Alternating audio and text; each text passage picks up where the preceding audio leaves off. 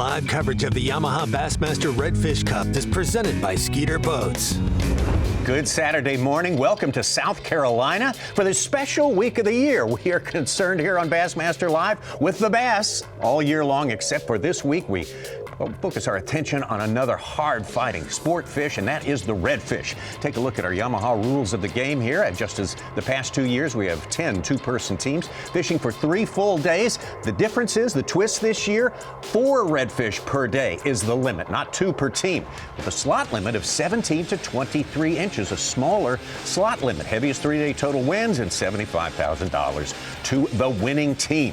We are in a special place here, a place that bass fishing fans know. We've been here a couple of times in the past few years with the Elite Series, South Carolina's Winyah Bay, Georgetown, South Carolina. And of course, we have South Carolina native, the legend, the bass fishing legend, Davey Height with us, Ronnie Moore as well. And Davey, this is a place you know pretty well. Yeah, I do, and it is a great place to have this Redfish Cup here this week. The boundaries here, about 100 miles of South Carolina coastline. A little north of the Charleston Harbor is the southern boundary, all the way up to Myrtle Beach. About 100 miles of fishable water for these anglers. Only 10 boats spread out over 100 miles. They've got a lot of area to figure out, but it's tough. Not a lot of experience. We only have 1 local angler in this tournament this week. These fishermen should get better and better as they get more familiar with the water. That toughness plays out as we take a look at our leaderboard, Ronnie Moore. It was a struggle for many of our teams, save for one. Yeah, half of our teams weighed in redfish yesterday to get on the board. The team of Achette and Cook, obviously the only team with a 4-fish limit. The dynamic you mentioned earlier, 4 fish per team, but each angler is responsible for catching 2. If your teammate only catches 1, the maximum you can bring in is 3. And then we had some teams 6th through 10th that either didn't make it back because they were high and dry with the low tide and they got stuck, or they brought in a fish that barely measured over and they lost weight because of that. A lot of dynamics here. You mentioned it, Davey, 100 miles. And when the water gets sucked out of here with low tide, there's a lot less water for you to traverse. Absolutely. All right, the takeoff took place a little less than an hour ago, so many of our teams have already reached their spot. They have started fishing, and of course, we're going to be seeing them in action here just in a few minutes. But earlier today, before takeoff, we got a few thoughts from these competitors. Fishing the full moon's going to, it's always difficult no matter where you are. So we're going to have to kind of adjust for that and adjust for the tides here are something that I don't think any of us were prepared for, except maybe a couple of the local, participants. But just fish like we have been, fish hard, keep lines in the water, and do all the things that I've been doing that I yell at my clients for. So keep the lines in the water, and we're gonna have to fish some non-traditional ways that we're not used to. A few more popping corks and some more plastics, and that should get us back on the top of the leaderboard. Yesterday was a tough day of fishing. We grinded it out, did our best, and tried not to get stuck. Ended up sticking a good one there at the end, and tried to pick up a couple more. Just didn't have the time to do it, but we're going to go back out there and see if we can't get 4 today. Yep. So, yesterday was our first time actually fishing a high outgoing tide, so it was different for us. All week it was incoming, so we had a different strategy on the incoming tide. We were hoping it would work out for us. Didn't really pan out the best, so we knew we had 1 ace in the hole, which was right here. So we capitalized on that, but today we're going to go into a little different strategy. We're going to work at deeper waters, popping corks for sure, and just when we start dropping water, we might just go down to mid-level waters and start throwing paddle tails and managed shrimps. But yeah, we have a game plan. Not a good one, but we got one. So we're going to swap it up a little bit today. Obviously, we had a tough day yesterday. We felt like that was going to be our best areas and our best options. Tide got a little funky with us yesterday. Like, it didn't play out quite like we thought it would. Today, it's going to be even later, so we're just going to take the opportunity to go fish some other stuff. We found a few fish in a few other places. We didn't think they were quite as good, but they always have potential, and that's what we were just discussing, maybe mixing in some new areas. Here's the deal, not very many people caught fish yesterday, so if we could have a big day, maybe Drew struggles, it could really tighten things back up and make it go into a horse race on day 3. But we're going to have to do our job today, and I think the best opportunity we have to do our job is to just go put our head down somewhere else, see what the day offers. We're going in reverse order of yesterday. Today we got a whole new game plan. Not that we're swinging for the fences, but we are going to 30 seconds. find us some new areas where we're just going to go have fun and fish today. Hopefully the Lord will bless us with what we need. We basically tried to make our game plan fit the tides yesterday, and today we're not. We're going to make our plans fit the tide. We're just going to go do what we did on our practice, which was fish the conditions that are presented to us. This looks good because the tide's coming up or coming down or whatever, and we're going to hit a few new areas, a couple areas that we hit yesterday. With any luck, we'll do what we did in practice and find the kind of fish that'll work for us, and not just get ourselves into a hole. Good luck, guys. We're going to try not to do as much running back and forth here and there as we did yesterday, and spend more time on the rods, which I think is really important. We lost probably an hour and a half running yesterday, and in this environment with these tides, an hour and a half is way too much time to not be fishing, especially on the right tide. We're going right back to where we caught all those fish first thing yesterday, and we're gonna hope we get a little better grade of fish than we did yesterday. We had a couple that were real close, a lot of them too small, but I just don't think we can go anywhere else to start the day. We're gonna bounce around today, but we got to start there, and we got to get one, hopefully 2 fish off the bat, and I think we'll be in good shape. But we got to catch 4 today. We got to make up a deficit. We're happy to be where we're at, but we got a lot more we can do, and we just got to fish and be confident. And some thoughts from some of our right. teams out there today, and we are looking forward to seeing them in action. Now, our teams are 2 types of teams. Some of them are redfish, pure redfish teams that have competed together many times before. They are the top performers from their respective circuits across America. We also have hybrid teams, which consist of 1 Bassmaster Elite Series angler and 1 Redfish Pro. So these teams, I think I could hear from them a little bit of shell shock from day number 1. All the teams except for 1 came from Florida, Texas, Louisiana. This is a totally different tidal situation here, and it requires a lot of different calculations. As we say hello to you from here in the Bassmaster Studios, sponsored by Marathon. Tommy Sanders here with the legend Davey Height, 2-time Angler of the Year and Classic champion. Ronnie Moore is with us as well.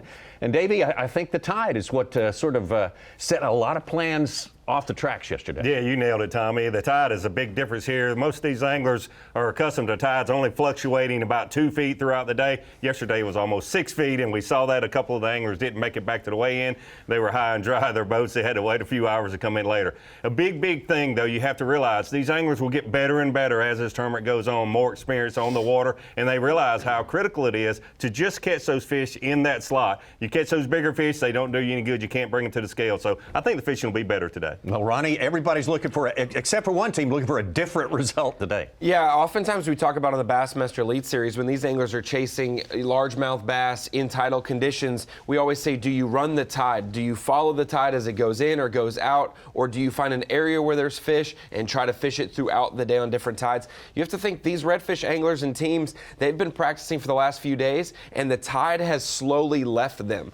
Every single day it had been falling in the morning, and then midday it was at its lowest, and then rising in the afternoon. Every single tournament day, it is about as high as it'll get right after takeoff, and it'll continuously fall. It won't start to come back in until after the weigh-in's done, and that's why some teams didn't make it back. So you got to think, the fish that were up in the grass for us in practice, maybe on edges of other things, they kind of got to look at it a little bit different. All right, well, let's get out on the water right now with the team that did the best job of adapting to these different sort of conditions here in South Carolina. Of course, our leaders, Dwayne Eshtay and the Bassmaster Elite Pro, Drew Cook.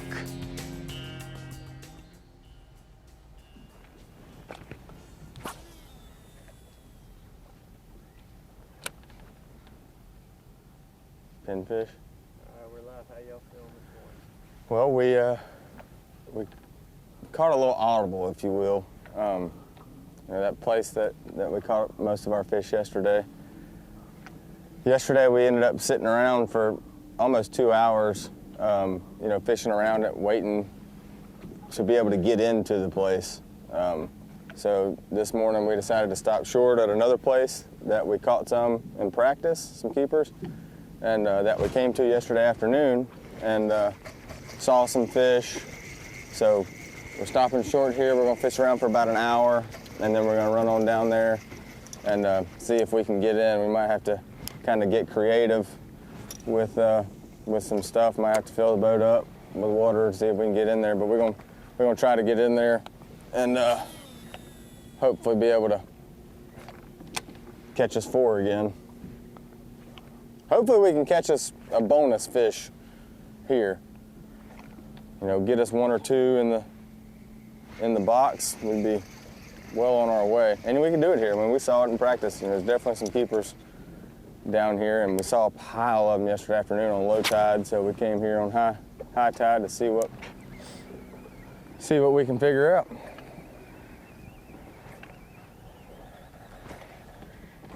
Yeah, it's a beautiful day today. I mean, Drew, look, it's the lightest winds we've seen since we've been here. So, you know, and right now, what we're basically doing right here is we're kind of throwing in the grass.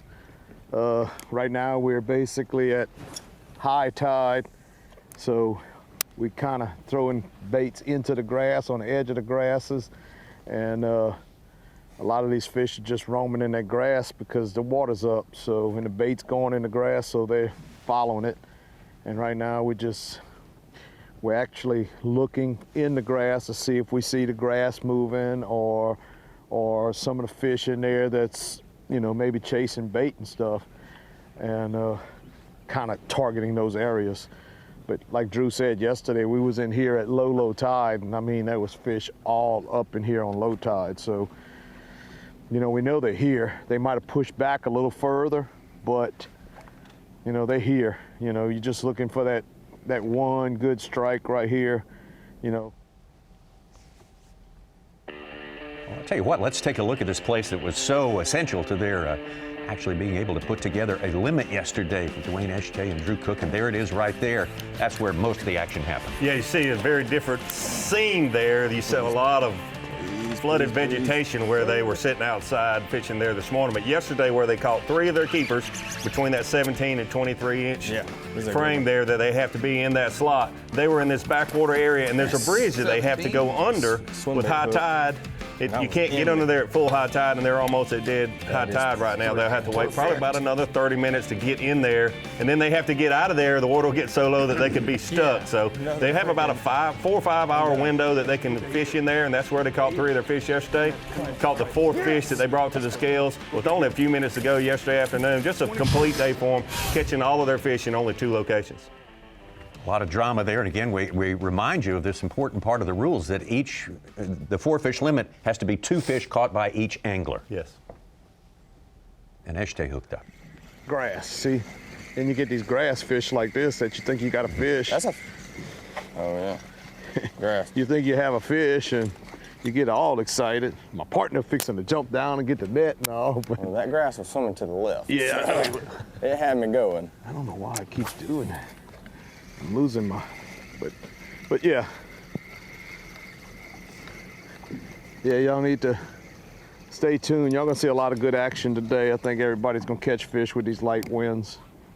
So it's gonna be a fun day fishing. So we're just excited we're here. We're excited that we're able to do this. You see that one? Maybe look at the leaderboard, Tommy, and see 5 teams with whaleable fish yesterday, but we saw fish catches unbelievable. Oh, yeah, but that's a great point. We caught plenty of big fish yesterday. Yeah, the second place team had 10 or 15 unders, which is under the 17-inch size limit, and they probably had 10 overs over the 23-inch size limit. So there was plenty of fish catches, and that's what the drama is going to be. You're around plenty of fish. Will they fall from the 17 to 23-inch limit that we have to abide by? That is absolutely right. That's the big difference between a bass fishing tournament and this one. We have a top limit there. You can catch a big fish that will not go into the live well. Right now, as it stands, no one has put a keeper in the well yet. Dwayne Eschete and Drew Cook still with that substantial lead here. So we will get going, and we have much fishing ahead of us from South Carolina. We'll be right back. The Yamaha Bassmaster Redfish Cup Championship at Winyah Bay, South Carolina is sponsored by TH Marine and by Yamaha. No problem. Yep, there's one. The way the four-fish structure, the way it's structured in this tournament is different. It's a team bag limit, and with this one, I got to catch two, he's got to catch two. You might see just one of us fishing from the bow and the other one poling from the back. It's going to make this one very challenging. I think whoever brings in 4 fish a day wins this tournament, so it's going to be very difficult. And then the fact with the culling laws here being that, say I do catch two and I kind of have to lay off him and let Eddie try to catch his two, it's going to be interesting. It's me and him, but now it's like we're not competing against each other, obviously. We're on the same team. But if he has two in the well and it's 1 o'clock, all the pressure's on me to figure out a way to get it done. I can pretty much kind of gauge what it's going to look like for the majority of the field. I think the vast majority of the field is really going to struggle even getting their 4-fish limit. That's my personal opinion. It's too big. Another one almost just identical to the one. Yes, a format that's different from the first 2 years. The first 2 years, of course, held down in Port Aransas, Texas, on the Texas Gulf Coast. Very much of a different look down here and a different proposition for these anglers as to what works. It is a beautiful part of the world, though. Let's get back out on the water now. We have already checked in with our leaders for the day. Let's start now with 4th place to start this day. Aaron Salazar and Ben Human, Corpus Christi, Texas.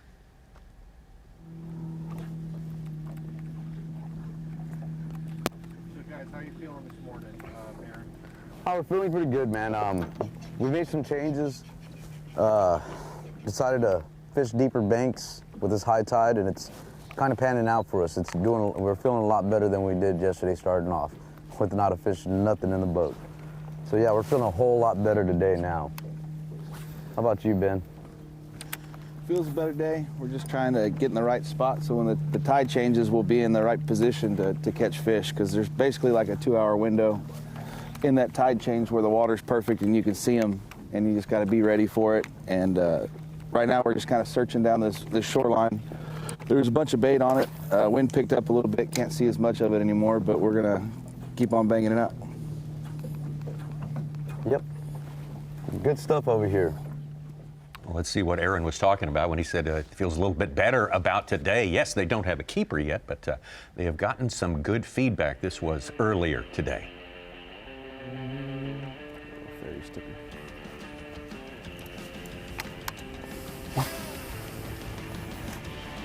They are liking the chartreuse heat pin. It doesn't have chartreuse. Yeah, it ain't the truth. Yeah, There it is. Whatever it is. It's a good one. It's a good one. Oh, he might be too big.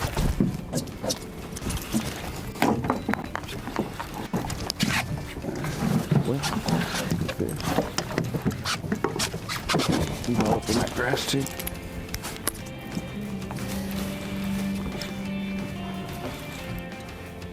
Oh, he's going to the grass. He's really big.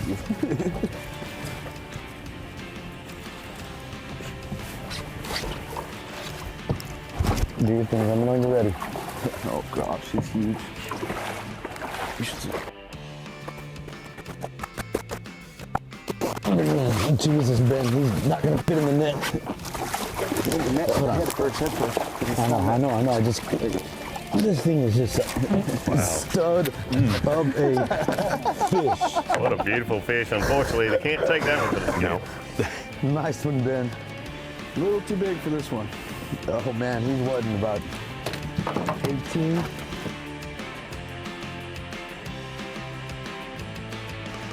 That's an over and doesn't count for anything. It does make you feel better, though, for this team that didn't catch many yesterday morning, struggled until about midday, and then they catch their one keeper yesterday late in the day, Davey Height. It's great to get started the next morning and have instant feedback that, hey, maybe whatever adjustments we may have had, even though they said their game plan was just a game plan, that's good feedback to have a catch already way earlier than yesterday. Absolutely. They're starting out totally different than what they did yesterday. They were back in the grass, way back in yesterday, and they're on the outside edge of these deeper banks this morning. No, we ain't rubbing. Yeah. Okay. I'm going to change lures. You change your thing? Still no fish to bring to the scale so far, but like you said, it gets a positive attitude in the boat. You know you're around some fish and some nice fish. Just need a few a little bit smaller than that one. Our scoreboard's a little misleading. They catch a lot of big fish during the course of this day. Most of our teams do. Just too big, unfortunately. And that's the twist here with the redfish format. And you may wonder why, but there are always size limits and regulations on every species of bass in every lake in the country, even in the ocean and saltwater. And so this is for conservation purposes. Yeah, I mean, you know, we decided to start close because of this high tide. We've been fishing closer to the coast, and the tide be really high right now. But we started here, and we've had a few bites. Caught a short and caught one 27-incher or so, 28 inches. But it was it's been okay. We just need to catch some slot fish, you know. That's the deal here. I mean, Georgetown is a great place to catch a lot of redfish. They got a lot of big ones. There's guys catching tons of big ones. And it's just, you know, if you want to come catch those world-class ones, this is the place to come. But catching those slot fish right now is a little bit difficult for us. We're going to stay at it, stay hard, and hopefully, if we can grind at it all day, we can catch 4 of those keepers today. We're looking for those 17 to 23-inch fish today.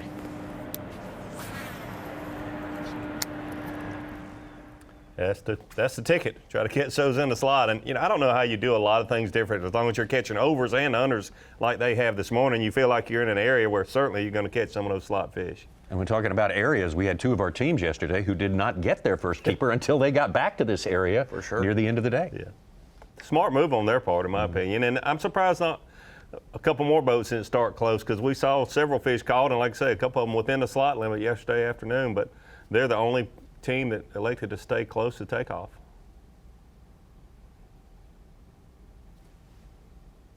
You heard Scott talk about it. We caught a good one, a big one this morning, just as we saw with the Texas team a moment ago. I think he might. Yeah, I think he might keep this side over here. He may, unless he's too big. Oh, watch it. Is that a wrap around that? Yep, he did. I got him. Got him? Unless he's too big. Oh. Here, get ready, get ready, get ready. Put him, just lay the net down. Put it in the water. Don't pick him up. All right, just put it in the water. He's too big, I think.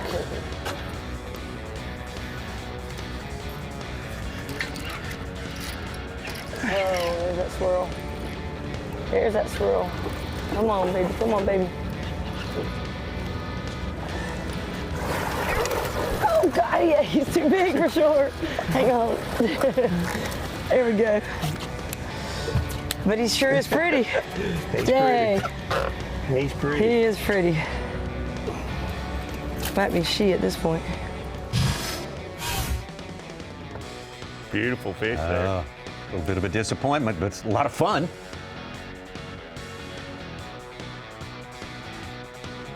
A little bit of teamwork and instant feedback there for that team. Yeah. It's good, because at this point yesterday they were still dealing with some air in their steering mechanism on their boat, so they weren't even in the water yet. So an early catch, maybe a sign of a good day and a turnaround today. Here's Travis Land of Seguin, Texas, Jeremy Reeves, Orange, Texas. Well, we made us a little change in plan this morning. We came a long way south, like we talked about. We saw some fish pre-fishing around here on a high tide, and there's a little hole back here we want to get into when the tide gets low enough so we can get in. But man, this grass is flooded, it's high. These fish are in here. We just pushed about 4 or 5. I think we can get it done here. There's a lot of fish here. We've already seen in the first 10 minutes more fish than we saw yesterday, the whole day. So if we can get them to cooperate, we're going to be all right. Yeah, the tide is actually up about 2 foot more than yesterday. So for what we saw on our tide charts, tide was about 6 foot yesterday. Today it's supposed to get over 8 feet. So as you can see, the marsh grass is just flooded.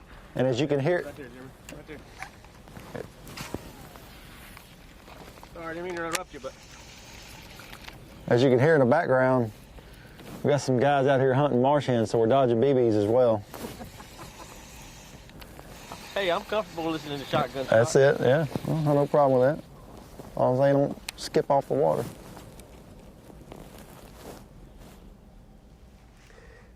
And if Travis Land and Jeremy Reeves say that it's to that extreme, and they said they're headed south, those tide charts around Charleston do have it around 7 feet for the high tide and about half a foot low for low tide. So they will be experiencing something different from someone who's maybe 80 miles north of them. Yeah, exactly. You really have to pay attention to that because you think of an area you want to go check, but the tide can be different. It certainly will be different 100 miles north or south. All right. Yesterday, Travis Land getting their one keeper. They were able to weigh in. So there's our start.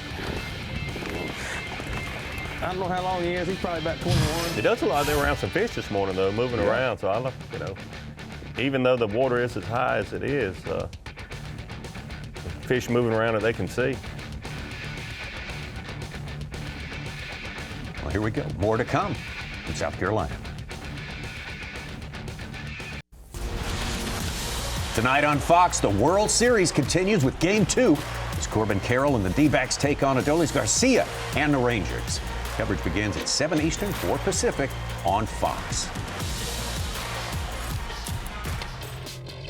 Exciting time of the year. October is a great sports month. There's no way around that. I don't think that anyone could have predicted those two teams in the World Series when the season started or when the playoffs started. The odds against, I've seen a chart, were way off of what the outcome was earlier this year, before the start of the season. Yamaha Bassmaster Redfish Cup action going on here. Yearly tournament, third installment, third year for this incredible matchup. Some of the best red fishing teams from the various circuits, the top circuits across redfish country. Also about 4 hybrid teams pairing up a Redfish Pro and a Bassmaster Elite Series angler. Here's a team we spent a lot of time with yesterday. This is Cody Shivas, Fred Myers from the Panama City area. They caught a lot of fish yesterday. I was still amazed they didn't have their 4 slot fish to bring to the scales. A mixture of overs and unders.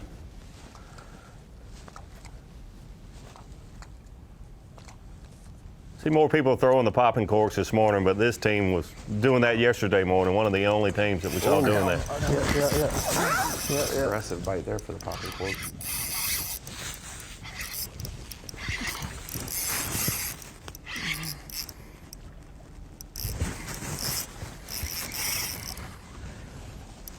Definitely not going to be an under. Hopefully it'll be in that slot for him. This is a good fish. Yesterday they had some issues, Tommy, as well, getting wrapped up in the grass and breaking off, or it gets the barnacles, the oysters that are around these little big areas. Extend that net up, Cody. You're good, buddy. You gotta bring it to me.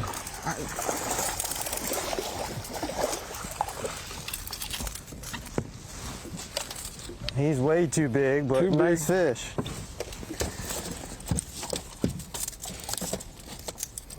Too big, too big. He's 26 inches.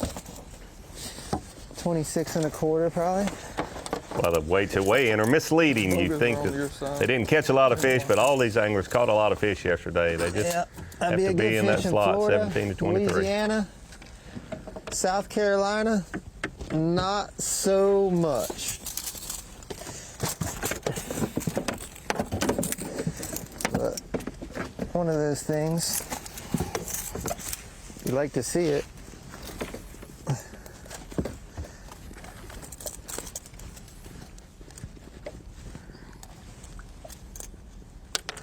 You're free. We'll put them on the board just so we can get that out. And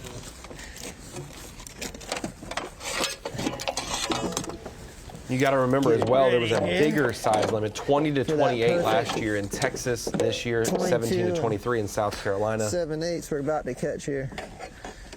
But he's almost identical to that fish we caught in here yesterday that was about the same size, 25.5 inches. He's going to be about 6 1/4. That'd be nice. Yeah, it'd be a nice start if we were in anywhere but South Carolina. Beautiful fish though. Get the rust off for the morning. Team second place now, team. Shivas and Myers caught, I would say, in excess of 20 fish yesterday. Oh, they absolutely. had a big fish catching day, and we were there to watch most of it. Absolutely did. And they were the first ones with the fish on the board in that slot limit yesterday morning. I think this is the first fish for them yesterday morning. And boy, at that point, I thought these guys are going to have their 4 fish before noon, and they continue to catch a lot of fish, but I think this was several hours later before they put the second fish in the boat. It's very frustrating, starting out this morning catching good quality fish, but just a little too big to count to bring to the scale. And that's the one thing you said, Davey, is that there's teams that are going to be equally as frustrated for the opposite factor. They didn't get many clues yesterday. They felt like what they decided to do for their plan or game plan didn't work out. For those guys, they got the feedback, and you said 4 fish limit, 17 to 23. It's just going to be about who catches the most fish. And the other team that caught a bunch of fish yesterday were our leaders with Cook and Eshte. Here's Gary Marino and Tony Viator. Houston area.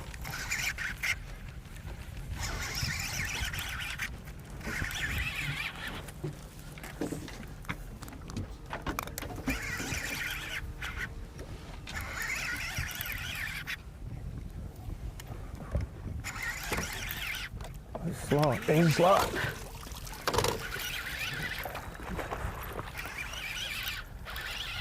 That's a good slot. Bring it here. Bring it. Got it.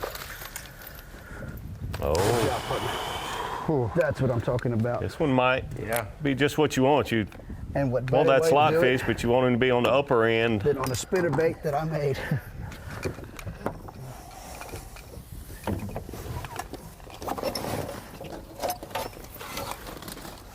Be their first keeper of the tournament if it makes that slot limit.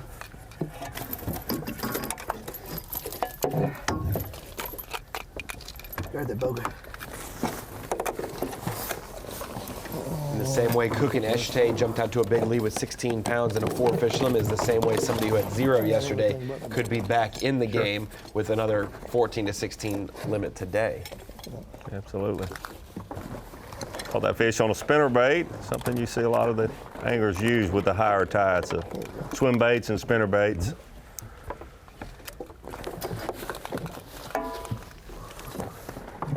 Let's make sure he measures first. Please measure fish. He's right there at the top end too.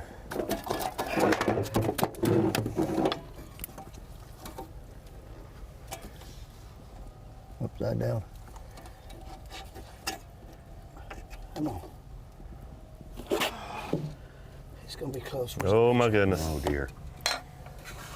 Not gonna do it. Heartbreak. Just a little over that 23-inch mark, and they have to be in between 17 and 23. Saw this so many times yesterday. Heartbreaking. Little fart. Relax. Turn him over. Nope. Ain't gonna make it. Ain't gonna make it. 23 and a half. Oh well. It's a start. We caught a fish, it's a lot better than we did yesterday. All we can do is keep our head down, keep throwing. It's part of fishing. We know we're catching fish. They're the upper slots is what we're looking for today. We're going to try to put as many on the deck, and if we go through 20 of these to get 4 to measure, I'm quite fine with that. That's a beautiful redfish.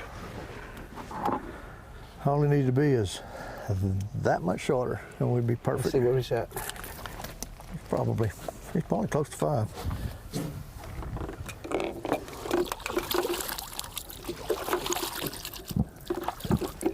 He's 5 on the nose.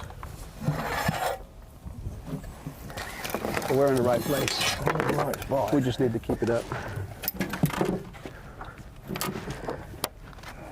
And I got fishing line everywhere. Gotcha. There you go, Tony. Want it?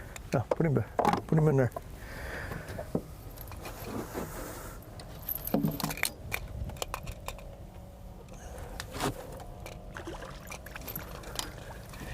He's ready to go. Again. I'm going to probably swap back to that glow and chartreuse like Tony was throwing. They ate that Monday when we were here pre-fishing. We caught quite a few fish, so I think I might have to go back to that.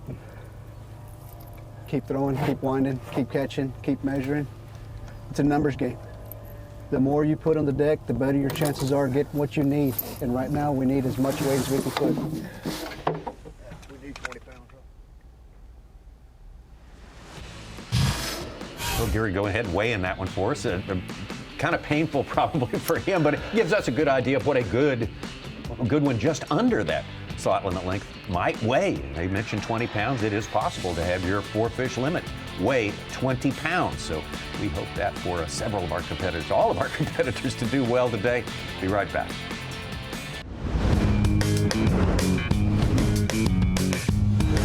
Live coverage of the Yamaha Bassmaster Redfish Cup is presented by Skeeter Boats. The biggest things that we have to overcome here compared to most other places is the big tide swings. This year is so much different because you're patterning fish in a completely different way, and generally here, you're not able to kind of stay in a zone. Like I say, you're at the mercy of the tide. When there's areas that once the water goes out, there's holes back there that the fish stay in, ditches, low spots, and you can move around in those spots, but you can't get out of there. It's definitely a challenge due to the tide, the extreme tide swings that we're not used to in Texas at all. Being on the Gulf Coast, this is a 6-foot tide swing here that we've really had to learn in a short amount of time. In Florida, we got a 4-hour window, 2-hour window where the tide will be right here. We're gonna have like maybe 40 minutes. So we gotta, that's something we're gonna have to learn. It's challenging, and as competitive people that we are, we love challenges. If you're on the right areas and you get stuck in the right place, I have no doubt you will catch 4 of the right fish because they've got nowhere to go. We've seen it firsthand. We've got a lot of different factors here in play as we bring it into the Dakota Lithium Screen of Knowledge, but the tide factor is a big deal here at Winyah Bay, South Carolina, especially with 100 miles of playing fields. I believe we've got about 35 to 40 miles north of Georgetown, South Carolina in play, all the way up to Conway, South Carolina, the Myrtle Beach region, and then we've got about 60 miles south of Georgetown, South Carolina, down to Charleston, which is where Charleston Harbor will be. That's one of the southern boundaries. But when we take a look at the tide charts, this is from Georgetown proper, we can call it, where the takeoff is, where some of our teams that are fishing close will be operating out of. When we talk about low tide and high tide, that water movement is key. Whether it's moving in or moving out, these anglers want water moving. They don't want it high or absolute low and just sitting still and stagnant. So at about 9:26 Eastern time, high tide in Georgetown will be about 5 feet above normal water level, whereas the low tide later today, about 4:30, will be just below zero at a negative 0.1 foot depth chart. So that is about a 5-foot tide swing right here in Georgetown. But we've talked to Travis Lane and Jeremy Reeves, who went way far south towards Charleston. They're experiencing high tide around 6.5 to 7 feet, low tide about 1 foot below, so a -1 for their low tide. So, and it's going to be a lot stronger and swifter. So while weigh-in time 4:30 roughly Eastern time, after these guys are already off the water, that's when ultimate low is in Georgetown. Ultimate low in Charleston or in Myrtle Beach north of there is going to be at 2 o'clock. So these anglers are going to be way back, or they're going to be stuck. And speaking of being stuck, our defending champs were one of the teams that did not make it back yesterday. They had 2 keeper redfish. They would have been up in the leaderboard in the top 3 or 4 of the tournament based on the weight. And this is just a view of them yesterday afternoon as we were weighing them in Georgetown.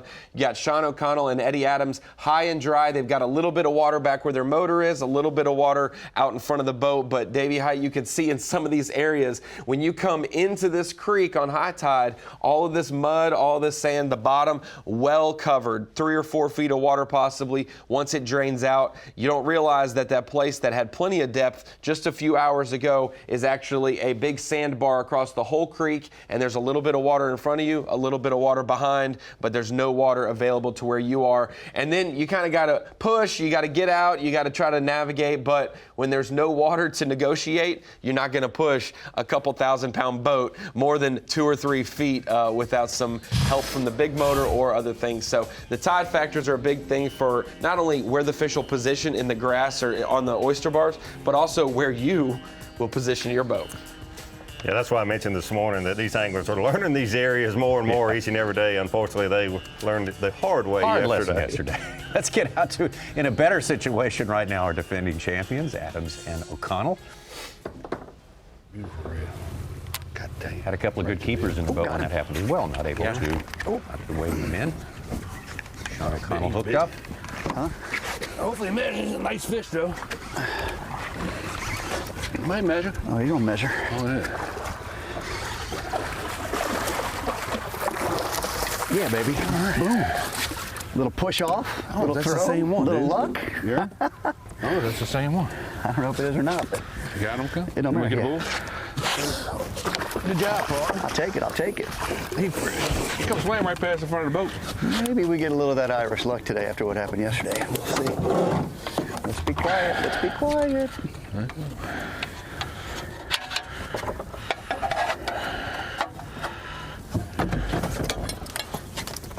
Grab my head, Sean.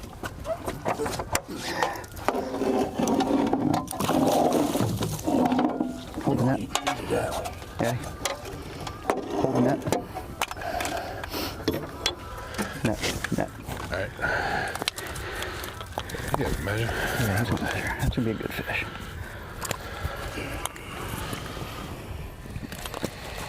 Come on, stop. Okay. Give me close. Fatty.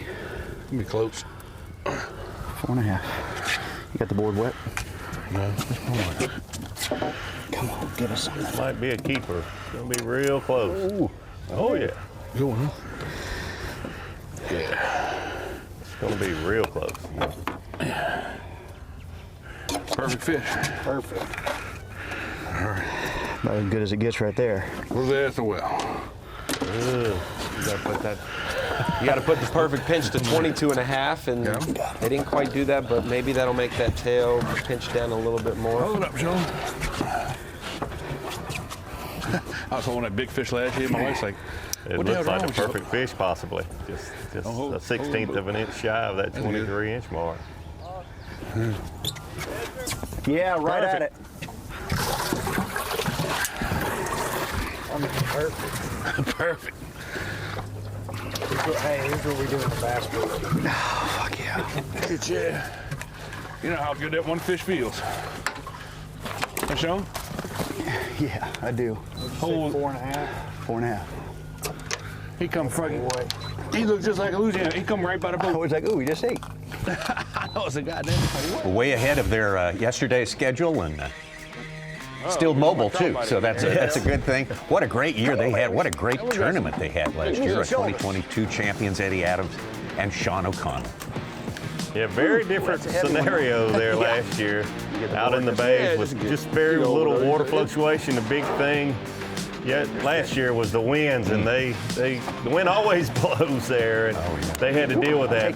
But they found the right area out in the bays. Adjusted baits as the wind blew more and more, or the calmer days they used some different baits, using the spinner baits and the vibrating jigs. But great catch, and stayed in the right area the entire tournament.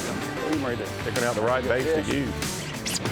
And they had that 28-inch top limit for the length. Last year we saw a lot Gotta fewer fish at the weigh-ins. And it's really hard. 2 fish per day for these teams, 3-day tournaments, so 6 fish possible. You normally can't run away from your field of competition with only 6 fish. They're going to be within a realm of reason. They won by over 4 pounds against second place, so absolute domination by this duo.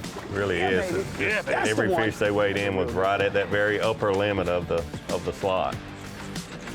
Here you see a calmer day when they caught some of those fish on top water. Come that time.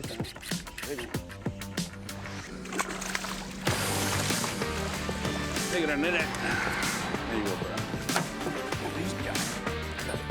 One of the winningest teams in recent years in the redfish world, for sure. Absolutely building up an almost insurmountable lead by the time day 3 rolled in. And that's what throws you for a loop. A different playing field this year. We talked about the tides, but here on this body of water, it goes from about half a foot for low tide to about 1.5 feet to maybe 2 feet for high tide. Only a foot or so of swing. Same thing for the panhandle of Florida. These teams are just not used to what South Carolina threw them yesterday. And yeah, that's why we saw them high and dry yesterday. You just can't.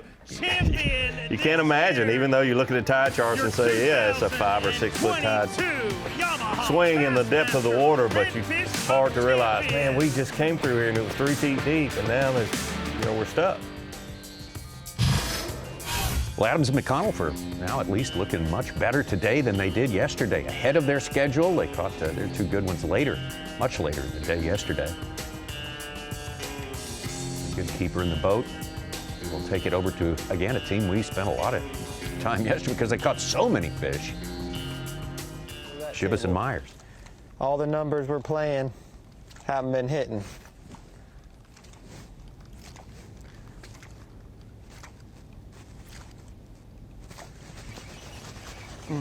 Caught a fish right here yesterday too.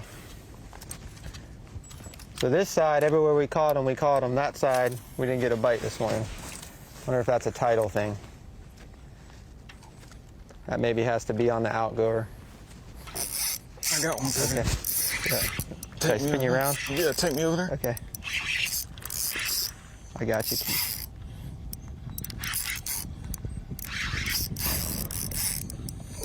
So strong, they try to get in that grass, and you got to try to use all the leverage you can to get them out of that. He's going in there.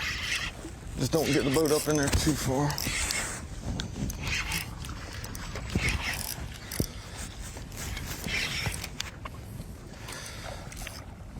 I'm gonna stake us right here. Okay.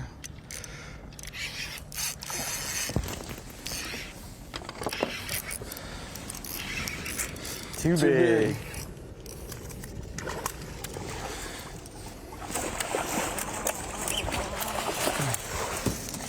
Now that's the one you want in Florida or Louisiana.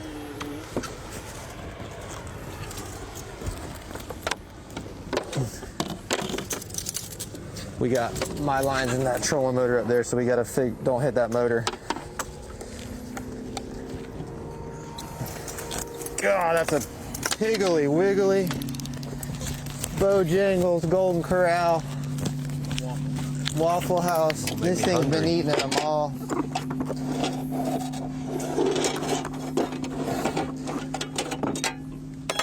Give the Florida and Louisiana guys a little love, because I think this one's going to be a perfect fish for those fisheries. Woo. 8 1/4. Let's see if he measures just for fun. Oh yeah. Oh yeah, just still over. got the bow going there, man. About 4 inches. If we were fishing there, we'd be some happy campers right now. Look at that. We Fred, saw that's some an 8 1/4. 27s, He fits 28s, all a day. 30 yesterday by some teams. Nice. At this point, you're just measuring them just for fun, just to brag at the dock. Hey, this is what we caught. An 8 1/4? Sure. There you go, buddy. That's a stud. That's like, I wish I was in Louisiana. Oh my gosh. It's all relative, though. You say you wish you were in Louisiana where you can keep that fish in a tournament. Well, your competitors could do the same thing, so it's all relative. Absolutely. Well, with Myers and Shibas remaining where they are there, that was not a keeper. 8 pounds, 8 ounces has them in second place. And look at O'Connell and Adams, who started the day with 0. And that's how the weights can change, how the landscape can change. One good fish there puts them all the way up into third place. We got plenty more to go. We got 8 hours of fishing today for these redfish anglers in the Yamaha Bassmaster Redfish Championship. More to come from South Carolina when we come back.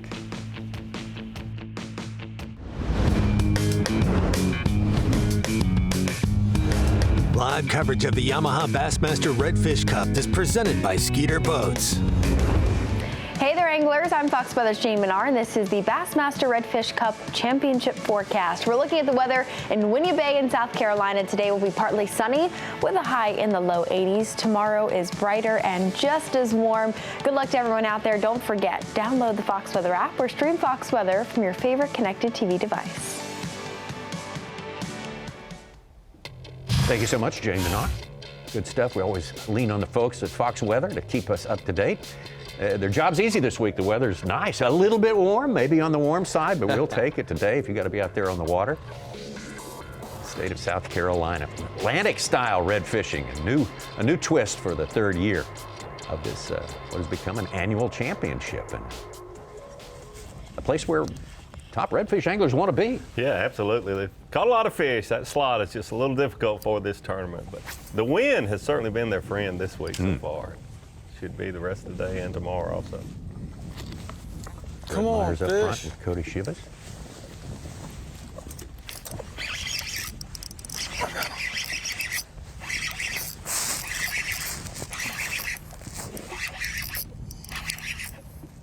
Shut the motor off. I got you. This one might measure. Yep. Oh, he's feeling bigger.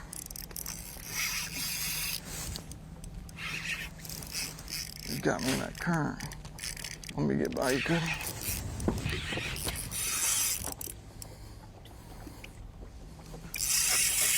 Oh, come on.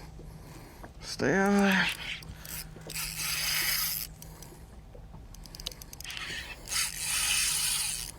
Boy, he's got me down in that deep.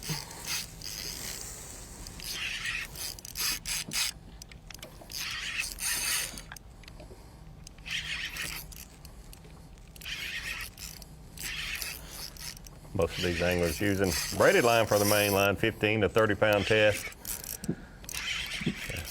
Heavier line, especially if you're around this grass. Too big. Fluorocarbon leader, 20, 30 pound test. Boy. Fish is gonna be That's another ridiculously big, a little too big. Florida fish. Man, oh man. Dude, that one's big. How healthy that fish is. If It's this gonna weigh a was lot. if this was a no slot limit four fish Surprisingly, deal, he's not as big as that this last duo one. He's would be 7.5. Oh, they'd be miles ahead. run away. Yeah, he's 7.5. 7.5 pounds. He's Probably not gonna be 27 and a half inches, too. 7.5. At least. He's barely 26 inches. Not even 26 inches, 25 and a half. Wow. Look Man, they got some fish here. Look at the back on that thing. Look how beautiful that If fish we were is. in Florida, we'd be going in with the two fish. Let me hold it. That thing is fat.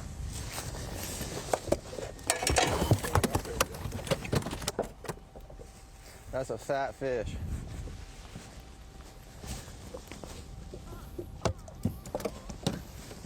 Oh.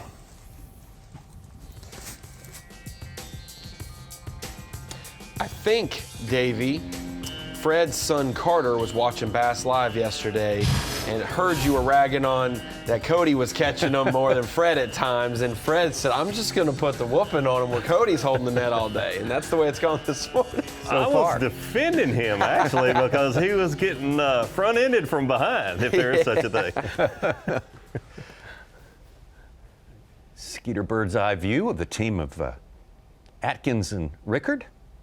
Ryan Rickard, part of our championship team from the first year of this event back in 2021 in Texas. And Justin Atkins, of course, the elite angler with him.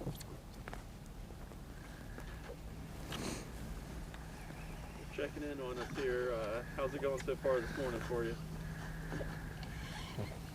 About what we expected, really. It's high water. We just haven't quite patterned it right on high water, I guess is what you'd say, but we haven't had a bite yet this morning. Haven't seen any yet this morning, but we're in a whole different area that we practiced in, and we know there's fish around. Just for us, how we pattern it might take a little bit of water to fall out for us to get a little bit better of an opportunity, but we should pick one or two up here, just kind of creeping down these bank edges in this grass.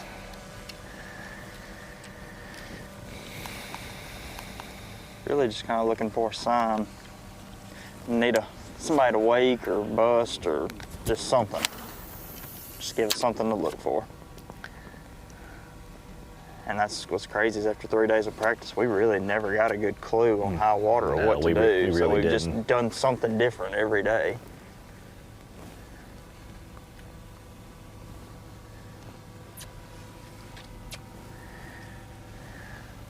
Really just get a good view with that Skeeter bird's eye view, that drone shot there of how vast this area is and so many places for those redfish to be. That's why it's so impressive that we've seen some of these teams catch a lot of fish with the high tides, fishing on the outside of this vegetation. 'Cause they could be anywhere in that you see. There's miles and miles and miles of it.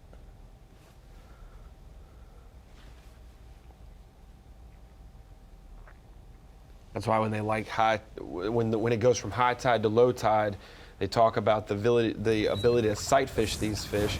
They have a lot less water to swim around in, and any movement's going to create a ripple. If they do chase or push, like they talk about oftentimes, you'll start to see them move and boom, just push in even more. Adams and McConnell, defending champs. Encouraging start today. Gotcha, gotcha. Yes, indeed. They like to eat. They like to eat.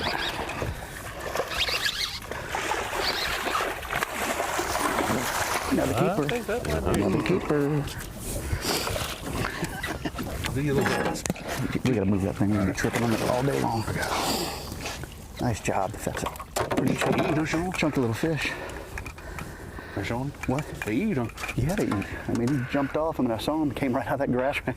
That fish came right out of that grass. I was like, ooh, don't move. And as soon as I threw, he saw me throw and he spooked, and then Eddie put it right on him as he pushed off and he ate it. It's a good fish, too. Come on, measure. Holy cow. Ooh. Closer than I thought. There we go.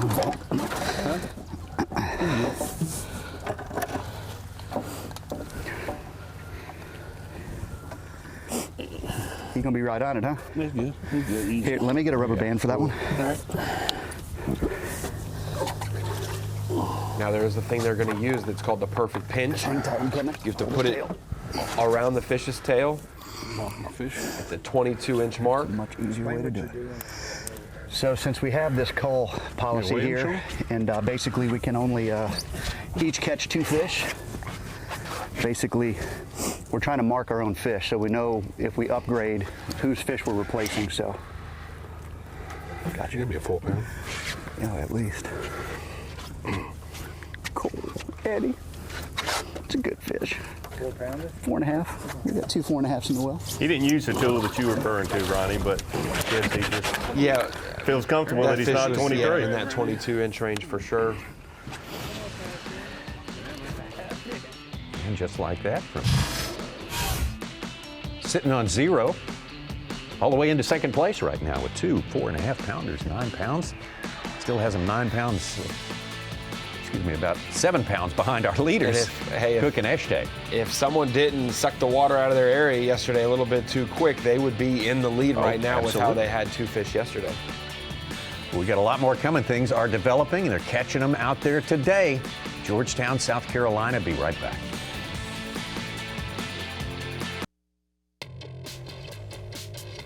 Yamaha Bassmaster Redfish Cup Championship, presented by Skeeter Boats. We are into our morning session here. We got 8 full hours of fishing on day number 3 for these 10 teams. Some of the teams are an elite angler and a redfish pro, and the 6 others are top redfish teams for sure. Things are moving out there today. We have seen a lot of fish caught. We have seen several overs.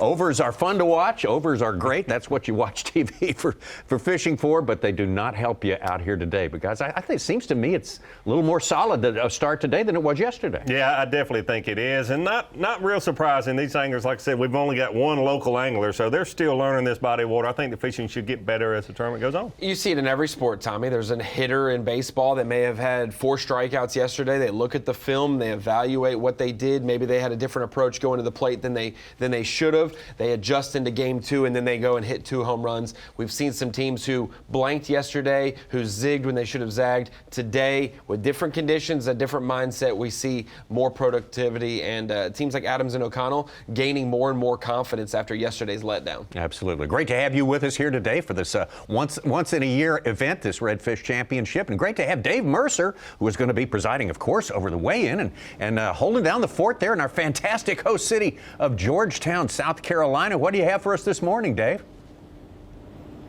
Well, good morning, guys. It is another spectacular morning here in Georgetown, South Carolina.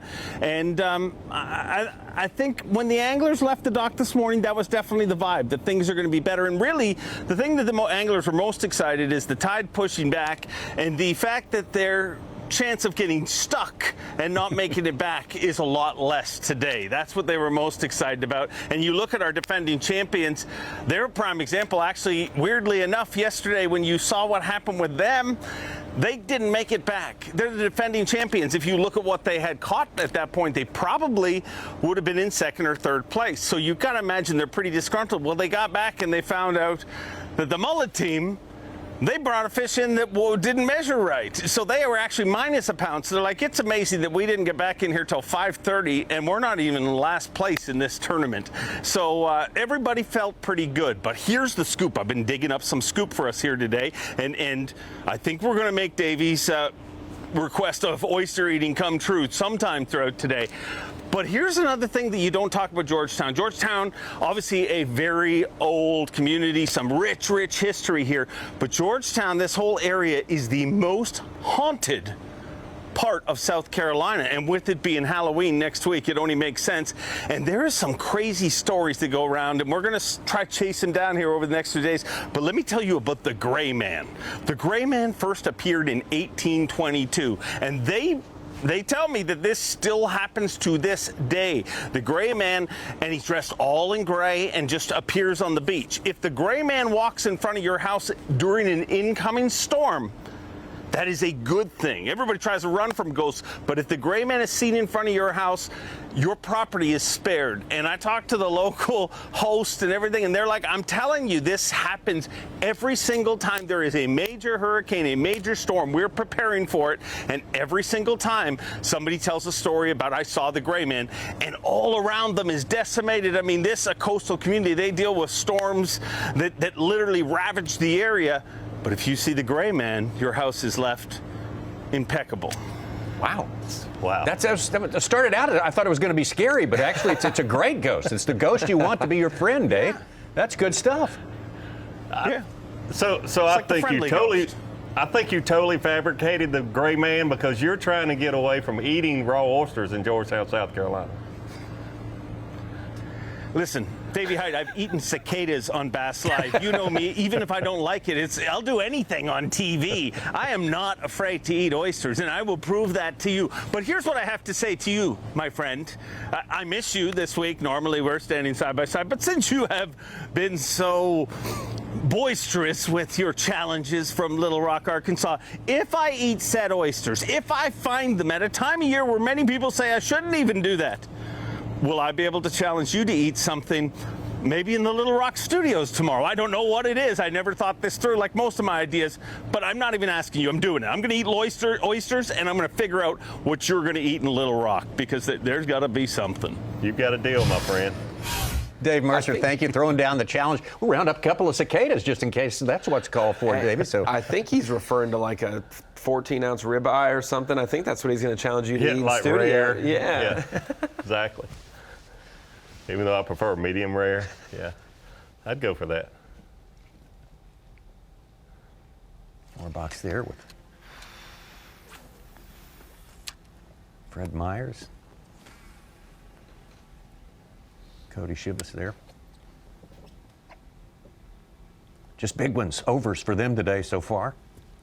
O'Connell and Adams, big comeback underway here from a zero on day number one, effectively. With the Bassmaster Elite Series, we see the leaderboard change. But this format with the slot and with 2 fish per angler, total of 4 per boat, man, there's a lot of things to really shake up the leaderboard. Mm-hmm. See if we can catch them where we caught a few yesterday. Caught our big fish here yesterday.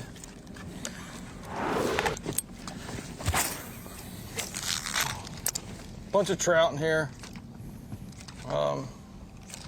So anytime that cork goes down, you always want to instinct set the hook. So, but those fish are still in that grass right there. That's a prime example. That pocket right there. Those fish are still in there. And as that tide drops, they just start slithering out, pretty much one at a time. And then at the right moment, you know, they're all on this edge. Similar to what y'all saw yesterday, we just caught the wrong size. So we can't choose what bites. Yeah, this was our best stretch we're going down yesterday morning. And when we were fishing this yesterday morning, the tide was going out. And it's still ripping in here. And we really haven't got a bite on this good side of the island from yesterday. And probably the reason for that is that tide's still coming in on this side. Once that tide flips, I think those fish will or pull up on this side or pull out. Because we caught some fish on this little island here in some spots. We didn't catch them today. So I think we're just gonna keep pop, bobbering down this thing. It's kind of hard to leave when you're catching fish. We did get one good one here yesterday and one that was real close, but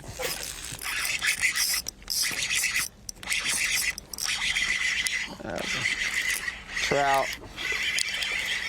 No, it's a small red. That's a small red. Prime example. Prime example. Just got to keep fishing, keep working. He's going to be small, but that's our first bite on this side. Got to check him, but every bite gives us a little clue. And we are catching more fish, but this fish has got to be between 17 and 23 inches to measure. And this fish right here is going to be, whew, it's like trying to catch a minnow.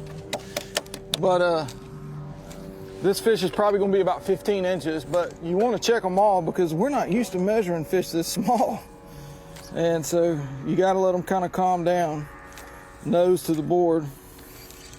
And yeah, that fish is right at 15 inches, which is what we've been catching. But man, you talk about a fishery. Look at that beautiful little redfish. I mean, just a good fishery. And we need his daddy to come eat. A minute ago, we needed those babies to come eat, but now we're just trying to catch the right ones. But like I said, every fish is just a confidence builder, and when there's small ones, there's big ones. So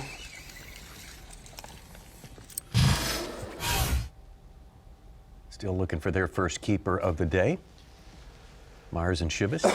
A lot like yesterday. They're catching a lot of fish, over and under. If you were just catching all small fish, you'd say we need to move, or all big fish that are above that slot, but they're catching them on both sides of that slot.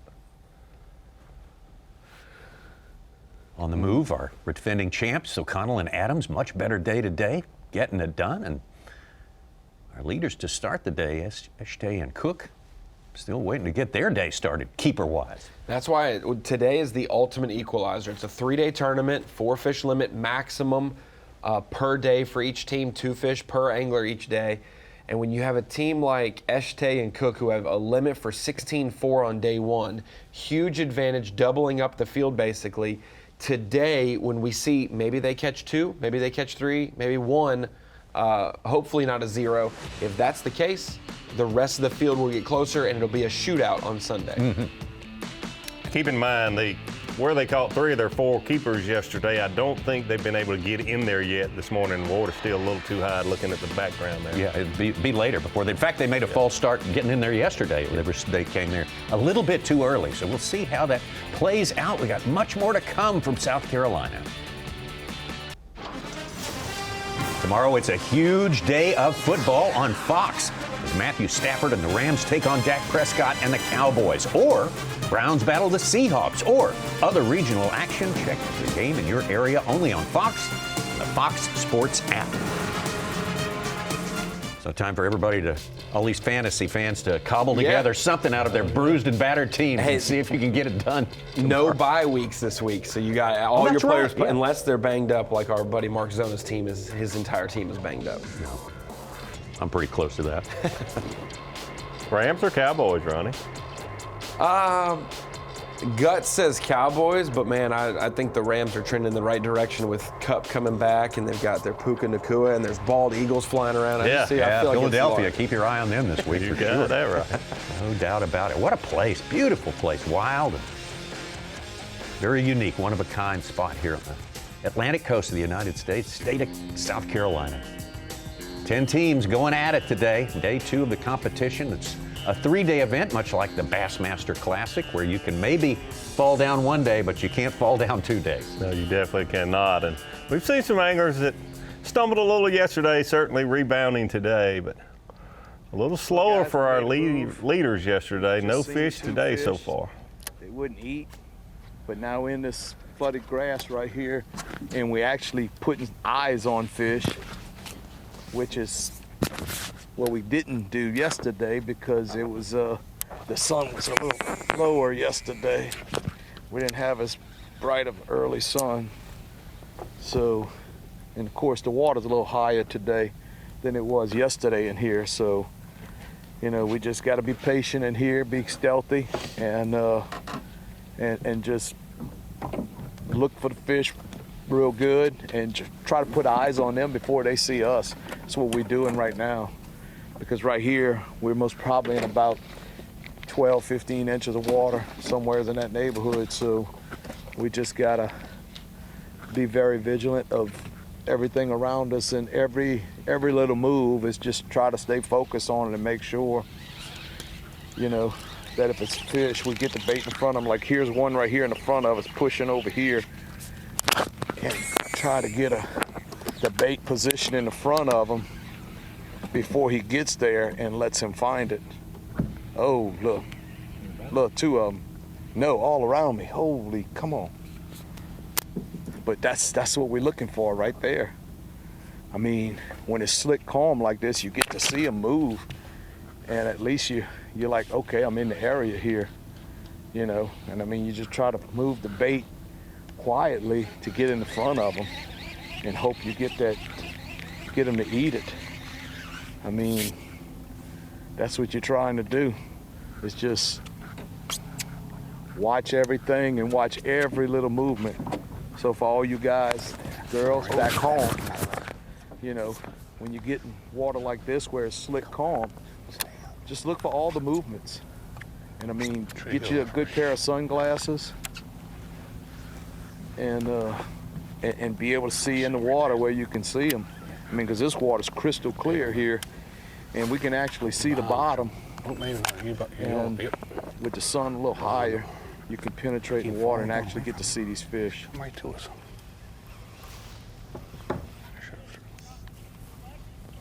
He came right to us. He's still right there. Let's see. I saw him perfect a second ago. Team with the hot hand today, defending champs. Eddie Adams, Sean O'Connell. There's one right there. Guy, he turned right. See him? There you go. There you go. See right there. Come on, sucker, eat it. That's a different fish there. Cool. That's one right there.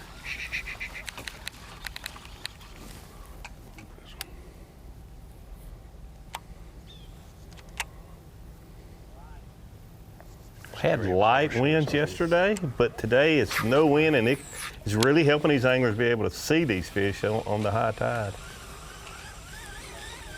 All right. We're live. All right.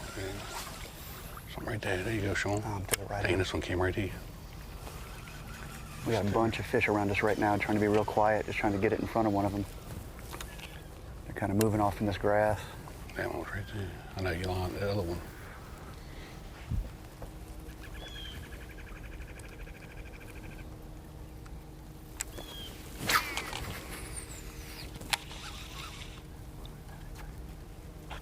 A little to the left of me, I think.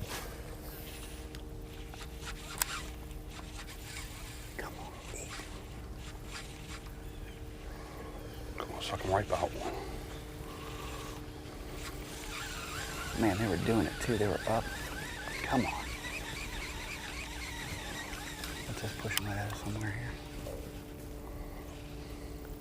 Just saw one right here. There's got to be a mullet there. Come right at you. Whatever he is.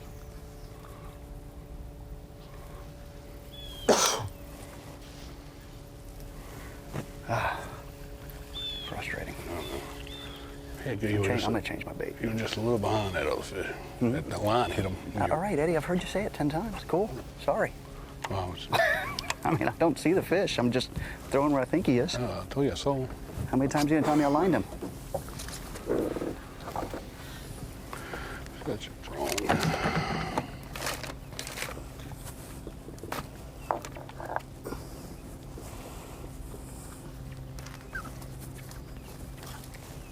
It's interesting to watch these anglers from other parts of the country. They really are just sight fishermen. I mean, that's what they want to do. And with a little change in tide, the fluctuation of only a foot, you can do that all day long where they're at. And here it's just a short time period that you can actually sight fish. Go a little more natural. A little Berkeley swim mullet. All right, come on. 2 more bites. 2 bites away. We got this. Just seen 2 fish. You can kind of hear that urgency in their voice when a lot of these guys talk about the window of opportunity is 45 minutes to an hour, maybe an hour and a half, depending on if the tide's in your favor or not. Yeah. But when it started falling, kind of gets a little, you know, your right communication between you and your partner, you got to both be in sync at times, and you kind of get high pressure situations. I know you'd keep me on point if we were in the same boat. You know I would keep you on point. Should be right now, but our tire marker's not right here, so it's probably behind us a little bit. Shiva's hooked up. They're looking for their first keeper today. It's a good fish.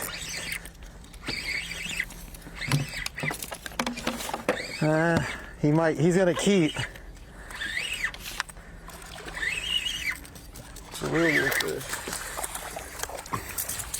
We got one. That's one. Put them in second place if it does fall in that 17 to 23 range. Deal when we're high-fiving about that fish right there.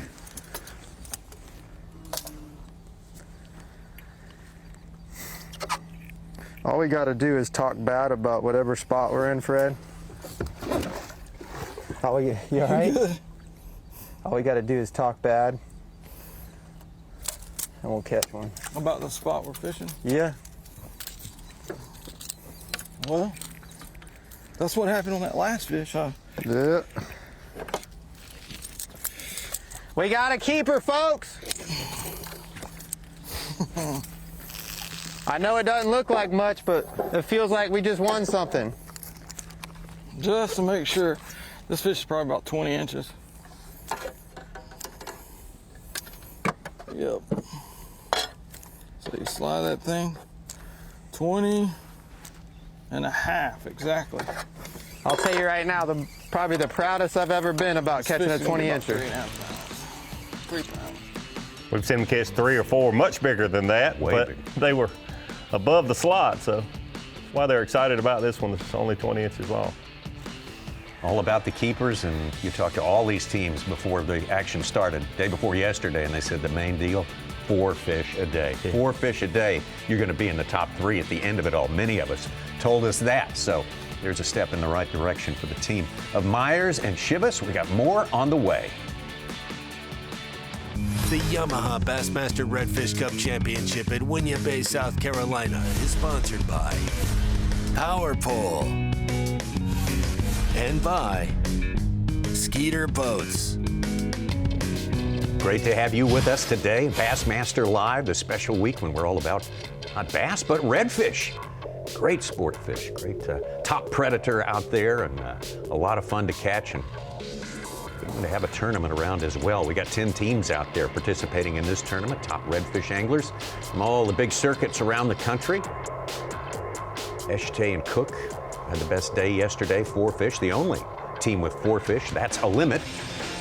Myers and Chivas, we just saw them put a keeper in the boat. Not a big one, not at the top of that slot limit, but good enough to pull them inside of 5 pounds behind our leader. So it doesn't take a lot to move the needle out here when we got tough conditions and a difficult slot to fit into.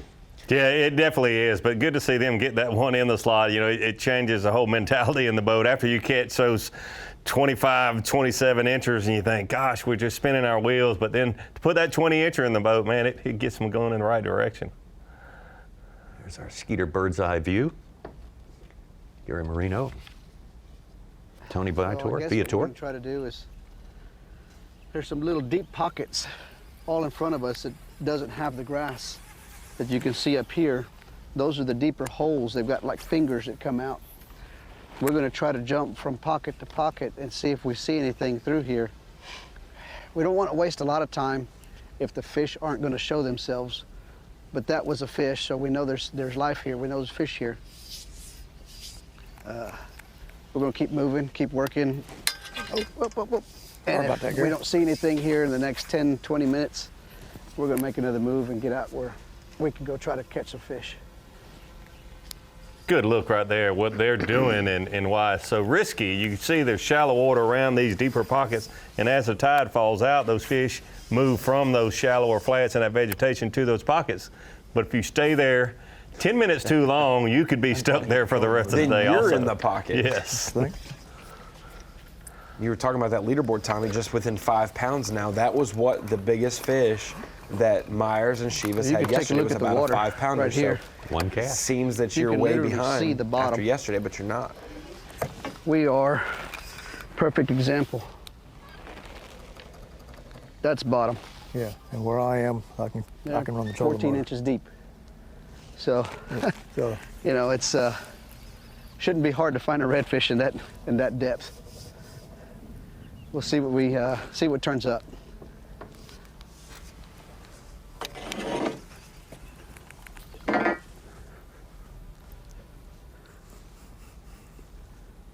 I've heard a lot of yeah, it's a our little competitors deeper through back the through years here. make the claim if you're not dragging bottom, you're not redfishing. Flat out. That's true, Not far. maybe, but you can also be doing some other things that are not so great if you're Yeah. dragging too much bottom. Yeah. Had a couple of them definitely drug too much bottom yesterday. The whole bottom Yeah. of the boat. Great shot there.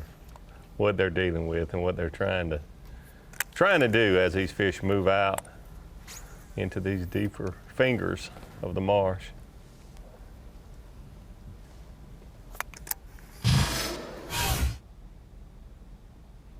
Here we go. Cody Shivas hooked up. I got you. Just put their first keeper of the day in the boat minutes ago.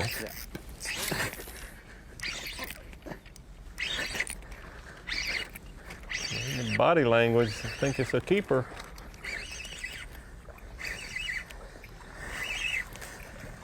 Oh yeah. That's two, baby. Number two. That's Good number job, two. Fred. You're gonna have to sit down and time out. I'm gonna eat a sandwich for about 30 seconds because I think, Here, I'm gonna let you do this. like, yeah, I think like we're sitting here waiting for the tide, but I think metaphorically speaking, the tide might be turning on our Where'd you catch that fish? luck we've been having. Cody, where'd you catch that fish? Right here in that pocket, right here. But I slowed it down a little bit. Where's that bogue at? It's in the. Oh, I just had a bite. It's in the. All right. Yeah, that little pocket, there's some fish in there. This is probably it's not a stud or anything. It's an 18 or 19 inch fish. It's a stud compared to yesterday. He's gonna be a little over 3 pounds. Put him on the board here. But man, he's almost 20 inches. I don't think I've ever been so excited for two 20-inch fish back to back like Show that. them to him, Cody. What? Show them to him.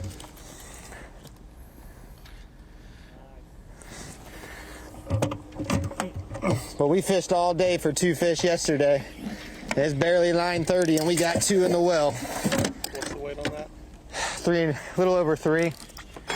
So we got, we don't have 2 studs, but we got 2 fish in the well, and I got confidence we're gonna get 2 more. I mean, we've just caught too many fish not to get a limit yesterday, and even to start this morning. Fred's got one here. Like I said, I think the tide might be turning for us here. This is a slot. Is it? Yes. He's going. I don't think so. But there's a little pocket of fish in here. Beautiful spots on that one. He's going to be about 15 inches, 14 inches. But a good sign. 15 and a half.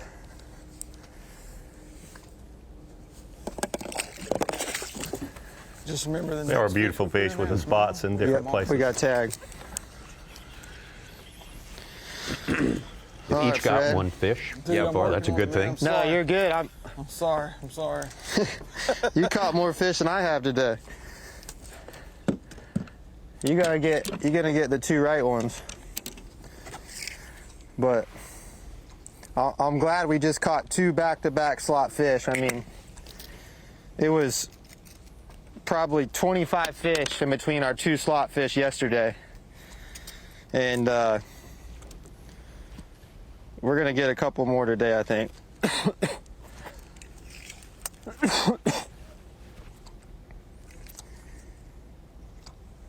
So do they have one each? One each, I believe so, yes.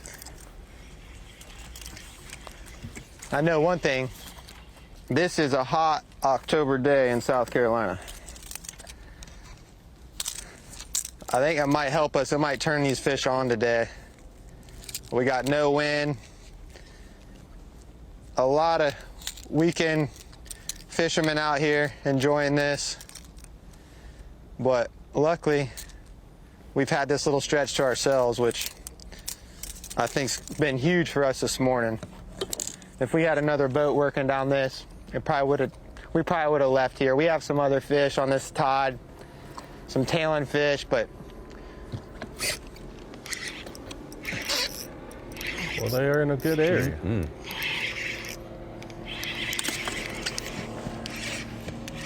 And we're starting to see where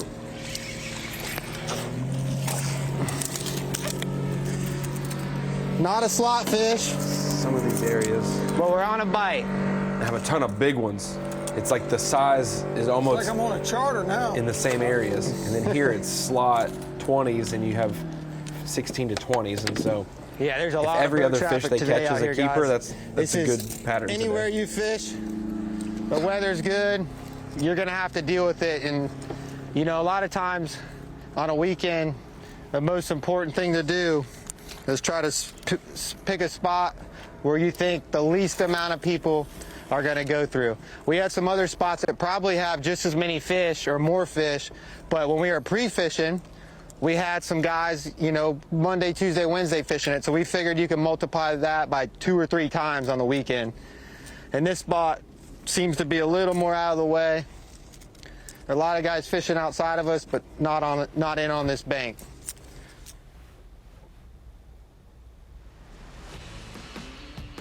Well, perhaps the hottest team coming in here as far as favorites go, the come-from-behind winners at the recent Redfish World Championships, Cody Shivas and Fred Myers. Fred Myers' name you hear not a lot. Cody holding his own as well. We'll be right back.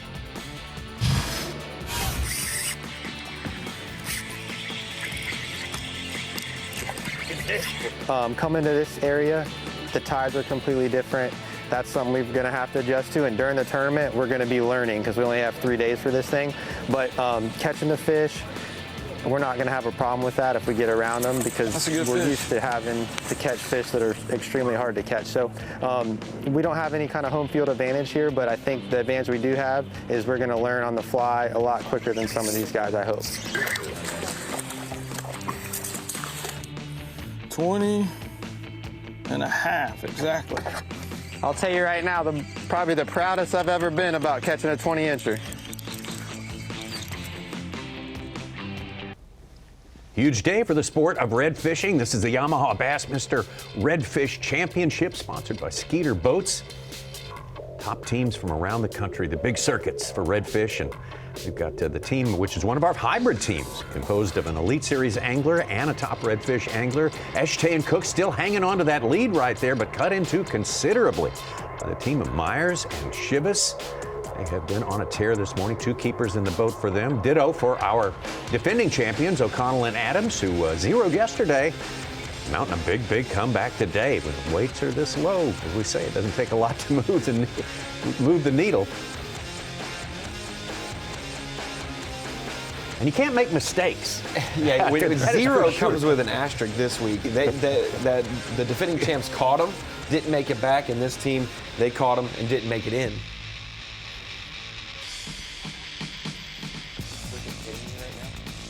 This was yesterday, near the end of the day. They had They had been very, very fruitless all day long in their search for a keeper.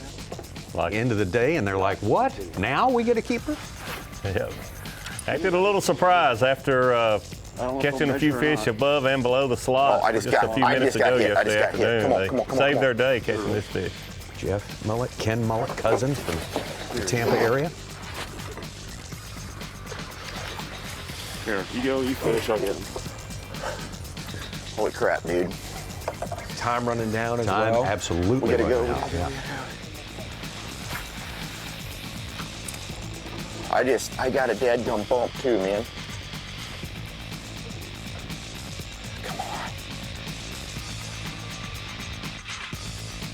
Adrenaline really pumping after being out there about 8 hours and not having a slot fish to put in the live well. For a team that maybe catches overs all day long, you say, hey, this is definitely not a big over. It's probably within the range. Or if you've caught small ones all day, this is a little bit more substantial. Putting them in the well without measuring them was a fatal. Well, we gotta, I mean, hey, we got one fish. We're on the board. We need to go, don't we? Yeah, let's go. All right. Didn't take the time to put it on the board. Last cast of the day, they run in, and it ends up being just a little too big. All right, trolling motor. You get. Now we're back with them live today. Right there. Come on. Jeff and Ken Mullet still looking for their first keeper of the day. Let's go.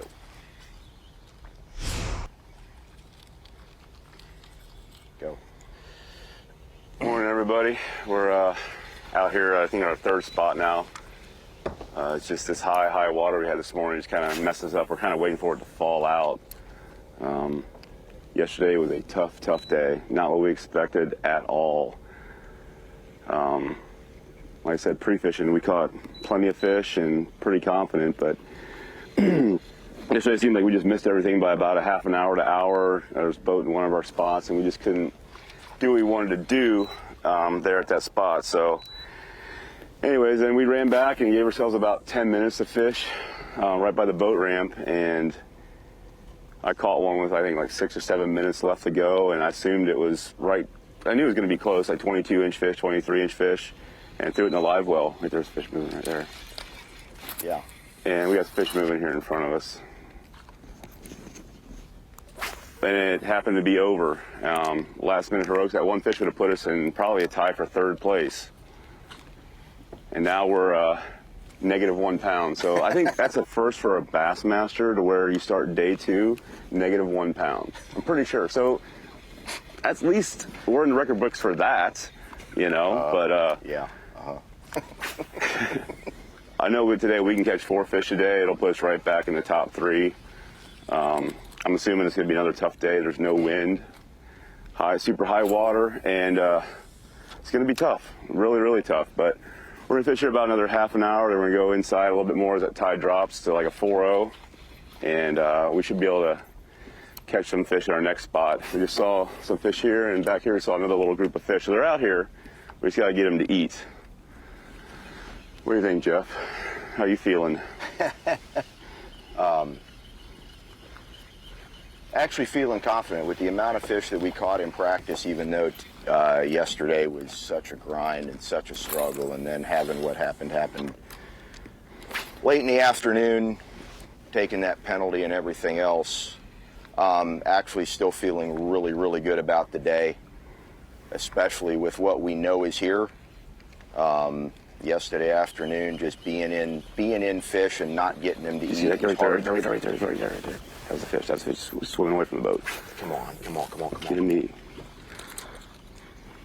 So I can eat. Like they're just kind You're of ahead of pushing them. out. Just gotta Yeah, slow it went from down. like 0 to 0 in about a half an hour there, so did not feel good at all. But And you know, we had to take the chances. All we had, you know, we knew if we got one fish yesterday, that it would, you know, keep us in it, which it would have. Still, but we can make up a 1 pound pretty quick with 4 fish, so not too worried about it at the moment. Check back with us here in about another 2 or 3 hours, and we'll see. I think that was one of the cousins moving right there. Yeah.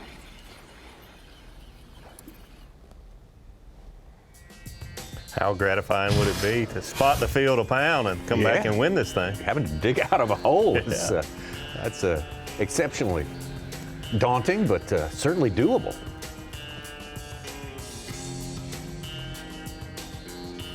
Get back to our tournament leaders here after day number 1. Still our leaders, as a matter of fact, and yeah, there we go.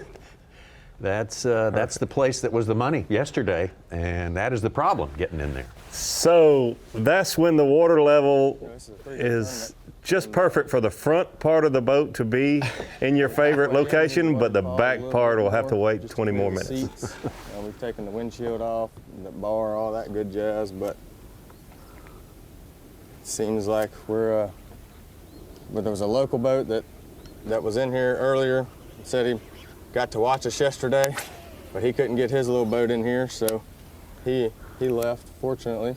So they haven't been messed with today, and we were the only person fishing there yesterday, so there's only been, a couple fish caught. So, I definitely think we can win the tournament right here, but just got to, play it right, with our fish, not burn them up, but looks like we're gonna burn it down today.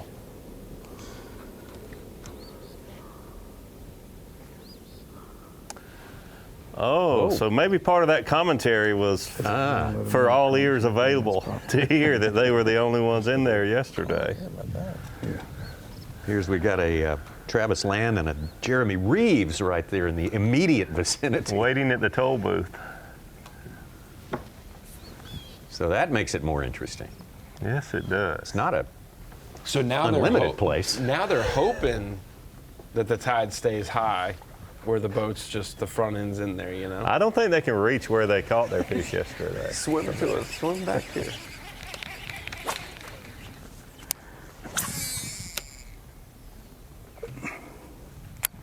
Obviously, there's more to play out in this story Yes, right the here. plot thickens. We will be checking in on that, to be sure, at regular intervals. Meanwhile, let's make a move right now. We're to our second place team now, getting close to only a pound or so behind our leaders, Fred Myers and Cody Shivas. This duo, as we take a look at our Skeeter bird's eye view of their area, they've been staying on the outside edge of all the grass. But this team from Florida, I had my eye on them. I knew Fred last year. I met him. He is friends with one of our Elite Series pros, Drew Benton. Really avid redfish angler. His son's a great angler as well.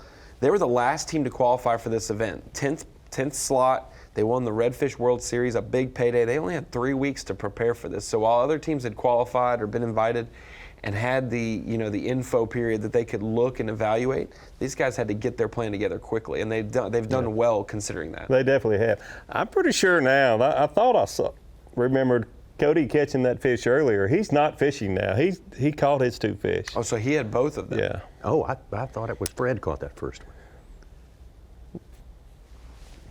Because they've both been fishing hard all day yesterday and this morning so far, but since that second keeper was put in the boat, Cody has been standing around, just. I remember Fred measuring that first keeper, but that didn't necessarily mean he caught it. Fred was handling it. Yeah.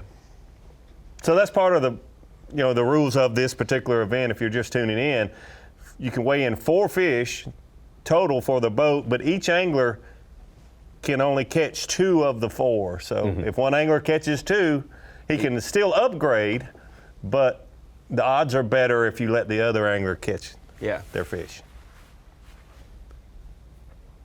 Well, I guess we can settle this one by taking a look back. We do have a videotape available, or the equivalent of that. And here's, okay. We got 20 and a half. Yep. Yeah, that's Cody catching and Fred measuring. Yeah. Okay, Measuring. that's usually you're responsible for your own fish, but not always. And there again, Cody again. So Cody the man so far. Bass fisherman Davey would never let another person hold their fish up and measure it. You hold your own we fish. We fished all day for 2 fish yesterday. You don't let anyone else tie your knots or hold your fish.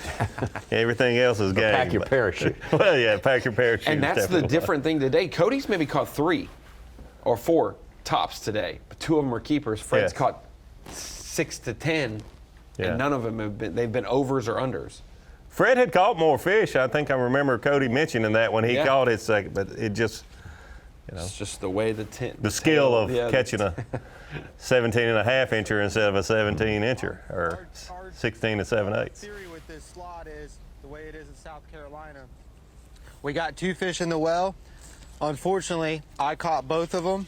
So we're gonna wait for Fred to get a 3rd fish and a 4th fish, because I don't want to take any opportunity away from Fred getting that 3rd and 4th fish. So with my 2 fish in the well, if I'm fishing and I catch a fish, I can cull, but it can't count for our 3rd and 4th fish.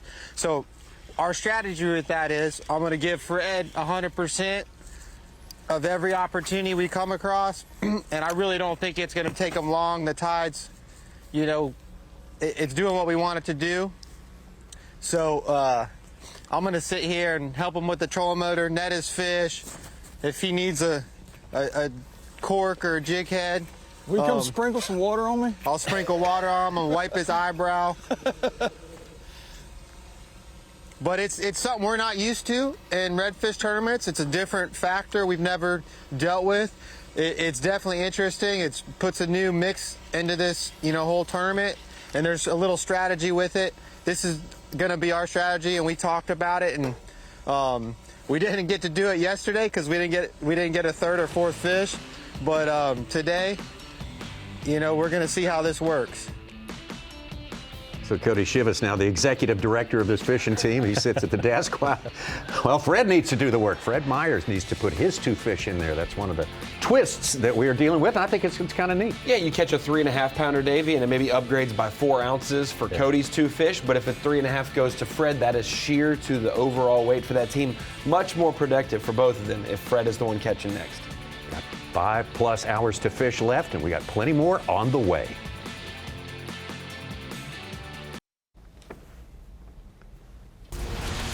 Tonight on Fox, the World Series continues with Game 2. It's Corbin Carroll and the D-backs take on Adolis Garcia, and the Rangers. Coverage begins at 7 Eastern, 4 Pacific on Fox. Who you got in that one, Ronnie? Hard to not go against the Rangers. They have been on a roll. The only team that really gave them troubles was the Astros last series, and with the way they performed at the end of the game last night, I'd have to roll with Seager and Garcia. All right. We got a lot of our Texans over here fishing. Right. A good measure of them here. I know Kyle Jesse, who's been taking photos of Fred Myers, and Cody Chivas is wearing his Texas Rangers socks today. Oh, is he a big Rangers fan? He is a huge Kyle Ranger is he really? Yeah. Interesting. I do have a little soft spot for Evan Longoria. I found out last night he played in the World Series his first year with the Rays when he was a rookie, 22, and he's 15 years later back in the World Series. Yeah. So he's the grizzled veteran now. Myers and Chivas, O'Connell and Adams, 2 teams with that are halfway to a limit. A limit is 4 fish. Each angler in the boat must catch his own 2. Slot limit 17 to 23 inches. A little bit tighter than what we had last time around down in Texas. Speaking of Texas again. Check on the group getting in the backwater. Yep. I mean, y'all are dead serious gonna do it. Y'all are gonna, yeah. Yeah, but dude, obviously you didn't come in here yesterday, so you didn't think it was that good. But you think, but I mean, just, yeah, but from the outside looking in, I mean, we're leading the tournament out of here, and you think it's cool to come in there too. We have no intention of messing y'all up. Y'all go in there and catch a fish. We're not gonna mess you up at all. We didn't even know y'all were fishing over here. Had no idea. I didn't think y'all caught anything in here. Your partner told me he wasn't coming here yesterday anyway. That's why I asked him the night before. Trying to be cordial. He said, no, y'all can have it. I'm not getting involved in it, but y'all didn't come here yesterday. No, sir. And I promise you, somebody in that boat knows we was in here. Okay? All right. I mean, dude, I'm just saying, if the roles were reversed, there's absolutely no way that I would do that. Hey, I don't. It don't matter to me. He's. All right, this is an old conflict in the sport of professional Were you fishing. here yesterday? It doesn't matter if it's redfish Look who I didn't tournament or see in here bass yesterday. That's okay. There is a unwritten rule about the leader of the tournament in our Bassmaster events that, yeah, no one owns the water, but if somebody has a lead in an area like that, it's just do unto others like you would like Keeps you out of them that to sun. do. There you go. But hey, different strokes for different folks. Yeah. We got 4 champions in those 2 respective boats that are champions for a reason because they stick to their guns and know what they do. So I don't blame them for feeling any certain way. Wear to protect it. And the situation over here is this man who's now hooked up, Fred Myers, needs to catch his 2. His partner, Cody Chivas, has done it already. We gotta quit slamming. I got you. You're good. You're good. Just focus on that fish.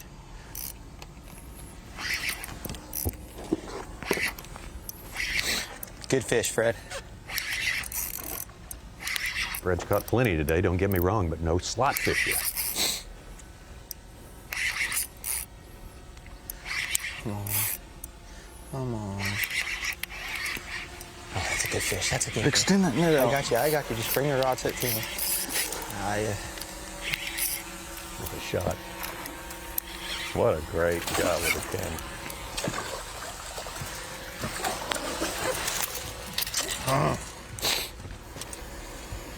He's gonna be a little big, I think, but God. We're gonna measure him. That's a good fish, Fred. Too good, huh? He's gonna be close. I think he's. I got the cork.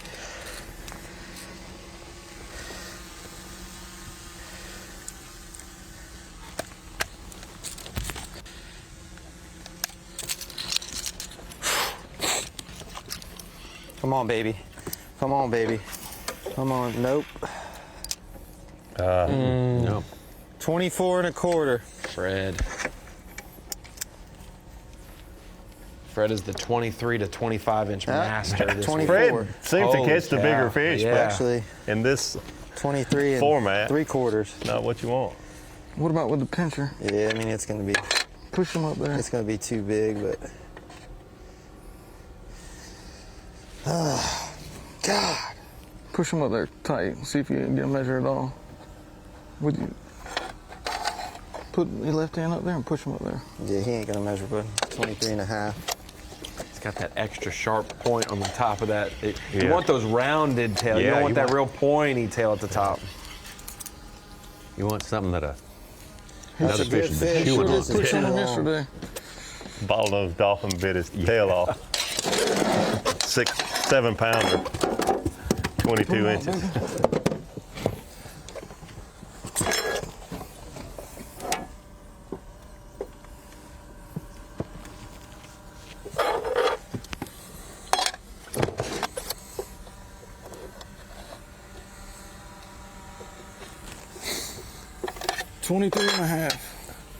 Too big. It's great for the audience. It's so heartbreaking for the anglers, I'm sure.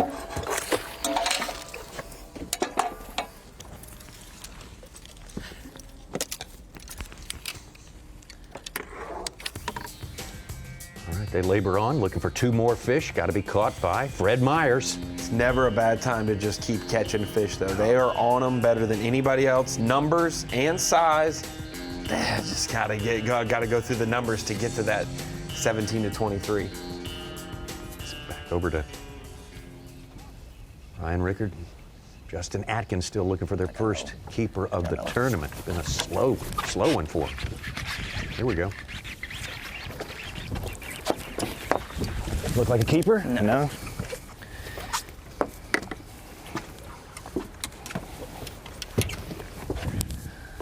Yeah, definitely short.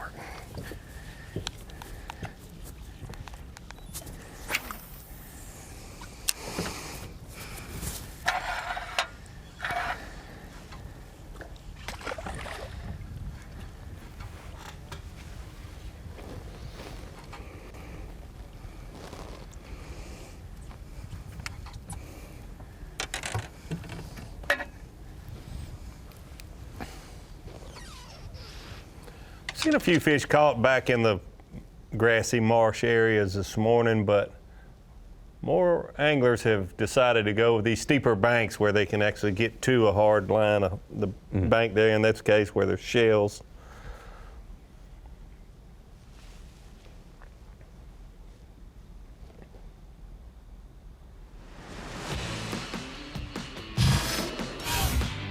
A lot of stories going on out there. Our leaders still waiting to fully get into their special spot from yesterday, and they've also got company. That's another part of that story. We will keep on top of that for you. Myers and Shivas having a good day, and Adams and O'Connell are defending champions as well. More to come from South Carolina.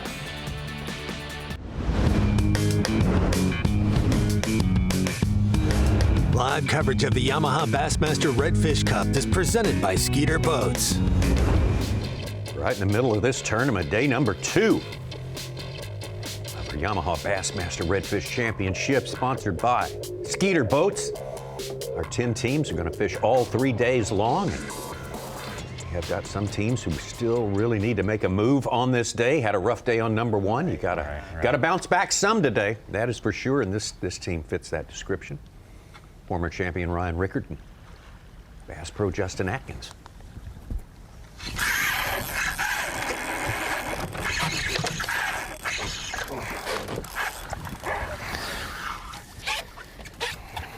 Maybe, maybe not. I don't know.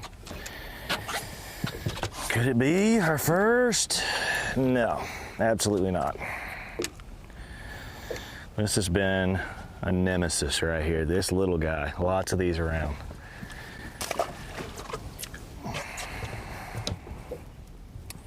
He hit it like he was somebody.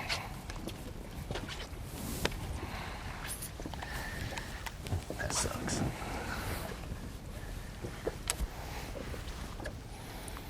I will say this though, I feel like we're around, I just feel like we're around more fish right now for some reason. Like I feel like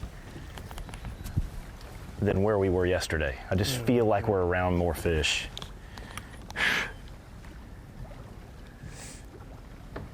Oh, put your rod down, put your rod down, put your rod down. Oh, you spooky. Go, go, go, go, go, go, go, go. That's a good fish.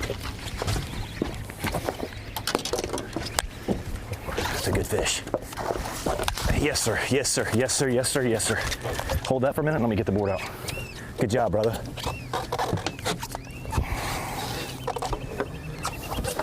I just saw one and you just reached over there and stuck him.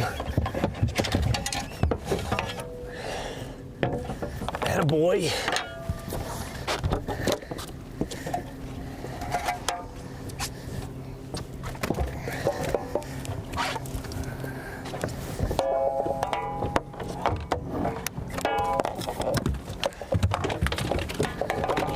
Is he unhooked or no? Unhooked now. Oh, watch your leg, and your arm, you're wrapped. I'm way more worried about this fish. Don't worry about him, I'll get him. I got you, brother. Let me put this logo on him, in his lip. I got him.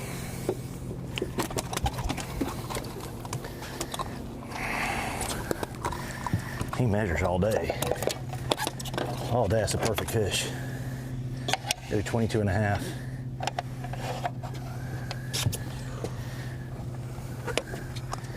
$22 and a half. Yeah. He's gonna ride with us. He's riding. Hold him for a minute, just kind of hold us here. Okay, I got him.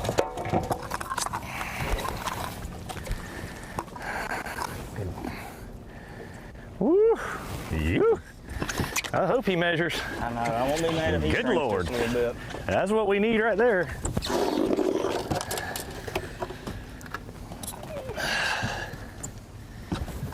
Hey, do me a favor. Yep. Get that net real quick. Oh. Closest to the slot fish they've had so far. Not quite sure if it's in there. They'll check him a little later, I guess. Well, what they needed was Hope one and about that optimism. size. Yeah, they haven't had a flurry or at least seeing as many fish as they've already seen this morning, so that's a good sign. Showing up on Bass Track as a 4.8. That is all unofficial There he as it is. stands right now. Uh-oh. You got one? Yeah. Get the net. Just a Miller. Oh, come on. Huh? You got him? There he is, yep. He got stuck in the grass. Miller and Canterbury looking for their first keeper of the day. Huh? He's nothing huge. Might be keep. No. Oh, you got it. It's all right. It's a bite. He didn't keep. He was about 15 inches. No, he didn't keep. 100%. We're gonna have to have the replay on that one. Oh. Popping cork? Popping cork, right in the grass. On my Salt Strong prawn here. Are you still fishing with your Salt Strong?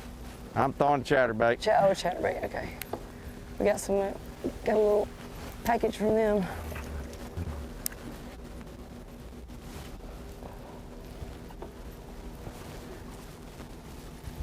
That's a good deal. I'll say redfish anglers don't probably understand the tone or the lingo. Scott Canterbury wasn't saying it wasn't a keeper to diminish the value of the fish he was catching. It was to take the heartache off of them that it came off, Yes. but it wasn't going to help them. That's right. Whereas the redfish anglers, I think that might have been a keeper. Well, that's not a good thing to lose one then, you know. So one thing's for sure, it's gone. Yes. It's swimming somewhere. Yeah. Another one of our hybrid teams, Bassmaster Elite Series Pro Pat Schlopper and Ben Powers, the local guide. That's Today Pat. We'll have a little higher water into our fishing day. So we're just going to keep kind of poking around, throwing these heavier Texas rigs in this grass. And then as the fish move out, we'll start working the edges with more of a jig head and a plastic. So we're just hoping we can run into a couple of them keepers today. I mean, it's been We had no problem catching them. yeah, it's not been a problem to catch them. Just getting in that size that we need. That was a dolphin back there. Was it really? Well, no, it was a redfish, but it was Yeah. the size of a dolphin. Yeah, there's a ton of fish here, so hoping to get to wrangle one out of this Mekong grass. I think they call it Mekong grass. Spartina. What? Spartina grass. Spartina grass or Mekong grass. That's what I call it. But so that's the strategy right now, is try to get a fish in the boat, try to get a keeper fish in the boat, and right now try to get this knot tied. It's not going real good. So yeah, that's kind of it so far. It's been pretty uneventful other than getting down here. So yeah, we'll see what happens. I'm excited to tangle with one of these brutes again. Pat Schlopper caught a lot of good fish yesterday. Just not Over. fortunate enough to get one in the slot. It's boy. It's awkward to say. He just caught too many big ones yesterday. These slot tournaments, certainly interesting. It's not quite to the halfway point of our beautiful day yet so far. There's your TH Marine Weather Watch, a high of 80 today. Getting up there, low of 56. Calm winds expected for the remainder of this tournament. A little bit humid, a little bit sticky out there, but Pat Schlopper fishing with Ben Powers. Ben Powers, the guide from Charlotte. Sometimes home advantage works and sometimes it doesn't. He's hoping for it to work. I have the home field advantage, but I'm not necessarily at home. I'm a little bit north of my territory, and it doesn't take a long distance to completely change the terrain here in the Lowcountry. As you see behind us, you have much more of like a brackish environment. You have grasses and trees that you don't necessarily see closer to the ocean. And so my waterways that I work are much closer to the ocean, higher salinity levels, different water quality, different contour, but we're still fishing for the same fish. Right. So I have the advantage, but I'm also, not exactly in my backyard that I work every day. and you don't have a lot of tournament experience. No, I have it's a whole different world of, you know, and I've kind of like throughout the day be like, okay, if this was a tournament, like, you know, we got to think about getting out of here. We got to run a long ways. There's a lot of things where if you're out, you know, when you're just out with clients fishing, it's different when you're on a really strict timeline. And, you know, when you're guiding, if you run 10 minutes late, you're like, that's no big deal. But here, if we run 10 minutes late, we might as well pack her up and drive home. So it's a whole, that's why I think we mesh well together. We could mesh well together. I'm not saying we're going to win this thing, but we're a good team. Tomorrow, it's a huge day of football on Fox as Matthew Stafford and the Rams take on Dak Prescott and the Cowboys, or the Browns battle the Seahawks, or other regional action. Check for the game in your area, only on Fox and the Fox Sports app. All right, big day tomorrow, too. We're going to wrap up this big tournament once in a year. Comes but once a year. The Yamaha Bassmaster Redfish Cup Championship. 10 teams out there working very, very hard today. It's been a tough adjustment. Most of our teams from Florida, Louisiana, Texas, and a different title situation here. Just a different setup. They're figuring out as they go along through the course of this tournament. They definitely are, and you can see the fish catching. I don't know if the numbers are any better today so far, but it seems like the slot fish, the keepers that they're able to bring to the scales, I've seen a few more of those so far this morning than we did yesterday. Fred Myers and Cody Shivas pulling themselves up a pound and change behind our leaders to start the day. Day, Drew Cook. Shane Cook still, the last time we checked them, were not being able to get into their spot where they did all their damage. See what's going on. I think we need to take a peek. I guess we got to wait a minute. Or maybe not. A moment. That's where we're headed. Okay. Boy. The whole boat on the, yes. Oh, they're in. We knew they'd be in, but is there anyone else? I just saw both of them look over their left shoulder. We're in our main area. We caught one over, yeah, about 24 inches. But we did have 3 boats in here. Now we're down to 2. So and things are looking up, I guess. I think the water's, you know, just now fixing to get right. And I mean, we can see them in here. They're in here. Just got to get them to bite. And hope we can get us some keepers. And Drew, I think we're a little earlier than what we were yesterday, huh? Because, I mean, we pushed, you know, we was able to get in here. I say we got in here about an hour yesterday, you know. Yeah. And it really wasn't like fast and furious. No, but as it went on, it got better and better as the tide fell, and the tide's just starting to fall out of here right now, because yesterday this grass was really defined and those fish were in the back of it, which the fish we've seen are behind it right now. It's just, I think what we need is the flat that we was on earlier, right, Drew? I think when that's going to dry out and the water come out of there, I think that's where those fish are coming from and coming in here. Now, I think there's fish in here right now, but I think the numbers will pick up as we, you know, as the water falls. Yes. Yeah, so we got in here at, I think 10:20 yesterday. Yeah. What time we are now? And it's 10:40 now, but the tide was earlier yesterday, so we're pretty far ahead of schedule because we had to get out of here at 11:30. Yeah.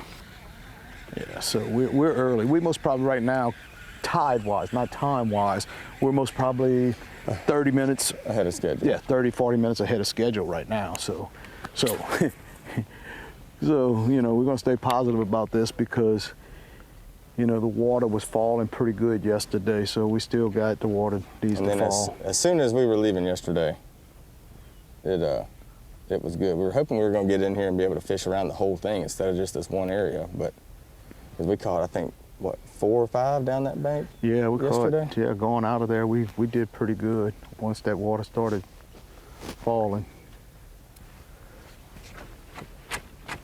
Yeah, so watch this trick, guys. It doesn't always work, but look, for you people, hook up on rocks, tighten it, and let it whip.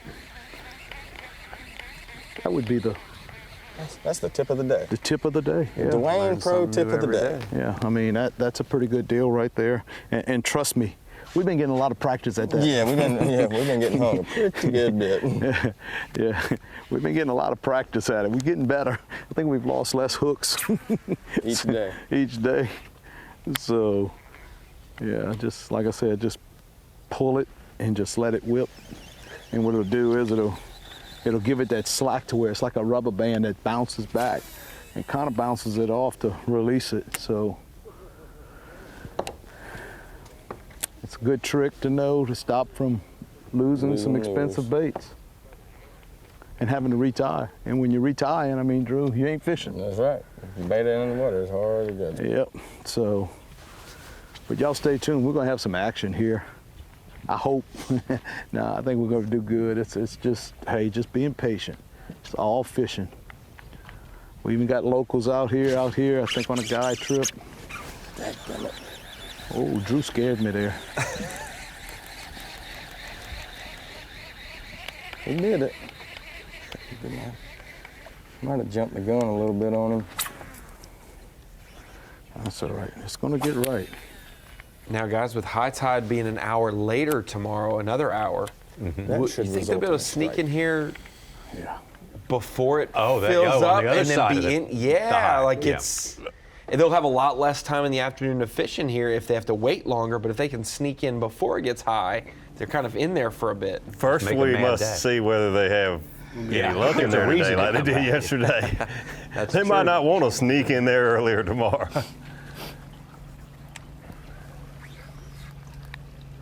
Or if the other boats that are in there do well, they might just return the favor tomorrow and go to their area 3 days in a row, you know?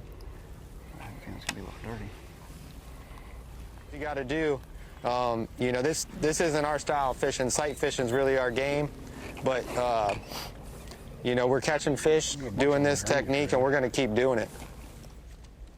It just showed you how many fish are in the area too. I mean, we've caught fish every time we've made a drift down this bank, and you know, a lot of people will fish a bank and not catch nothing and leave, and there's no fish, but it really just shows you how many fish are in the area if you just give it time. You got to be patient and wait on these fish with this tide. I mean, you're talking 5 foot tide. A lot happens in 5 foot. And you see stuff that wasn't there at high tide, and things just start to happen when the fish got to come to you. And that's what we're hoping. We need something to happen. The biggest difference is today is early in the day, and we got 2 fish. Yeah. Yesterday we didn't have 2 fish until we almost had to run right back. You ain't lying. So it's a little different morale in the boat when you got fish already, you know, halfway there, if you will. It's not good that Cody's just depending on me, but it's gonna happen. It's gonna happen. It's gonna happen. We caught a 25.5 inch, 7.5 pound fish right here. Our last pass down this section. I mean, it was just the most beautiful 25 inch redfish you can imagine. Just fat, wide. They got some really healthy fish in South Carolina, and I would love to see that same build in a 22 and 7/8 or 22.5. I mean, just the way it is. I mean, I know that there's probably some new people on and stuff, but we've got 2 in the well, and Cody caught them both. So we cannot cull. He can cull one of his fish, but he'd be taking a chance for me to catch one. And yeah, so the strategy is if I catch a 4.5 pounder, I'm gonna have to let a 3.5 pounder go. We're only gaining a pound, but that's taking away 3 pounds, you know, from our limit if Fred were to catch them. And there's just no advantage to me fishing right now, because we need that 3 pounds. We'd rather have the 3 pounds than a 1 pound upgrade. And the way the style we're fishing, you know, he's gonna catch them if the fish is there.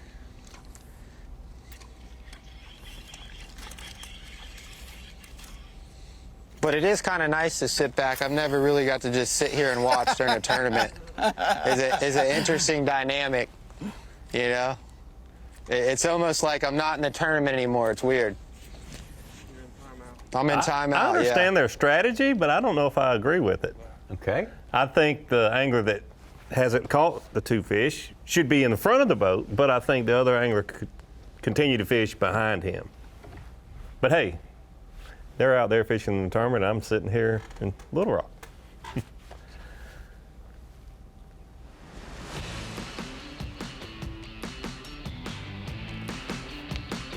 Well, that's the game plan for now, though, for Myers and Chivas. They're gonna stick with us.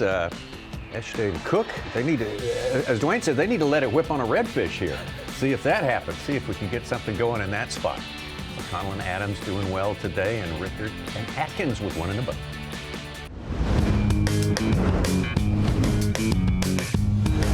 Live coverage of the Yamaha Bassmaster Redfish Cup is presented by Skeeter Boats. Getting very close to the midway point in our fishing day here at the Yamaha Bassmaster Redfish Championship. Presented by Skeeter Boats, and yesterday's leaders, Dwayne Eshte and Drew Cook, still hanging on to that lead. It's been cut into significantly by the team of Fred Myers and Cody Chivas. O'Connell and Adams, who had a rough day yesterday, were not able to make it back for the weigh-in, so they zeroed as a consequence. A good comeback so far this morning with two keepers in the boat, almost 9 pounds. Unofficially, it's all unofficial for the Bass Track. Atkins and Rickard with one in the boat as it stands right now. We've got a lot of teams waiting to get on the board today. Who's to say they can't do it? It can be done very, very fast, as we have seen multiple times over the first day and a half. There's Eshte and Cook, our leaders. Second place, Myers and Chivas. No changes, still working on it, but we're coming up on our good stretch. Just right around this corner, I feel confident about getting bit. I don't know. We could be doing the wrong thing, but like Cody said, yesterday when I pulled it you out catch the a grass, 4-pounder, the first one hit. You're going to throw away a 3, and that's only a pound upgrade. Whereas if I catch a 4-pounder, it gives us 4 pounds, and we'll probably say that the rest of the day until I catch my fish. But it's just a confidence builder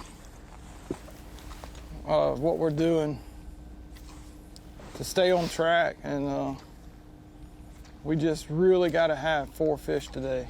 That's our goal. Just 4 slot fish. We've caught plenty of fish today, just not quite, and really good fish too, but just not quite there.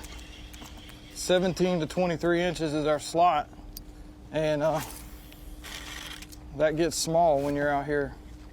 You can't choose what bites. You just got to be around them, and I think we're around them. We just caught too many fish yesterday and really today. So we're going to stay with it. Yeah, we're going to catch them up here. We're getting our best little section. I caught both my slot fish up this way, and we had a good fish yesterday, 4.5+ pounder right here, and we had another one, 23, and barely, we just couldn't give him the measure.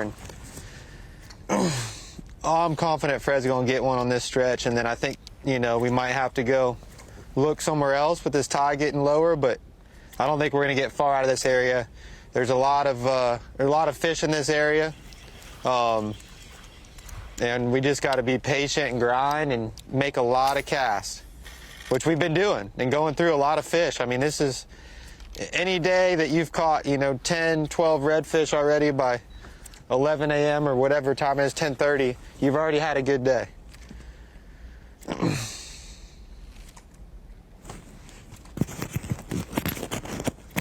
Yeah, we just, we're still going to beat this shoreline. Fred's making real methodical casts here. You'll see him, he reels up when we get to a point where he's probably made 3 or 4 casts on this section already. So he reels up, makes another cast up this bank, and he'll work it down 30, 40 feet, and then he'll make another cast. And, occasionally we'll make a bad cast here where we're 10 feet off this bank, reel it right back up, and you want to put it as close to this grass as you can.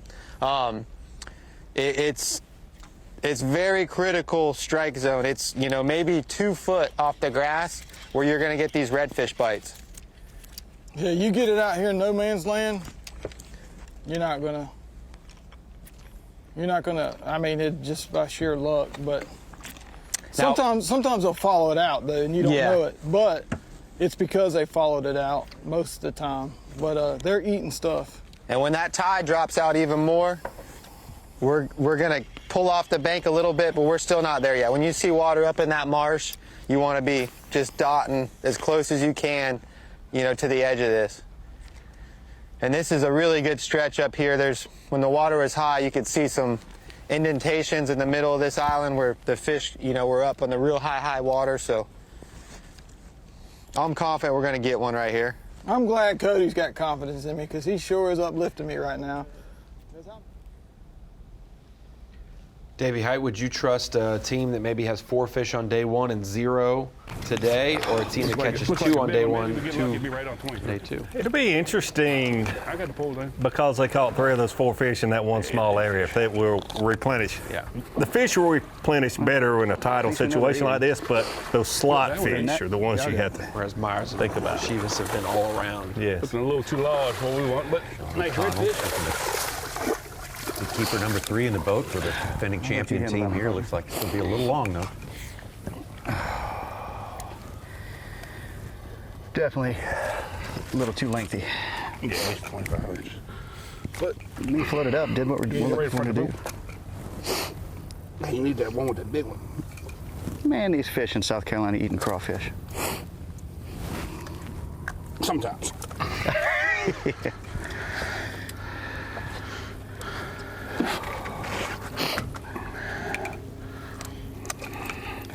Thank you, sir. Nice, beautiful red. But just wrong size. Yeah. We'll just check recipe. This is for the old Louisiana special. He's over that size. Wow. Did he really? Top of his tail's over 27 inches. Yeah. Beautiful fish. 28? Almost. If you're just I think it was that fishing, long. not tournament That fishing. one was a real hit. That was made for TV, by the way, so that's why we stuck that one.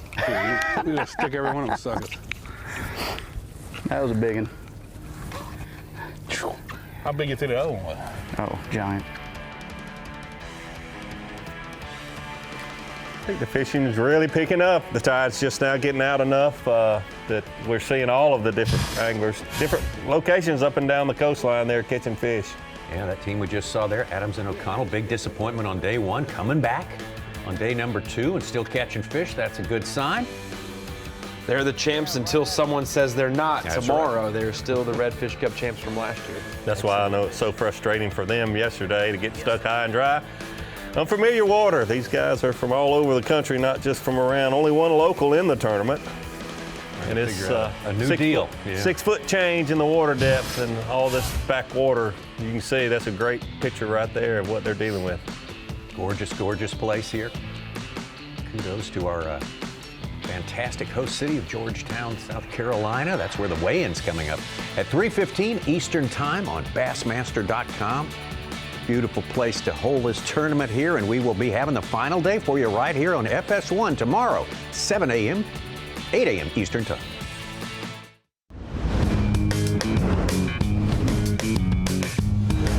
Live coverage of the Yamaha Bassmaster Redfish Cup is presented by Skeeter Boats. Yep, Redfish Cup on Bassmaster Live. This is day number 2 action. We are just past the halfway point of this day. In fact, just 3 hours fishing time left for these 10 teams out there, or more specifically 2.5 hours with 30 minutes average run time is the way you got to figure it. Some changes on our leaderboard as we stepped away there. Blaine Estee, and Drew Cook were in first place, but they have been overtaken by Travis Land and Jeremy Reeves of Texas. 4 keepers in the boat. And that's only been done by one other team, and that's Estee and Cook throughout the course of this tournament. Myers and Chivas sitting in the same place, and we are going to go out to Land and Reeves right now and try to fill you in on the details. This has all happened since we went away 1 hour ago. So we'll take you down and talk to anglers from Seguin, Texas, and Orange, Texas, Travis Land and Jeremy Reeves, and see what has gone on. We're going to show you what went on while we were gone moments ago. I'm on. Oh, fuck.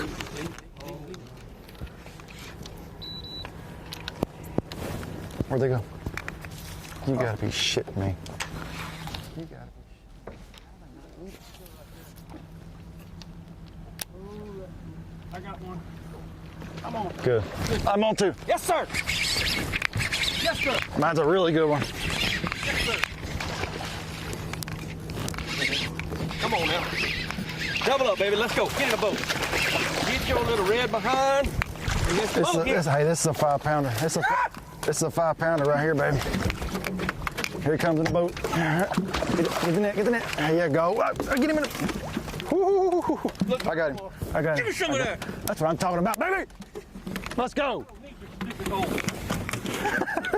Come on. Just go fishing. Look at these fatties, boy. Look at these fatties. This is a stud right here. If he ain't too long, he might be. God, dog it. Need my pliers.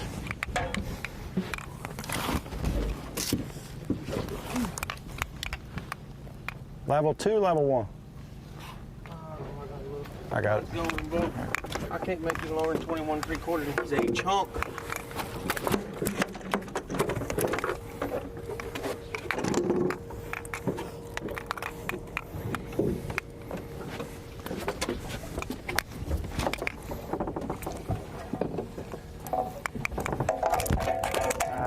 I knew that was fixing to happen. Don't measure it. Measure it down here. Well, that's going to be fish 1 and 2 for Land and Reeves right there. 2 good slot fish would appear at this point. Pretty aggressive. Oh, I got it. This is a little bit later. Same stretch.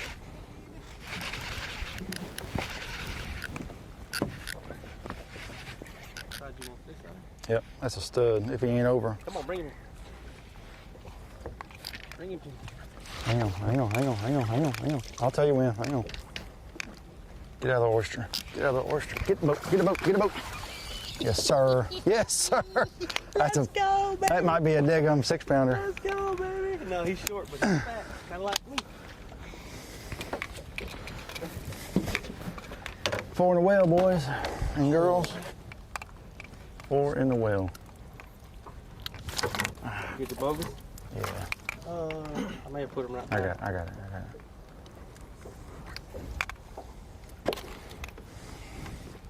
Let's go. South Carolina redfish, baby. He's beautiful. Let's see what he measures. Easy little fellow, this ain't water. You can't swim. Come here. And when we saw them before the break, Tommy, they were in an area where our current leaders were after day 1. They have evacuated that area. Just a little shy. Obviously, work, yes. a different spot here. Yeah.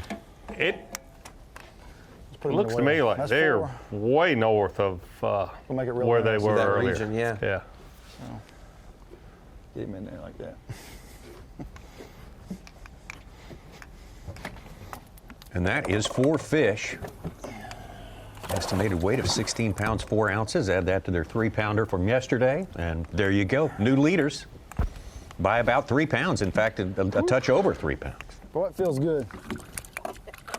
I'm sure our competitors are having a little bit better day today, but it sure feels good to put 4 in the boat. That helps. Yes, sir. Man, they must be stacked in here.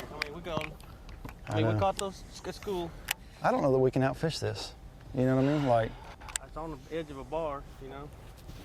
Travis Land, Tommy, if you remember 2021, accustomed to being in the lead. They were our day 1 leaders in 2021 before this man, Ryan Rickard, and his partner in 2021 ended up taking the lead to win that year.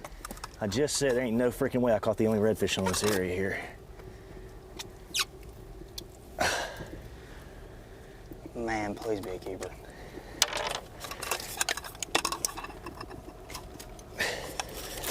Oh yeah, that fish measures all day, dude. I think he does all too. Day. But all day. Oh, sorry. No, you're good.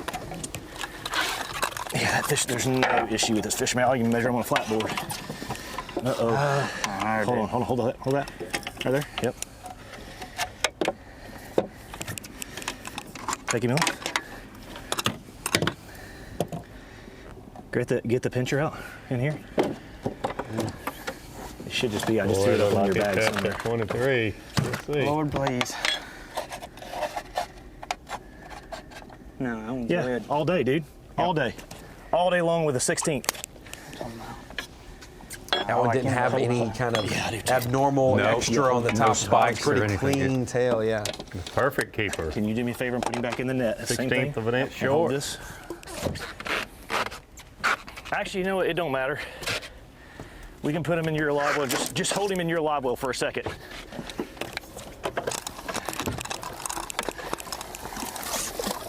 Just hold him on here, and I'll put this water in this other one. That way we know which one's mine. Yeah, that would be one each. One each. Now, one each now, 2 for their team, 2 more to get a limit there, and they're already leaps and bounds better than they were yesterday. Absolutely. Oh, yeah. Going to be very close to being in a tie with Adams and O'Connell. We got 2, dude. That fish will fit. 4th place. We'll make it. He will. Go ahead, fish. I got you. Justin Steele. Talking about that first fish. I just literally caught a big over on the other side of this island. I was literally about to go to a different shoreline. Me and Justin want to go look at. I was like, hey, are you going to retie? He's like, no, I'm just going. He's like, well, just go ahead and fish it. I was like, there can't be just one fish here. Threw over on the edge, boom, got him. It's a good fish. I'll get you a weight here in a second, Trey.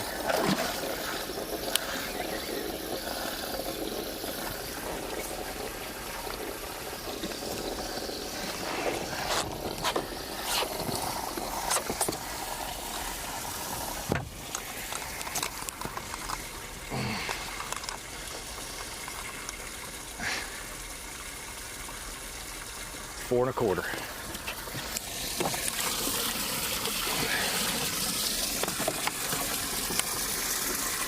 Seems to be if you can get one in that 20.5 to 22.5, it's going to be a 4-pounder. They have 4 for 16 with the leaders yesterday, 4 for 16 for the current leaders today, and just recirc on. 8 for those guys with 2 fish. 8 to 9 pounds. Yeah, 21 to 23 seems to be a 4-pounder. 2 more, baby. 1 apiece.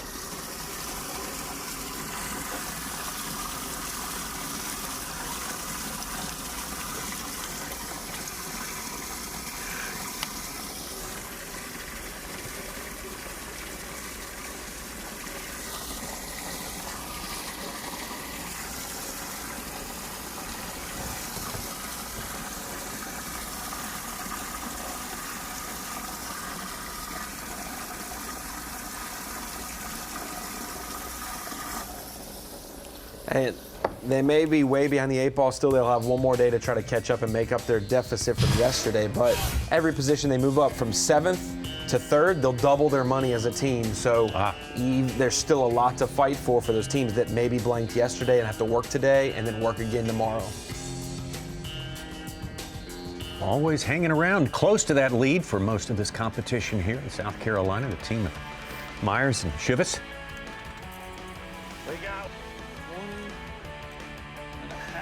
This morning they were kind of picking up where they left off, catching them pretty good.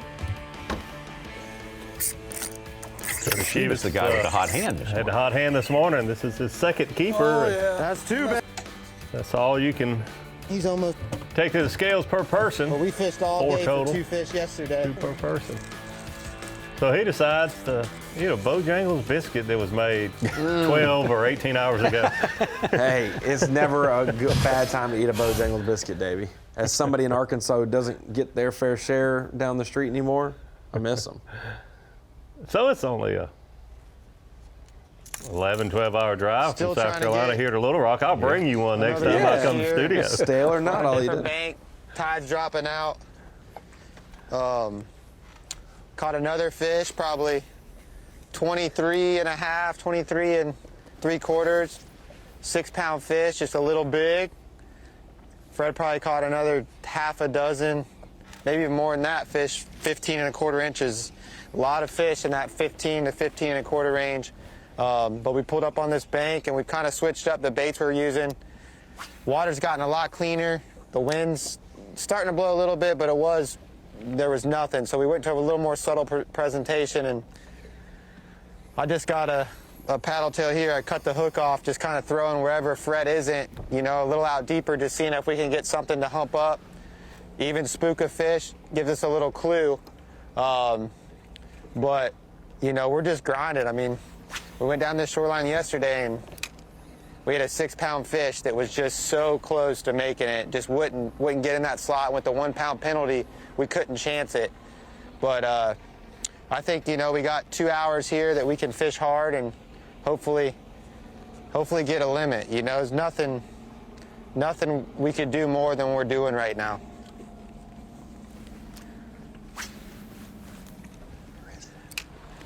Maybe put a hook on your, I don't know. They actually got another tournament team. They're kind of pulling in behind us here. They might go down this same bank too. This has been kind of a hot area we're in right now, but there's a lot of fish, obviously, but very few of the right ones. Just a slight breeze picking up now this morning. It was totally calm. Mm-hmm. And you can really tell a difference in that water clarity. When you got zero wind and that water starts coming out of that vegetation, coming out, it's incredible how clean it really is. It's like we get in some clear water. We changed our technique up a little bit with these paddle tails, and now it looks dirty again. But we're just trying to figure out maybe if the popping cork bited, just the sun got too high for it or something. Trying some different stuff. Sometimes during these tournaments, you got to adapt and change a little bit, but you don't want to get too far away from what was working an hour or two ago, but it just looked like the right thing to adapt to.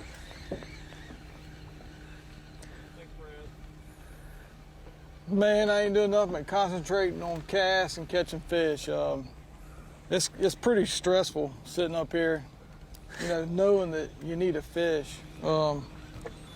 I say stressful, it's fishing. I mean, it is what it is, you know, but it's enjoyable. But man, I mean, the thing about it is I mean, I've just caught we've both just caught so many fish, and it just doesn't make any sense to, you know, I know the other teams were not catching many fish. That's not been our deal. Our deal is we've been catching a lot of fish, and to not catch fish in that slot after about 20, 25 fish, hey, you just got to keep going. On top of that bar one. You just got to keep going and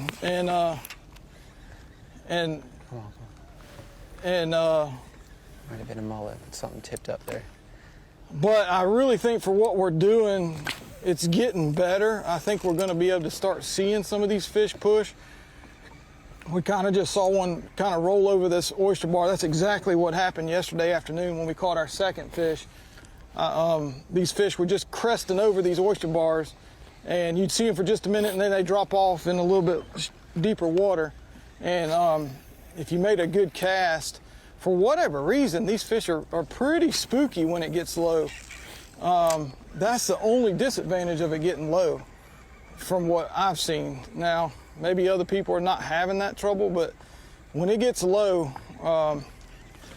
you know, they kind of get jittery, and I think they feel you coming in there, and it kind of cuts them off from biting. But the biggest thing right now is just another fish would be great. I don't know, you know, it just doesn't make any sense to, when you're fishing and catching this many. I mean, maybe they're not, but we've caught, I think now I'm up to 8 overs, and 8 overs, and probably just me, 8 shorts, and Cody probably has the same, but you know, like we said before, both of his, or 2 of his fish fit, and I don't think that we're that far behind. Of course, I don't know, but we just. God, I try to lift him out of there quick too. I'll tell you, this water's definitely cleaned up. This is some of the cleanest water we've seen while we've been fishing here this week. And I think it's just the winds kind of come a little more east and light, and we're on a bigger tide. But, you know, it looks like here's a good mud puff in front of us, Fred. You see that? Mm-hmm. That's still Myers and Chivas. That's a decent puff. O'Connell and Adams just broke off one, it looks like. Yeah, I do think these fish are going to be.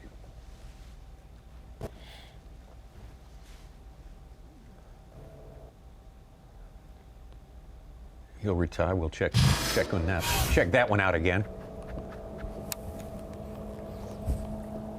Looks like if they got calm enough, you see a couple. Yeah, that ain't gonna happen. Right there. Same one? That's 2 or 3 of them, huh? Right here. Let's keep it. Oh, oysters. Hold on, don't move, Sean. Dang it. Dang it.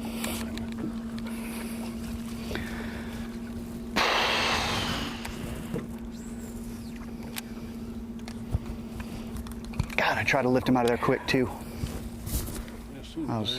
Got all oystered. That's a bummer.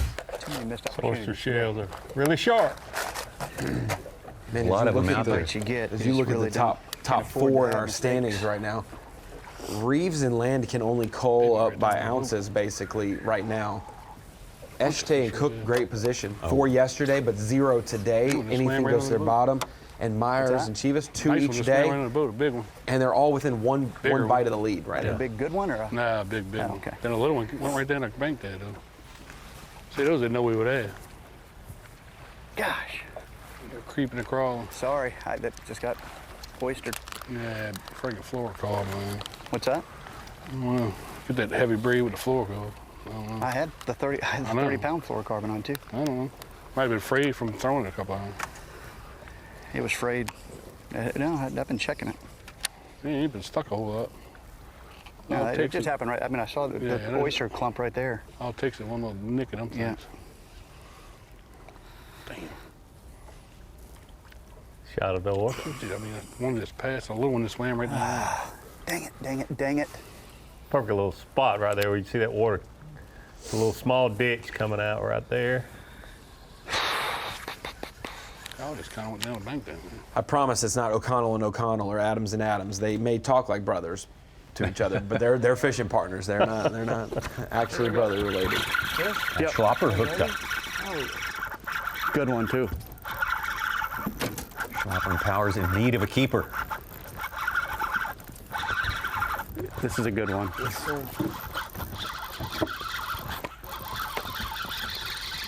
Other side, right side, this side.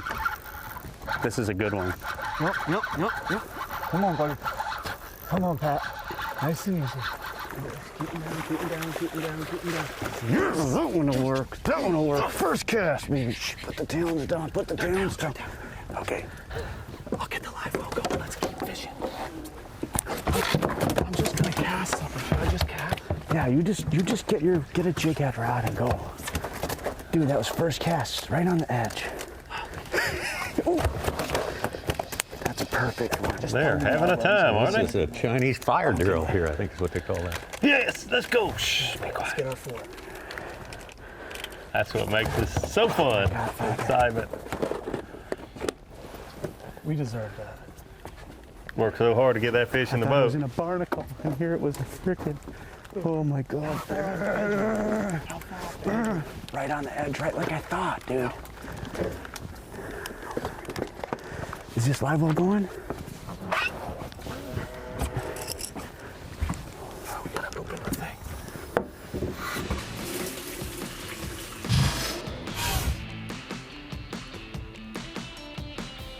Well, a lot is happening with regard to the leaderboard. A lot has happened in the past, actually, hour and 20 minutes, and we have got plenty more fishing on the way here. Land and Reeves taking over the lead, 3.5 pounds ahead of Cook and Eshte. We'll be back. The Yamaha Bassmaster Redfish Cup Championship at Winyah Bay, South Carolina is sponsored by TH Marine and by Yamaha. Day 2 action continues. Thanks for being with us today on Bassmaster Live. Our once-a-year Redfish Cup Championship. It's always a thrill, always fun to look at another great sport fishing species and how the best in the business pursue them and catch them. How Bassmaster Elite players go about it also makes it very, very engrossing. On the southern end of our playing field, at the 517 bridge there, not in Charleston. Back to Pat Schlopper, Ben Powers. Just caught one good one. Dude, that's the exact size of what I caught here the other day. Another one.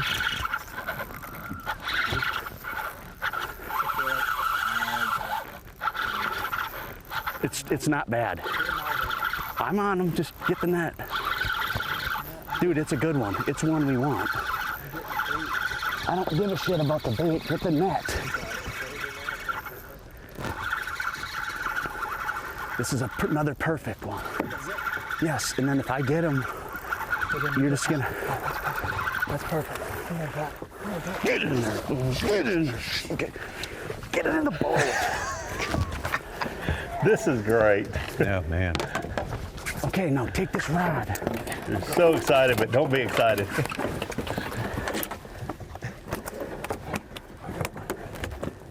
Take that starry night. I don't know, just throw it on that edge. And you gotta do it now. Yes. That's a frickin' perfect one, too. Oh, dude, I told you. I knew this was gonna be the deal over here. Yeah, that's gonna be perfect, yes.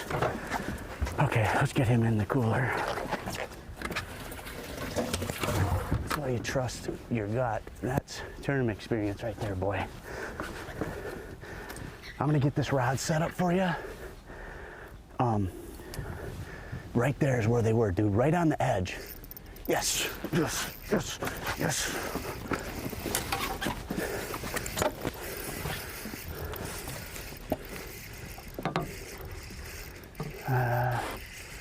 How is he?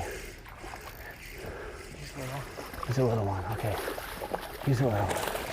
Get him off there and get in there. I'll get this rod ready for you. Switch the handle.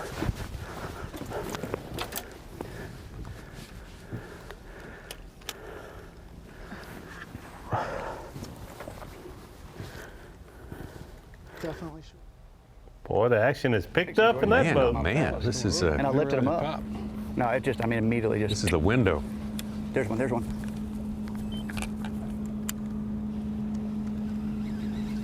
Got him. Stay here. That's a good one. O'Connell. Keeper. Anyway. The keeper. All right, hot seat, buddy. I know, I might want to switch my jig on. Small one, but definitely gonna measure. So I'll take it. Let Eddie get his fourth, and then we can start playing around a little bit. Keep it on tag. I mean, I'm shit. So Schlapper has both of his. It's all up to Ben Powers now for this team. This would be O'Connell's second, which means Adams needs one more, and they'll have their right 3 pounds. Can you hand channel? No, I got it. Trying to stay off the friggin' bank. Watch these waves, dude. You fish. That's one of the same ones, I'm telling you. Yeah, I One like you guarantee just it. missed. Yeah, get us off of this before we. I'm trying.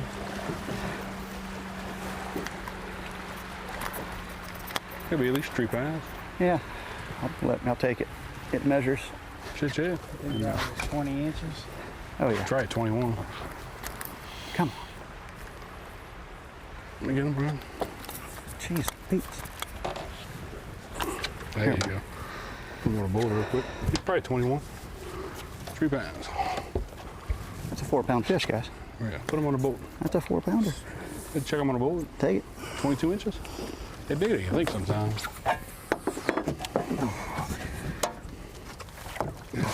So you don't nuke them.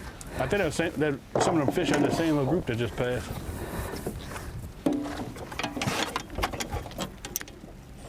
Yeah, he's easy. Put him in the whip. all day long.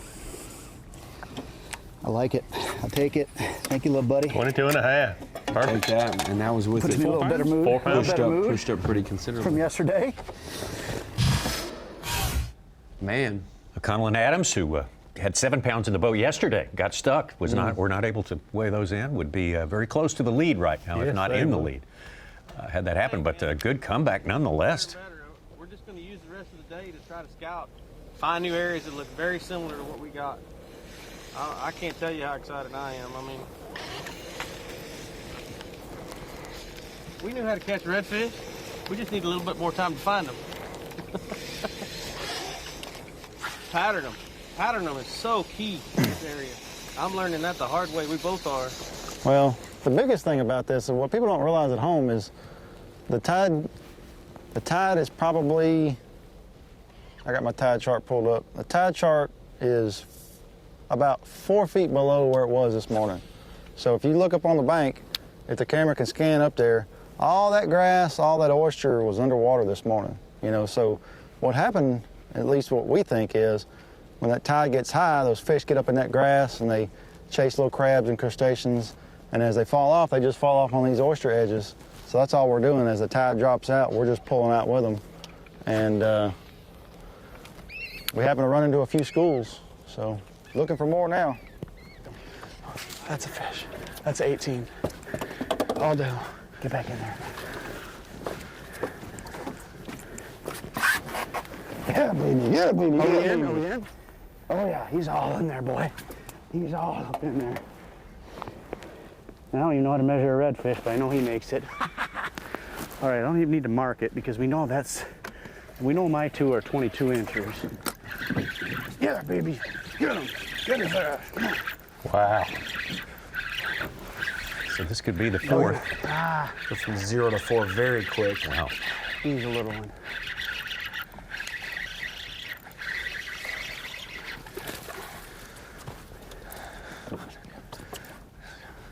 I don't think he's going to make 17. Get in there again.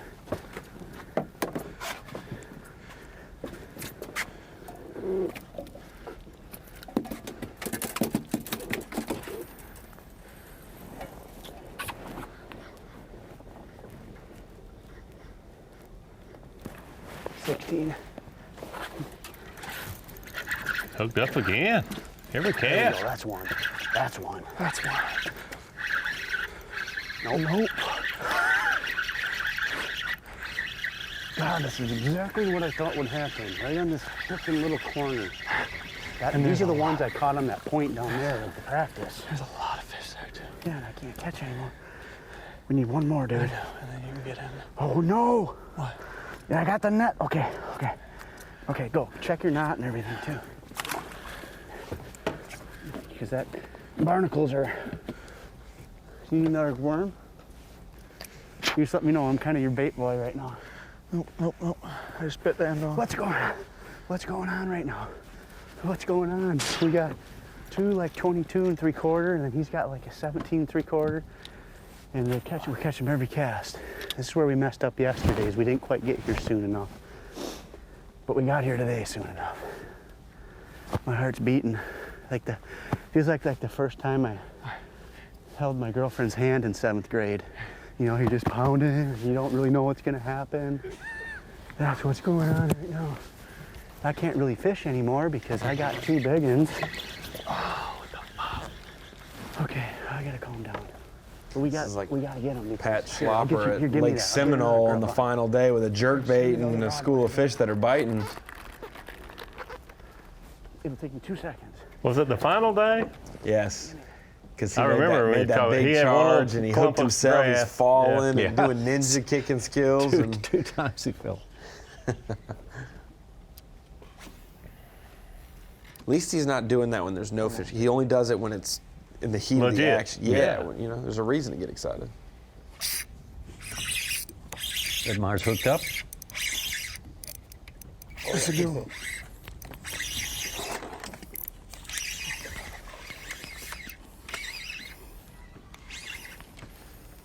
Ours needs 2. Not ready yet. It's a little big.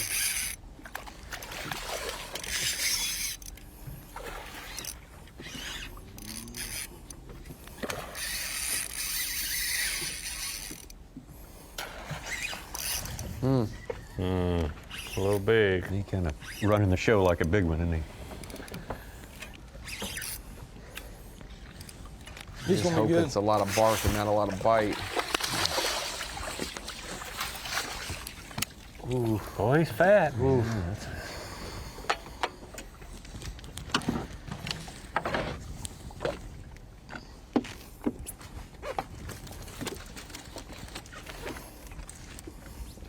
He's barking like a big dog. Hopefully he's biting like a medium dog.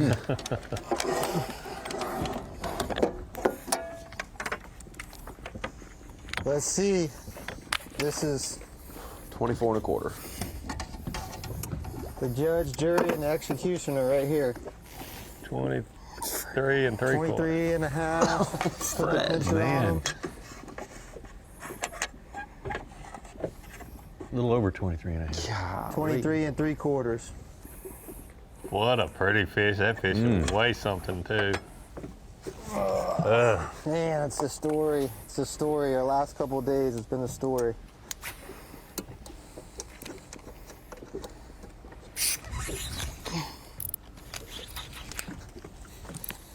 Fred's got 2 4-fish limits worth of fish that are 1/2 an inch too long. 5 3/4.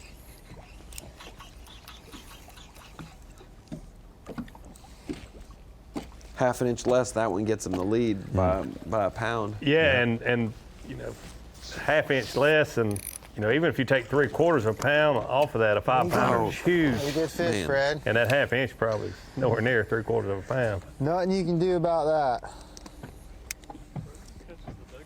Man, he's caught some weight today. 23 and I got bumped. I got bumped. Shh, shh, shh. They're 23 and they're 3/4. sitting right here. I'm getting bumped twice since I caught that fish. They will not freaking eat it if it's moving fast. Also switched up from their pop and cork to, looks like maybe a On little the chop, paddle tail I or got a something. Jig head, put a gulp in there, maybe shrimp just coming I around the think bottom. because the water clearing up some. I'm surprised they're not in. putting the, you know, a gulp type bait, something with a lot of scent to it, and just letting it, you know, sit on the bottom and not move it. He's saying you have to reel that bait really slow, but as shallow as the water is, you can't slow it up but so much. Oysters now.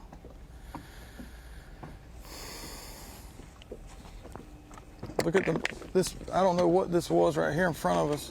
Maybe it's a fish you just let loose, but there's a big mud bowl right here. There was a bunch of fish that puffed out. Maybe we should just fish down and come back.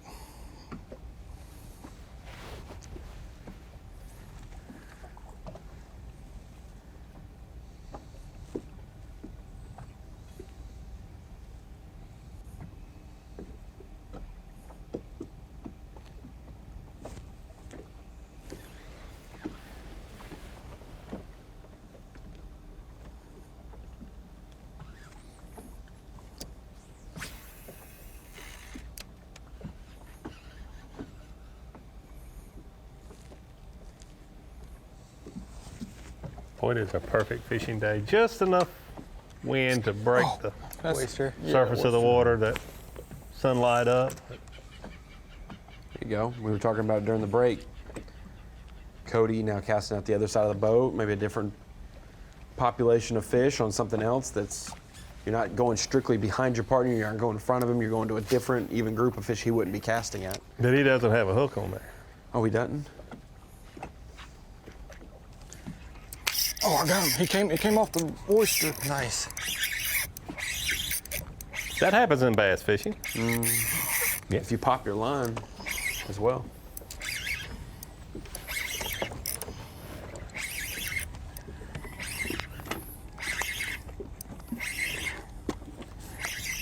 This is fighting like a, not an over, but enough fight that might be in the slot. 19 and a halfer. That's a good fish. Measure. Boom! Got the keeper. There you go. They're sitting right here. Let's be real quiet. They're sitting in this hole. I got this one. Go right back to fishing.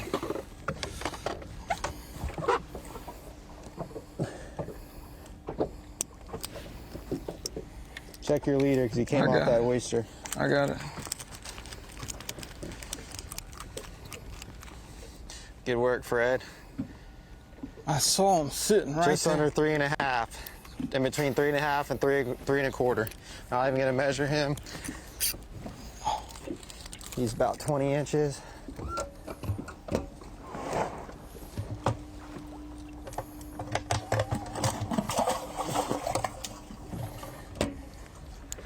All right, they puffed out right here, right here, right here. I'm not moving. I don't know where they're at. I can't see them. I don't know which way they go. See if they go that way, Cody. See if you see any puffs right here. I don't see him.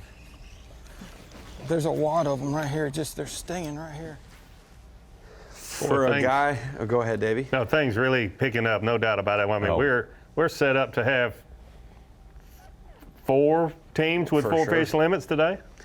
You're going to have a guy who caught an 8.5 pound over earlier celebrate more about a 3.5 pound slot fish, because that actually helps Fred get on the board. How fast it can happen after yesterday. You wonder, for some guys, is it ever going to happen? But boy, when it gets turned on, these guys are going to town. Slopper and Powers, Atkins and Rickards, Adams and O'Connell all scoring. Myers and Chivas just 1 away from a limit now. Land and Reeves. Okay. 4 fish for 16-4. Things are popping. We'll be right back. In there, boy. Cut the hook off. We're back. Yamaha Bassmaster Redfish Cup Championship. This is live action from day number 2. We're getting down to the last couple hours of fishing. Definitely into the last couple hours of fishing here, for sure. There's some shrimpers there with the cast nets. They mark those spots with the PVC pipe and put bait balls in front and cast those nets in front there to catch shrimp. It's shrimping season in South Carolina. See the line of poles there? Yeah. 10 poles with tags. And line them up. You ever done it? Oh, yeah. Yeah, it's great. Great. 48 quart cooler limit. No It's a nice day shrimping. That's yeah. Did you see that you can pack in leaderboard, a 48 quart cooler? We had a bunch of people yesterday with 1, maybe 2 little markers by their names for the amount of fish they've caught. We got a bunch with 3, or 2, 3, or 4 today. So it does seem like those who are catching good. We're definitely a different atmosphere than yesterday. Yes. Is that one ready? Nope. So I think start working to the left, Ben. What? Start working down this groove here. Because then if you picture where that barnacles were, they're gonna, about 2 foot out in front of that grass is where that barnacle city, where it's real hangy. Do you have it? Is that ready? Nope. I need a little bit of time on this. One good part about having only 2 fish per angler is the other angler can rig up. There's another jig head one. Rods for you while you break underneath. off. That's ready, but you're just gonna have to switch the handle over.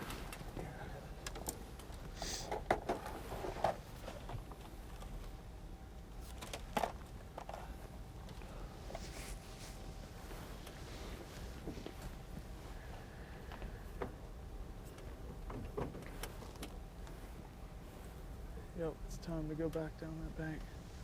I'm with you.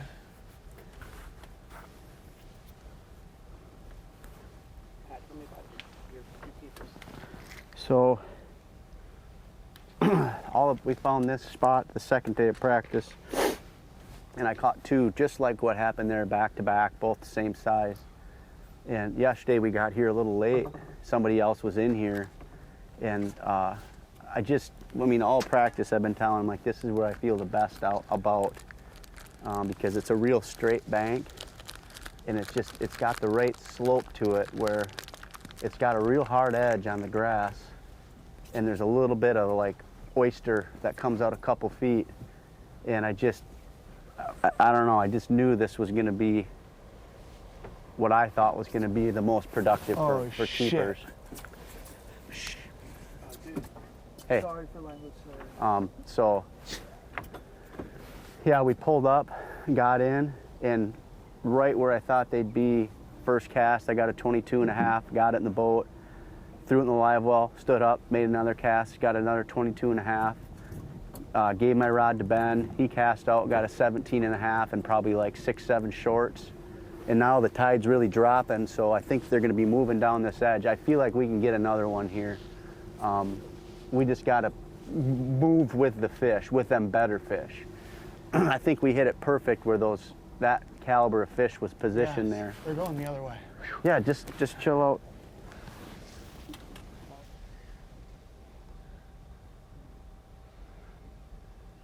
All right, let's get back to the team, the mullet team here. Yeah, eat it, eat it, eat it, eat it, eat it. Jeff and Ken Mullet trying to work out of a hole.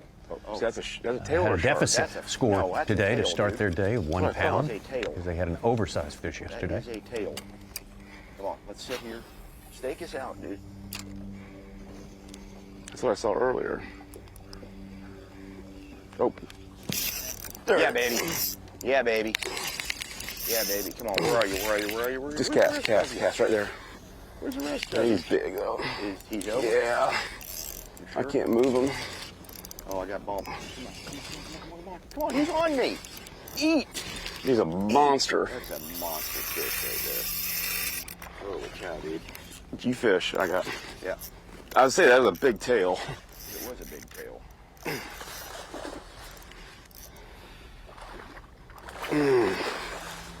You know, come in here.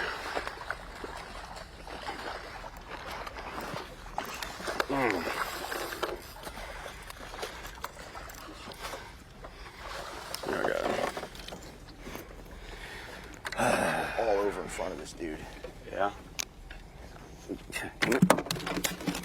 Last week they're all small.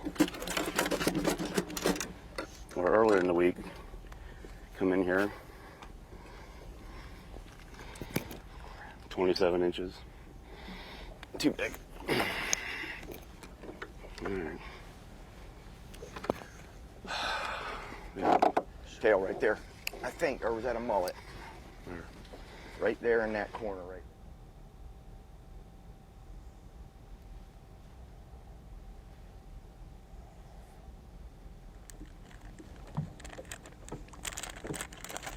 Fred Meyer's still looking for the 4th fish for his team, just needs a keeper, and they will have their limit, which is a big job for the day. Get 4.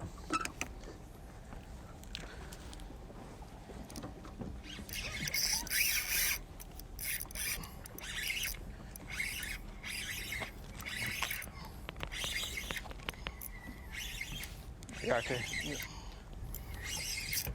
Nice fish. Nice and easy. You got 4, baby. Boom! Got Let's go 4. mark that one. Okay. You want to do with him and I'll mark the other one? You want to? Yeah, I'll It's going to mark be him. easier before you put 4 in there. No, I'll mark him while you get that Yep. other one. Okay. How many zip ties you got? I got 1. All right. All right, I got this fish. Where's the boga? You got the boga right here. I'm going to grab my boga.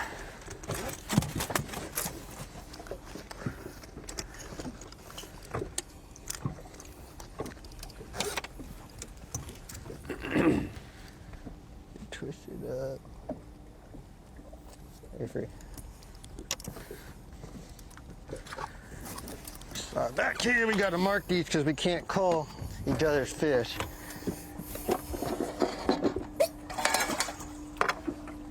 You're telling me Cody's had an hour and a half of chilling back there. He ain't marked his fish yet. He needs to sign up for your time management clinic you put on. Sandwiches. He had sandwiches. Well, I mean, I ain't eat a never been so Bojangles happy biscuit, catching mark a 19 fish. incher. Yeah, come on, yeah. He's only human. Which would you do, Ron? We only kid. Oh, you know what I'm doing. Biscuit in the right hand, mark a fish left hand.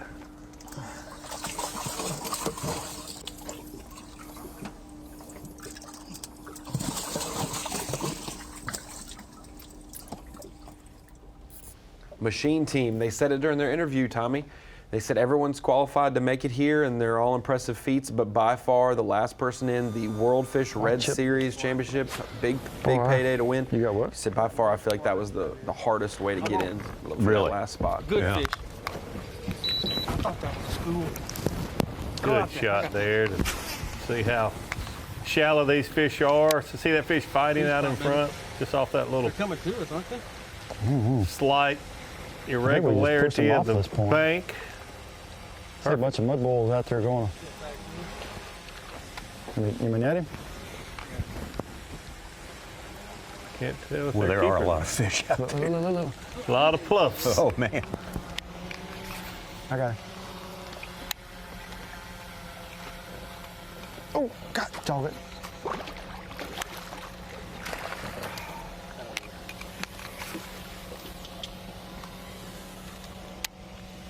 Man, there's another one we would have killed for yesterday. Not quite as big as what we got in the well. But what I did figure out is they'll eat my swim bait. So that's awesome.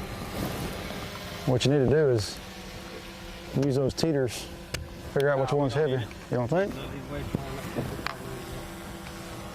That one that just swam by the boat ain't. He wasn't. Another good South Carolina redfish right there, boys. Y'all stay tuned. Tomorrow's gonna be epic.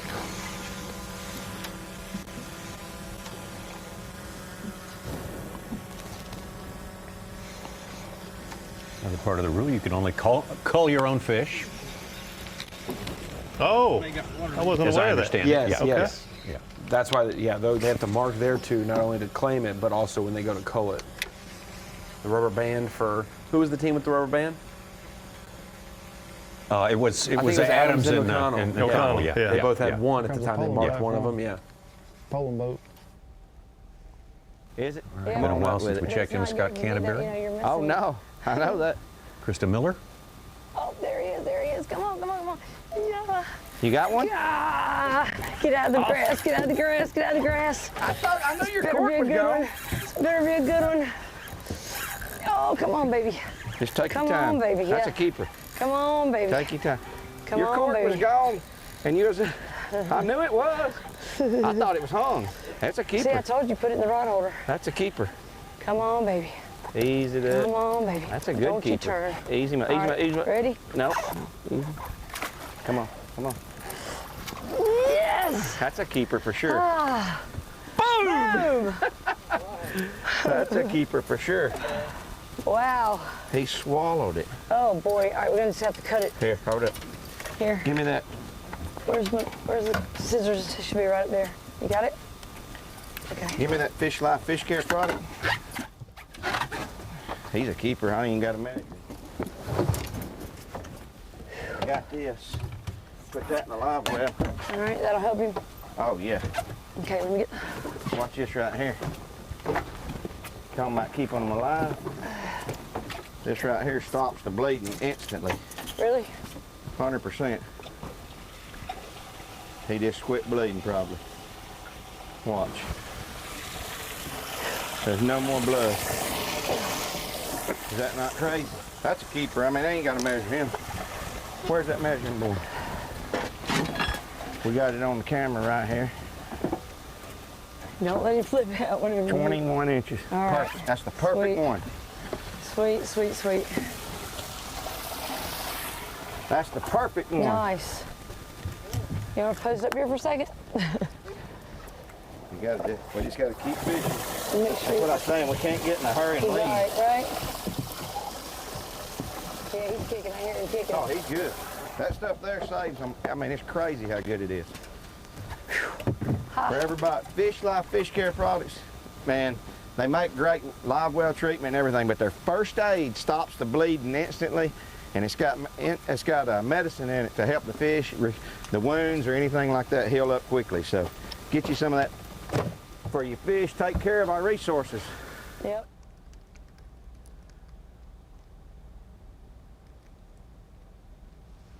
All right. Krista Miller, Scott Canterbury on the board. Yes. Come on, Today? Creeper. Yes. What a difference a day makes. Yes, they can add it to their fish from yesterday, so they got a tournament total of 5-7. This could be Eddie's second, which would complete their limit. They would both begin culling now. What am I talking about? Fighting like a better fish. I think it'll keep. I hope so. Come on, baby. Be good to us. Ready? Cool. Come on, baby. That's a fatty. Good job, baby. Show him it. I know. Let's bring him in the boat. He looks good. Short. 20 inch. 21 inch. Ooh, I hope so. He looks big to me. Come on, baby. Come on. We need a break. And that was 4. Ooh. Oh. Perfect. Ooh. What that for? I don't know. This might be over. I know. Huh? I see that. Slide it to 22.5. It was good. Probably make it easy. Jeez. He's over. Over. He's relaxed right there. He relaxed pretty good. You found him a Fred Myers, 23 and a half. Oh. Yeah. Jeez.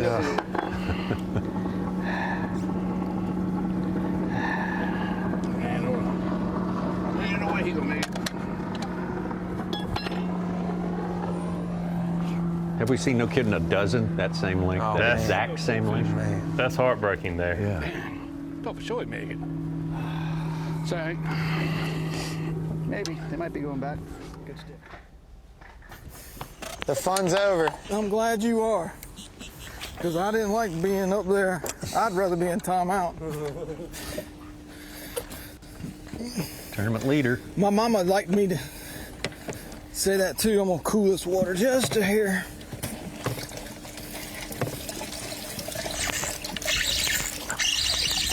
You got him? Yep. It's a good fish. Okay.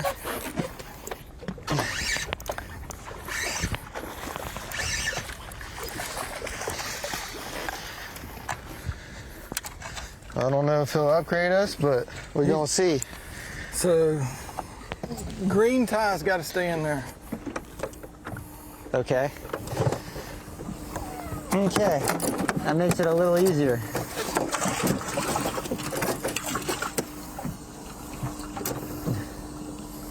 We saw Fred wrapping his up with green on the tail. You really only have to tag 2 fish. Right. Tag one guy's and the other ones being untagged are totally fine. Ideally, your tag doesn't come undone, so that then there's a couple floating around in there, but. This fish is a shade over 3. Shade over 3. Gonna help him a little bit, I think. 3.5. This fish is smaller than that fish. Nope. Okay, wait. What about the other one? Yeah, let's look real quick. Put this one back in there? Yeah. Oh, no. I'll tell you what. I'll hold this one on the boga. Okay. Where's the other boga? In there. Should be right back there in the back. With those, you just got to fiddle around.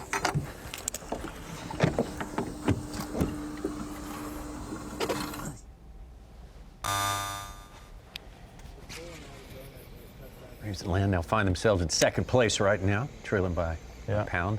12. Hey, we're drifting. Turn the trolling motor on. You on? Yep, I'm on. Hey, baby. Had a baby. Had a baby upgrade. I knew there was fish over. That fish gonna have to be weighed. Look, they're tasting yours. They're tasting yours. They're all over this point, dude. I was reeling in the reel to catch your fish. I got him. Catch fish.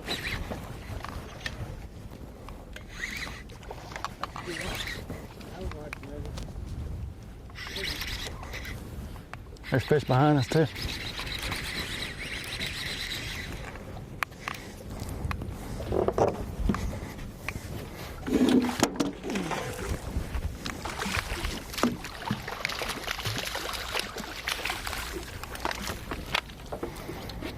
Oh boy. That's a good fish. Good South Carolina redfish. You got the boga out at all? I do not. Well, it's right here. We're gonna see our first cull of the tournament? You might. Yes, I did. Boy, things have really gotten good. You'd think they were on a different body of water 24 hours Everything later. I could in my little tackle box. Pretty good fish, pretty fish.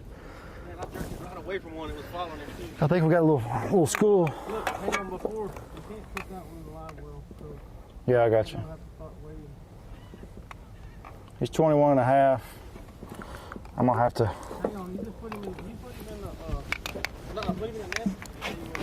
I got you.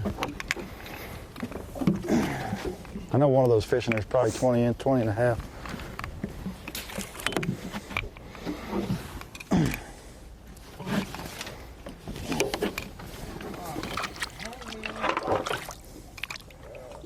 Let's get the bogus out. Let's get the Brecknell out. I get it. You'll walk up there. Here. Pop up again. Back to Ken and Jeff Mullet. Oysters right here, right there. Huge one, big time, oversized, about 20 minutes ago. I was in the vicinity. That's the second time I've seen that fish there. Basically the exact same area. Yeah, yeah, it's a fish. I don't know what it is. It feels really small though. Another fish. Come on,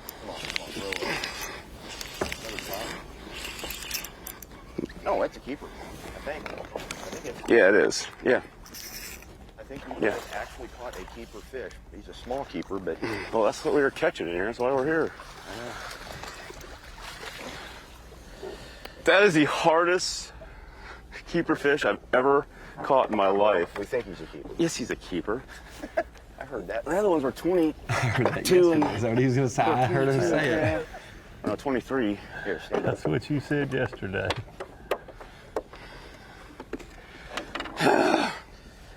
So hard. Let's do this so it's sunny out. Easily. Hey, what do you know? 21 and a half.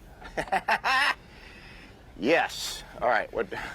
How much time do we have left is what I want to know. This will be the one. This will be mine with no tag on it. All right. Yep. Yep. Yours with no tag on it. Unbelievable. Man, that was difficult. It should not be that difficult. We have worked hard for that fish today. Good job, man. Finally. Told you I saw a tail over here. Yeah, I know. There he is, there he is, there he is. Fish on. There we go. I think this one's really small. I don't know that.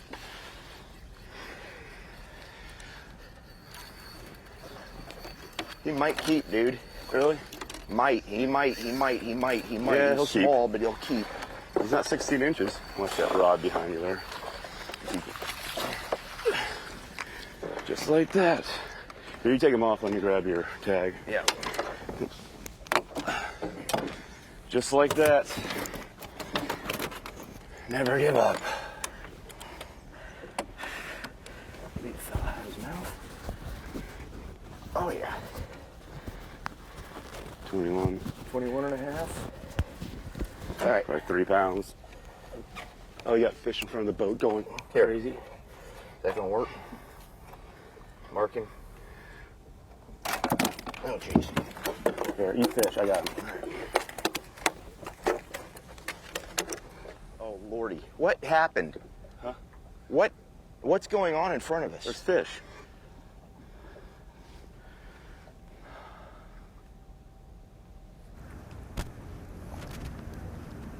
We need Salazar and Human to hook up here. 2 teams left who have not got a keeper. Actually, 3 teams left who have not got a keeper today, including our leaders from day one. Well, that was interesting. None. Wow. What happened there? Nothing to displace water, to say that there's, you know what I mean? Or breaking it, nothing. Santee stump over here in the low country. I think it's a Georgetown pilot. Yeah, it was a gray man. I don't know who it was. I think that's what Blackbeard hit on his way to port that one time. Whoa. Ooh. Great balance by those guys, because these redfish anglers will get up on the front deck. I mean, they will get up to the edge. Yeah, and they were both right there. That was so close. Yeah, and now Ben, he could have fallen in and we'd still see his head. Aaron, I don't know if that would have been the case or not. Not wishing any bad luck, but that would have been awesome for both of them to go in at the same time. Dude. Myers and Chivas on top right now. Pound 12-ounce lead ahead of Land and Reeves. Our leaders, Wayne S.J. and Drew Cook, still without a keeper on this day. More to come. About an hour and a half's fishing time maybe for these teams, depending on how far they are from our host city, Georgetown. Winyah Bay and their giant playing field that we are getting to see so much of this week on the coast of South Carolina at the Yamaha Bassmaster Redfish Cup Championship, presented by Skeeter Boats.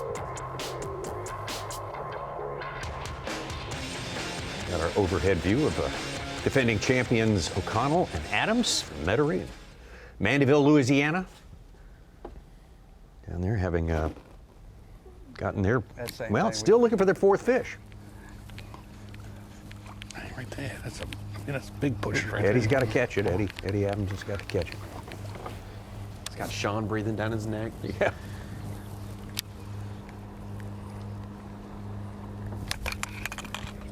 Uh-oh. Wow. Occupational hazard. That's what happens. Let's see if it's a good one.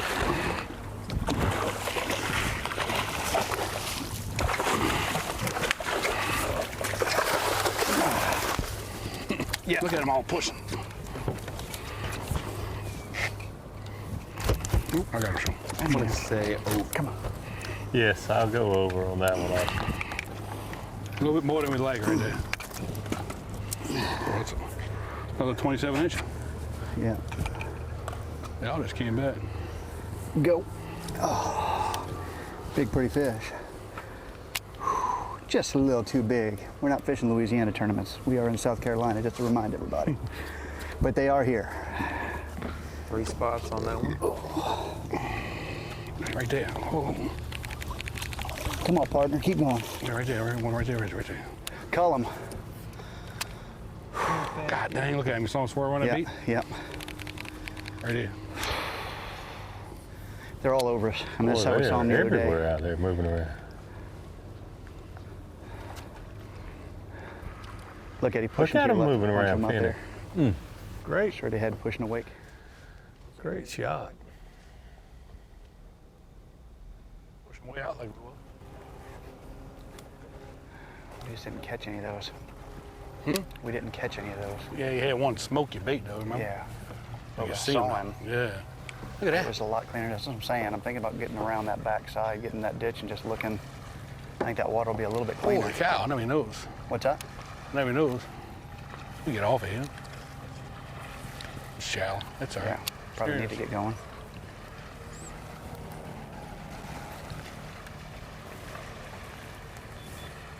Actually, let's do that wave. God dang, hold. Right there. Hey, right there, dude. Right there. I'm on the bottom, maybe. Oh, I figured. You know what the waves.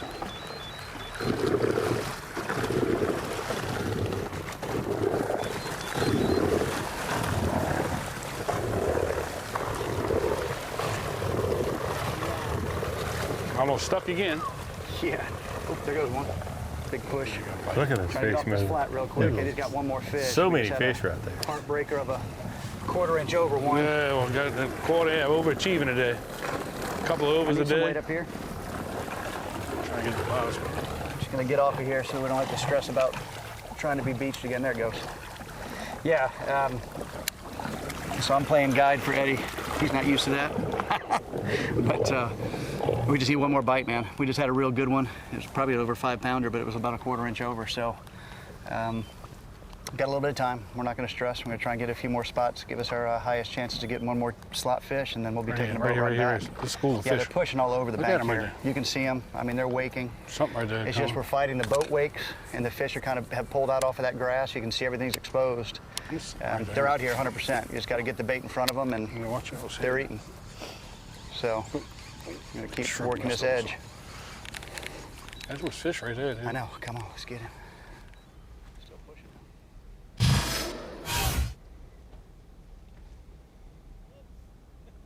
Well, Fella got so excited he lost his push pole. He saw so many redfish behind us.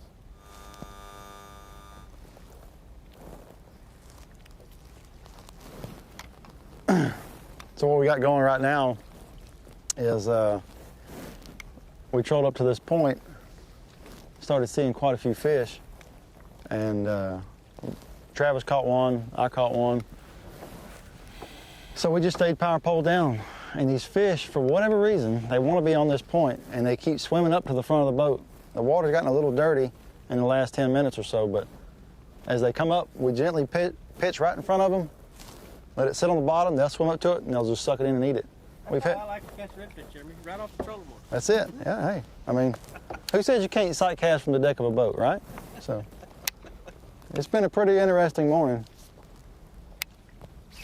Ooh. No. I thought I saw something flash. I don't know, this might be about done. That tide slacked off a little bit. When that tide was really ripping and pulling some clean water across these oysters. And they really want to be right here.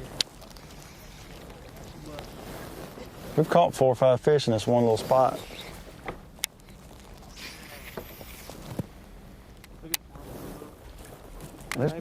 There's been a couple well, behind when the they boat. go up there and make rackets. Oh, look. There goes the fish right there. Inside the boat. I'm telling you, when they go up there and make rackets, they're going to push them back here. Yeah. I'm going to go stand on the back of the boat. Good.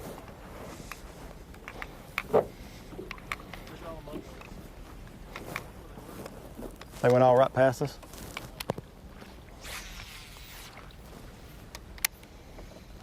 Landon Reeves with 4. Biggest limit of the day, 16.4, but still trailing Myers and Chivas.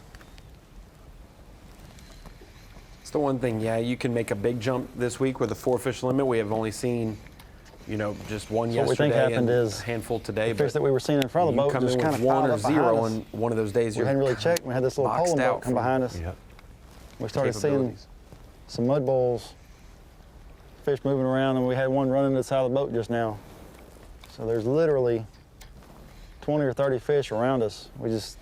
They're very, very spooky and finicky. That's kind of what we saw yesterday on a low tide too.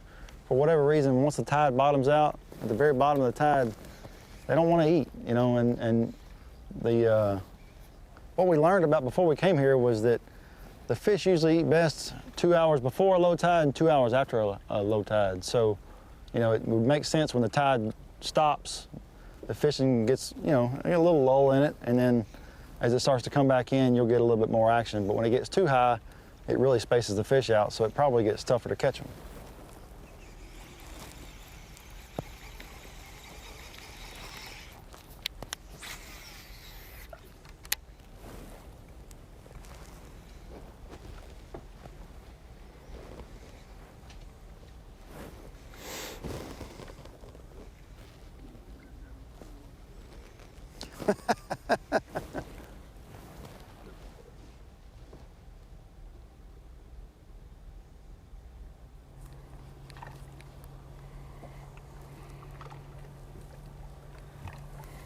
I really thought these anglers would do better today than yesterday. Just more time on the water learning the area. But it's incredible how different this afternoon is than yesterday. It's night and day. I can try to go back to that those cuts where that green water is coming out. Yeah, I think we're going to probably hopefully head back that way. Ooh. Gotta find one bite away. I know we're going to push some of them fish again. All right. Oh, very I can turn. Got a little more water here. I know we get on that flat, it's gonna be skinny. What? I don't know how close we're gonna be able to get to them. Back there? Yeah. Yeah, I don't think we can get back there. Come on, fish. Adams can catch just a We go back that way. 3.5 pound keeper. They can go from Catch one by dog. I mean, we've seen a washout on day 1 to 3rd place. That's pretty strong. Yeah. With eyes, 100%. Yeah. You want to do it now, or you want to? Oh, you're right here. All the fish are. I don't think we're going to be able to get too many more laps here. We're going to lose the tide over there, too. It's going to fall till we go. It's going to fall to about past 2. Is it? One more. Can you go spot one for me? I know you see them sometimes on that drone. Oh, yeah.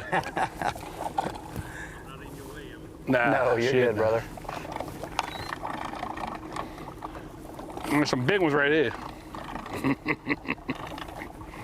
Too big. Oh, look at him pushing right off the point, Eddie. Some sunny. His whole back came out of the water up there.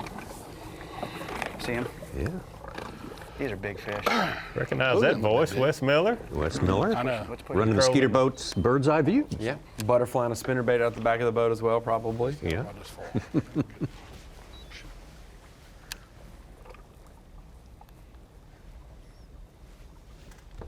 They're going to go right back. They want to be right there for some reason. That's one of the spots you could probably dead stick and just catch them. Yeah. Like if you're way out there, on bait, bait would probably annihilate them. That's a red there. Yeah, so I told you, He just just friggin' pull backwards out of the water, so I'm going he off the just point. swooshed his way out.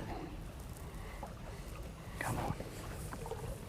Hard to leave fish, you know what I mean? Yeah. Go out a little bit. Ooh.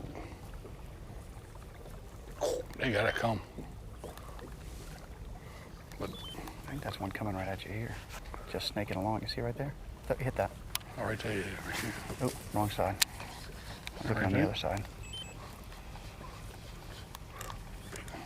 Right there, point. Oh. That's a wave. That's something going on right there. Them suckers out of here.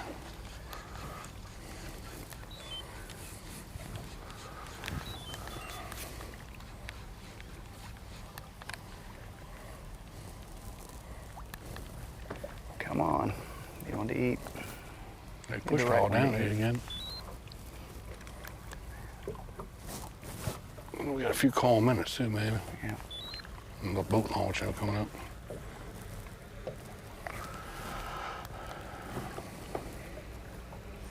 Off the point, yeah. I'm so, God. Just shows what Okay, we've been stop, talking about, the high tides versus low. You see all those fish congregated right in that one area because they've sucked out. Yeah, all story too. You like that point, huh? Yeah. Get that Better 4 lay fish in the down. boat.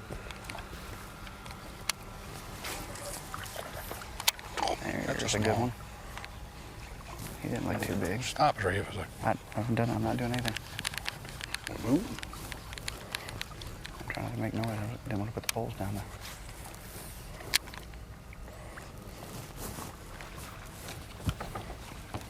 Definitely stop.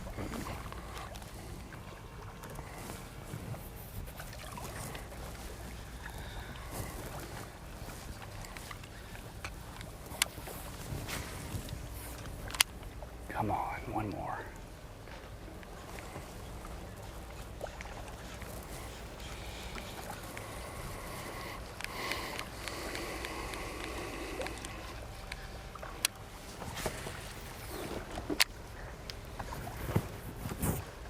Beat right there. Come on, suckers. Mullets. Well, they all got to come soon. What are they all? Oh, that's mullets or not? Look at this one right here. That's a big old wake. Look at it forward. It's red right here for sure. Cool. You still reach these? No, they don't go down back right there. Like they're still going. Put it right here. As far as you can.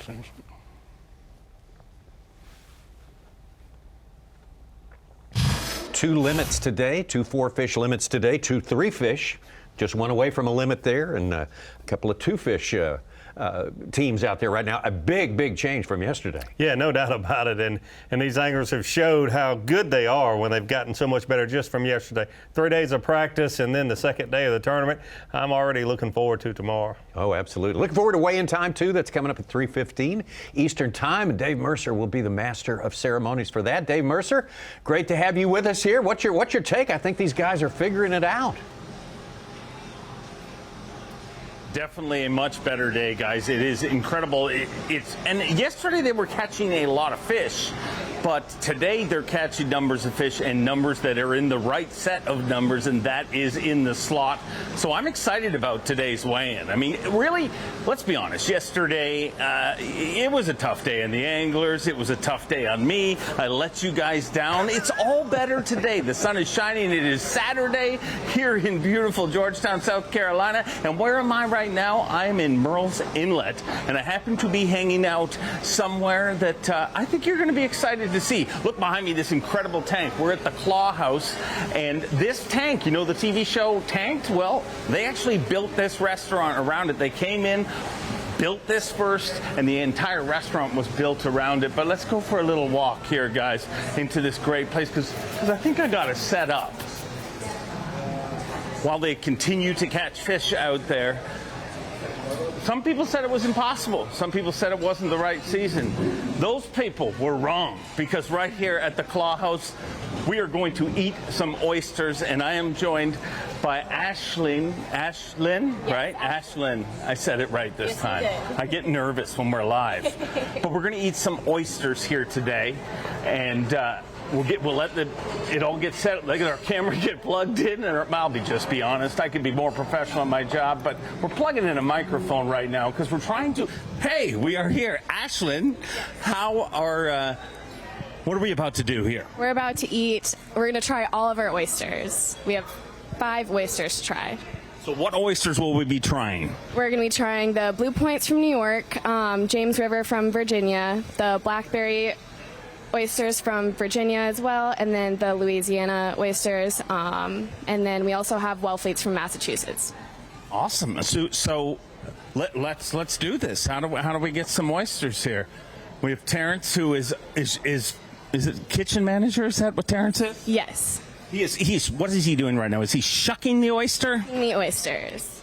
He is a heck of a shucker by the looks of things. How important you don't shuck the oyster early, right? You can't just shuck it and have them ready, can you? No. That Hunter might be able to help me out with that one a little bit. Hunter says you can. You can if it's on ice? Yes, sir. Okay. Okay, so they do a pre-shuck early in the morning, and they leave the house on ice. But we are, Terrence, not to put you under pressure or anything, but we need some oysters here. This segment is failing horribly without the oysters. Do you like being on television? This is my first time on television. I've been on a lot, and you're already much better at it than me. Great. Do you like oysters? I love oysters. All right. Well, we're going to enjoy some oysters here right now.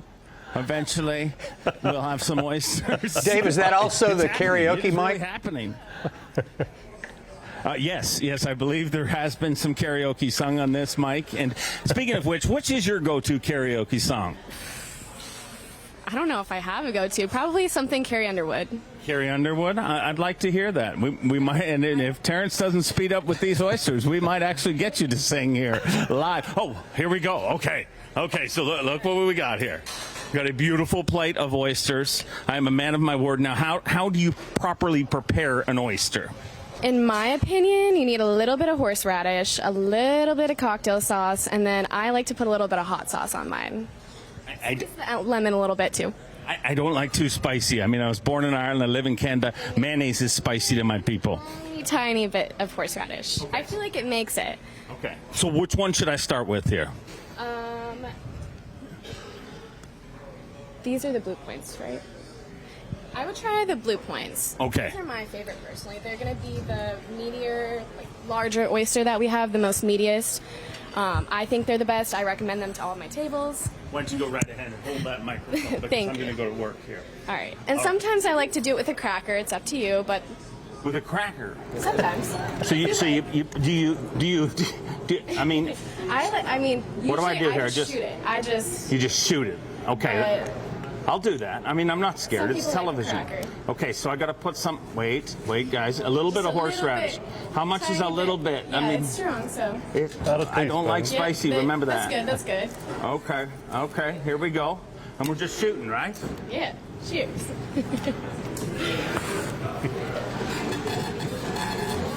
They're very good. I want more.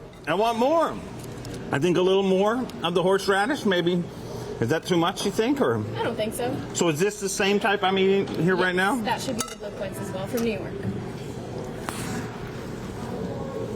You know, to be honest, it's kind of weird that we're eating oysters from New York, because maybe the people were right. At certain times of year, do you serve oysters from here?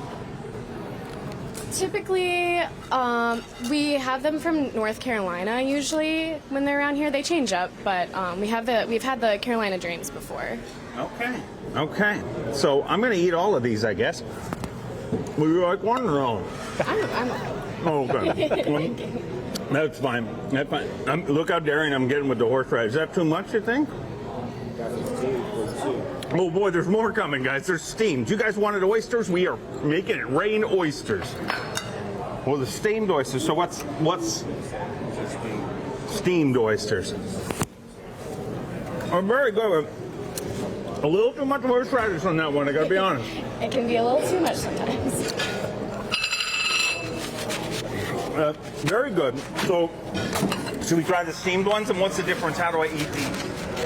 Dave, you can call Hank and he can do the weigh-in. You can just stay there. I like them with the crackle when they're steamed, personally. I agree. Sorry, I'm not talking to you. They're talking to me in my ear right now. I think Dave's settled in for a while. Such is around, I know that. Such could do the weigh-in. Yeah, Dave, we can get Such to do the weigh-in. You just need to keep eating oysters. Oh, okay. So this is for the pro sugar. It's good with butter, too. So should I put a little butter on this one, too? Yeah, why not? I've created a monster here. Yeah, you. That's the best way. Be careful what you wish for. Dave Mercer on, putting in, because somebody's got to do it. Getting the job done right there. Dave, you should get him to special order those PEI oysters from Canada. Prince Edward Island, the best in the world. They go down so easy. Look at that face. We have a new convert to the oyster cult. That is awesome. The great Dave Mercer will be presiding over the weigh-in, oyster breath and all, coming up at 3:15 Eastern Time here on Bassmaster.com, and we look forward to it. That's well, great. all I know is if the fishing was like it's been the last hour, we missed about 19 redfish during that segment, so I can't wait to see what we missed in the leaderboard. We've been rolling tape. We can catch up on that is for sure. More fishing time, not a lot left to go, but man, they are catching them today, day 2. The Yamaha Bassmaster Redfish Cup Championship at Winyah Bay, South Carolina is sponsored by Power Pole and by Skeeter Boats.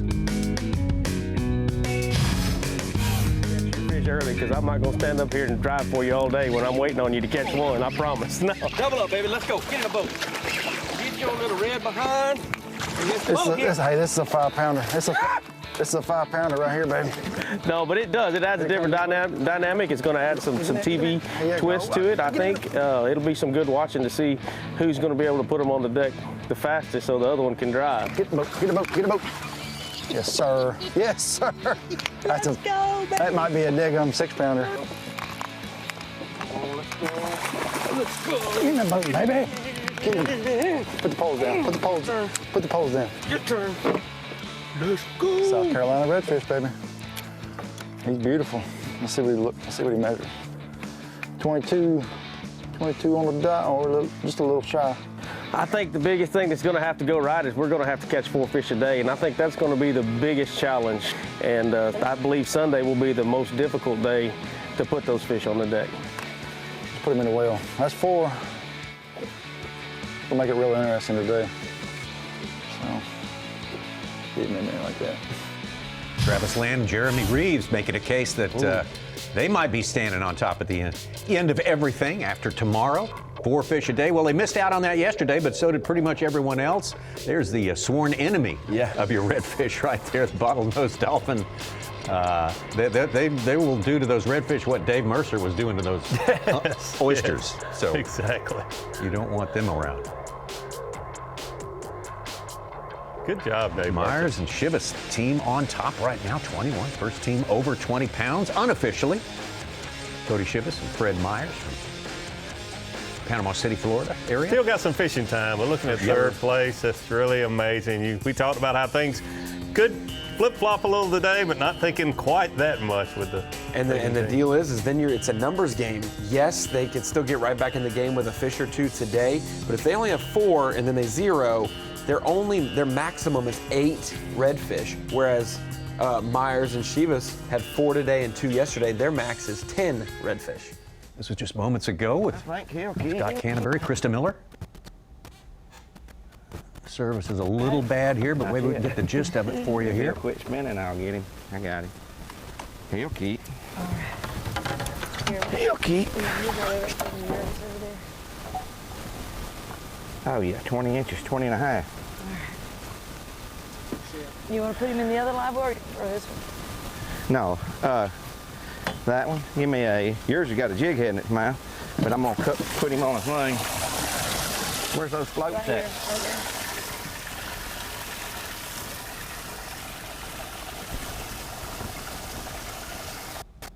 So one each for this team. Krista Miller with her keeper. Scott now with his. That's the gist. the way you'd like it at this point. Now they each need to catch one more.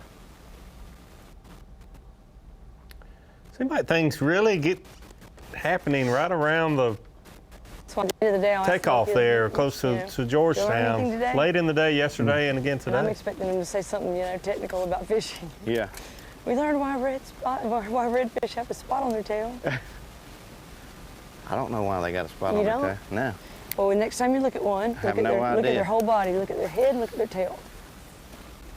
And the spot on their tail is by design to make predators think that that's their head. Well, how come So some they'll- of them's got 6 or 7 spots, bunch of spots? Canterbury and Miller on the right track now. The arrow pointed in the right direction. Let's get back out to our leaders to start the day. The leaders after day one. They made their move. They look like they were where they caught their 4th fish yesterday in this one area. We A just lot pulled of up fish. here on the stretch where we actually caught 2 keepers yesterday afternoon.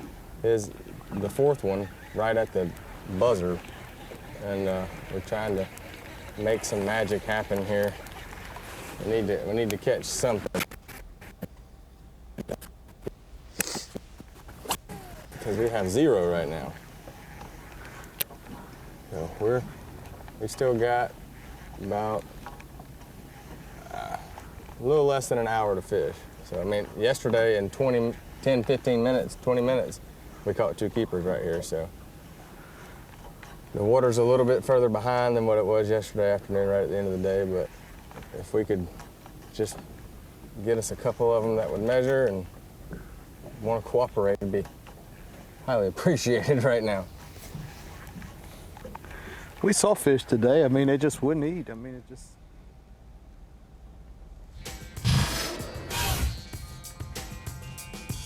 Night and day. Would not have Day guessed one to that. Day two. Yeah, just the exact opposite of most everyone else in our field here. They just cannot get it going. Today had it going just like they wanted it yesterday. The other team's going to be in great shape to catch one more. Oh boy. I tell you what, yesterday was, obviously nerve-wracking and a little upsetting for a little bit, and felt a little better when I kind of found out some other people had done some of the same stuff. It was just tough. We obviously made the wrong choice yesterday. But I got the hammer hat on here. My buddies from Texas, Kevin Aiken, who fished last year, sent Eddie and I a text. He says, "You're wearing the wrong hat. Next time, wear the one that says shovel." That was a good That was one. about the funniest thing I heard all day. That was good. Let's go to the dock. Oh, all right. We're going to go to a dock. Hopefully, it just got a drain by it, maybe some fish pulled out. Seen a couple of fish bite. And 2 or 3. that's All we need is can one. do. Try to get one bite. We got a few more minutes left.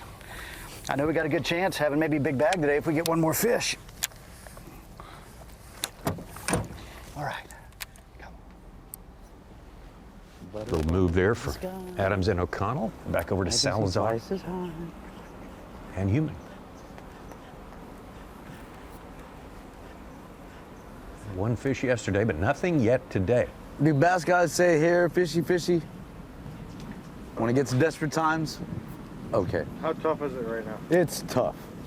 It's extremely tough.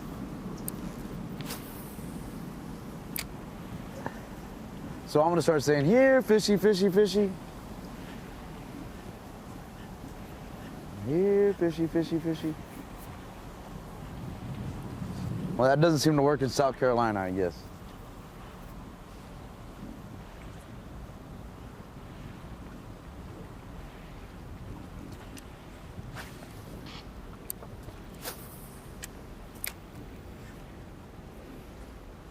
I think they're close to where they caught their keeper late in the day yesterday. I would On think the you're same- right. Same bank, I think.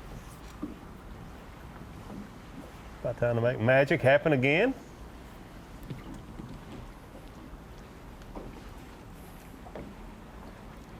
Well, tournament fishing is one of the reasons it's so exciting, because you're thinking, it's slow today, but it was so slow yesterday. Only one team had the 4 fish, and Had so many that Doors didn't wide have a open. fish. Got him.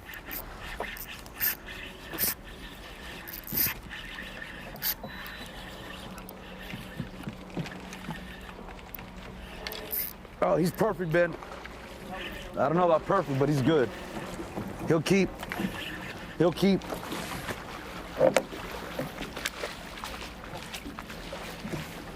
Yes. Woo, thank God that takes some of the stress off. Hopefully he keeps. He's a good fish. Here, fishy does work in South Carolina. Does indeed.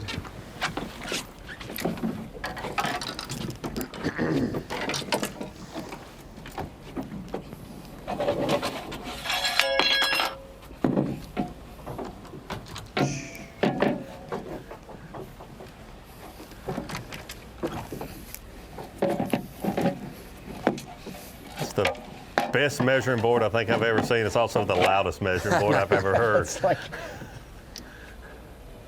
If that was on a bass boat, it'd be fine. It's carpet. It's a little dampening. Yeah. Here, that's it's like that. Sounds like Big Ben at noon. Sounds like a pea thrasher. Big Ben at noon. Oh. Oh. Uh-oh. Where's that perfect pinch? Oh. Ben, what do you think? Oh, that's heartbreaker. Push it to 22 and a half like they tell you in the Cannot rules be meeting. 20. I don't understand that part This of it. hurts. Do not. Calm down. Calm down.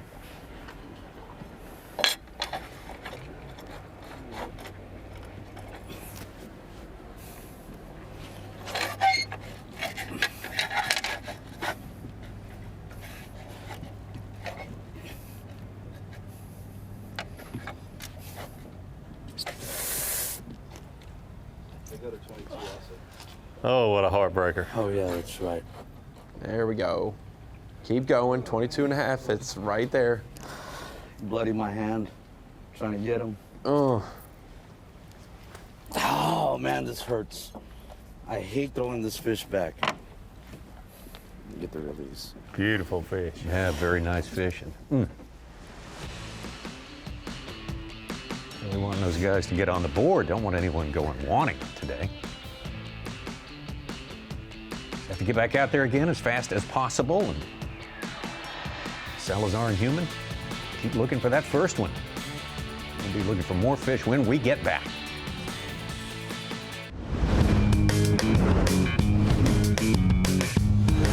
Live coverage of the Yamaha Bassmaster Redfish Cup is presented by Skeeter Boats. Glad you're with us today on Bassmaster Live when we're talking about redfish all day long, watching some great red fishing action going on in the Yamaha Bassmaster Redfish Cup Championship, sponsored by Skeeter Boats. Our Yamaha rules of the game, just to reset that for you, we have, as we did last year, 10 two-person teams. We're fishing for 3 full days, 4 redfish per day per team. Each participant, each member of the team has to catch his own 2 redfish. So 2 by each constitutes a limit. The slot limit is 17 to 23 inches, significantly smaller than it was in Texas the last 2 times. The heaviest 3-day total wins, $75 grand to the winners. And we have a mixture of people that qualify through different various redfish trails to get here, along with the elite anglers. Absolutely. The We elite got those Redfish hybrid Tour teams. and Power Pole Tour, and you've got everybody obviously Yamaha represented on the Elite Series. You know, get to be on the all-star teams. I like the mixture. I really do. Yeah.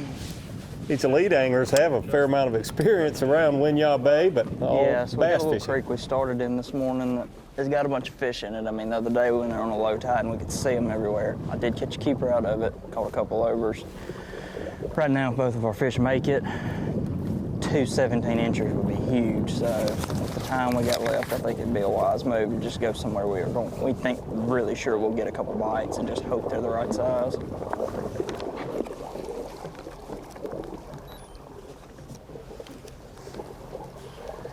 Hey, does it show on my screen that this is deeper or no? Not really? Not really. A little bit, not really.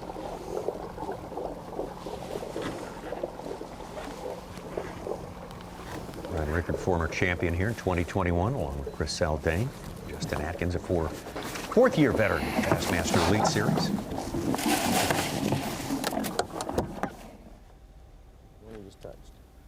There's our leaders from day number one, the only team with a 4-fish limit on day number one. Dwayne Eshtay, Drew Cook, and just shockingly, nothing yet today.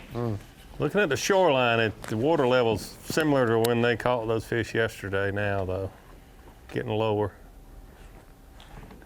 Live audio? Just one would make a big difference. Oh, yeah. Have it just one today, two today, maybe. No, I heard him say it the first time, but then I thought, I'm not sure what's on this little stretch. Some kind of ditch feeding out or a point, but there's a lot of fish here yesterday afternoon about this time and the tide level. Maybe a little lower than this.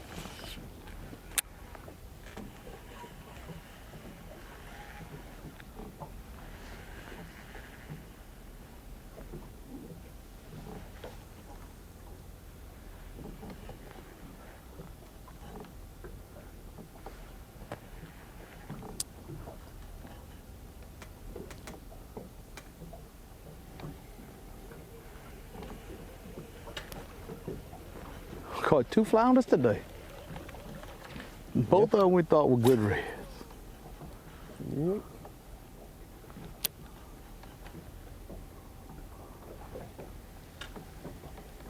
Ooh, I thought that was.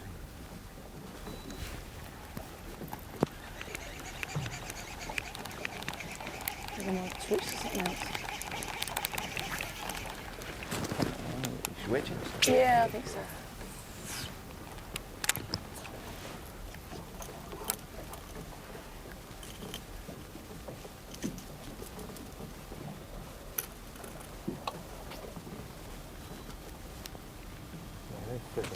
Look at all the mud stuff behind that, to the left of the red. Yeah. Turn back.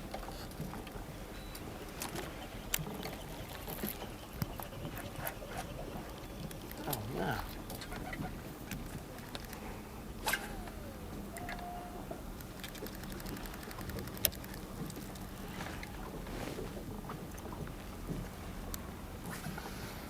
Oh, ooh, ooh, ooh. God dang it. I mean, you can't throw a fish out. Tap, tap. Nowhere around the grass. Oh, I pulled it out of his Getting mouth. that shallow. Getting harder Tap, and harder. tap. Shallower and shallower. I know where we need to go. We ain't caught one there. Where? But we need to hit in front of them poles now that the tide's up. See if we can find that little sweet spot.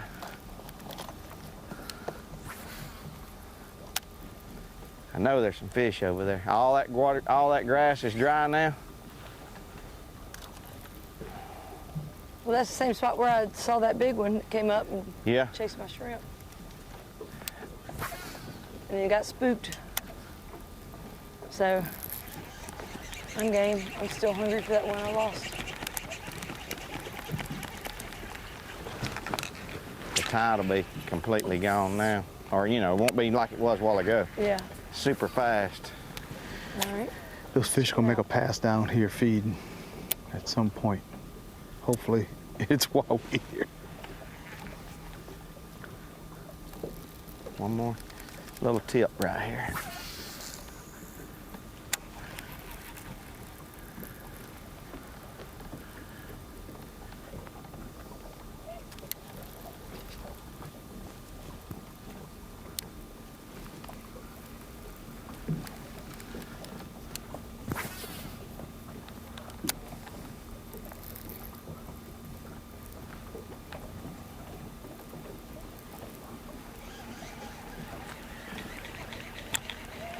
All right. Let's go.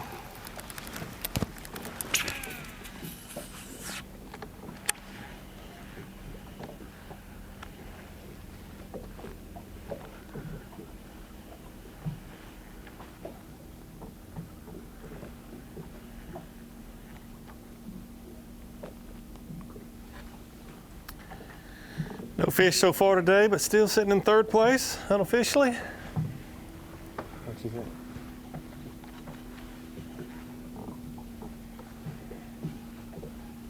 Go back there or just keep going, huh? We saw fish up here on day one, right? Yeah, right around in here where it started. And then that group was down there. Yeah.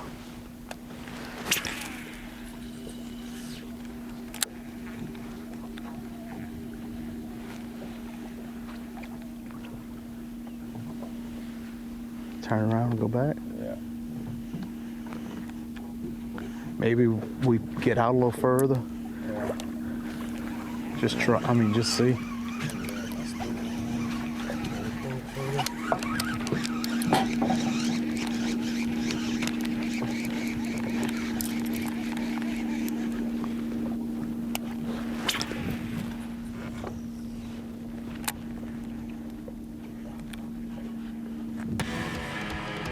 A little bit of slowness here in the last few minutes, but boy, we have seen a lot of action today as well. How about our leaders?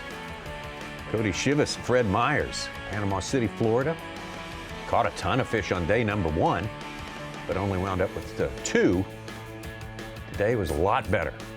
Yeah, a lot better. And we talked about yesterday how many fish they were catching, that it'd be hard to bet against them as being big contenders on Sunday. A little surprising to all of us, I think, that watched yesterday, with them only having 2. Oh, there's your Bojangles biscuit. Oh, I thought he was going to measure it. Good gosh. Put that on the board, put the perfect pinch right there on the bread.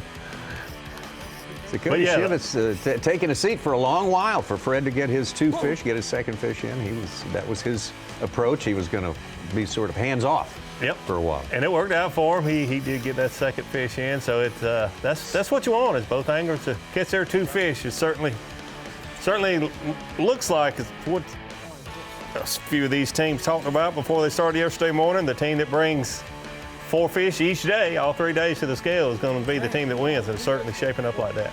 Yeah, and the fact that they're so consistent doing 2 different things, popping cork and the afternoon bite, that is encouraging. They can do either game if they need to.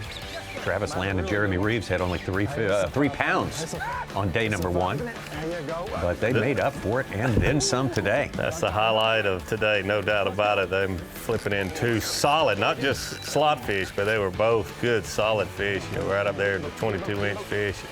Yes, sir. Some of these fish have more girth than others, and both of those certainly did.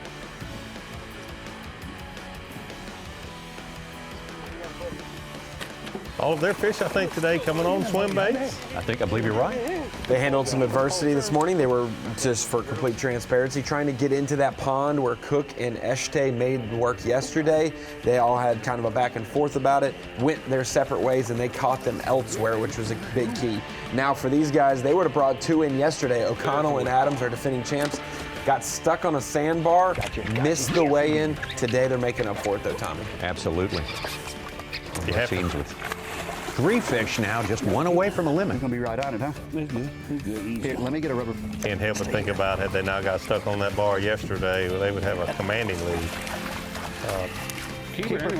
Or a slight, maybe not commanding, but 3 today, and 2 yesterday, 5 fish. They'd have the second most fish caught in the tournament.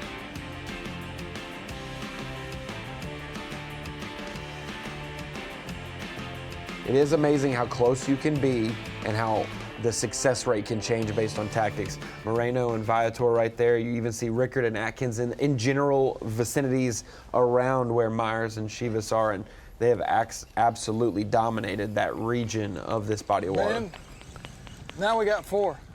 That's a good feeling. Cody's no longer in timeout, so either one of us can call if we catch a bigger fish, the fish that we caught. So it's a good feeling. And there's the bar. Yep. And swap signs with me. No water. And so long story short, it's a good feeling to have 4 fish. We got on a pretty good bite. They were schooled up in front of us with the tide falling out, and we're catching them on paddle tails. just swimming them real slow. It had to be ticking the bottom, and we actually caught 3 or 4 slot fish right there. So now what we're doing is trying to check some stuff for tomorrow. This is a place that we had some fish pre-fishing. It still looks muddy, so we're not sure if it's going to pan out, but we're going to try it because it sure would be good to have something for tomorrow. Better than what we got already. I think we've learned a lot though, where we just left, and idea is to save a little bit for tomorrow, and kind of just catch as much as we can. I'm gonna break it.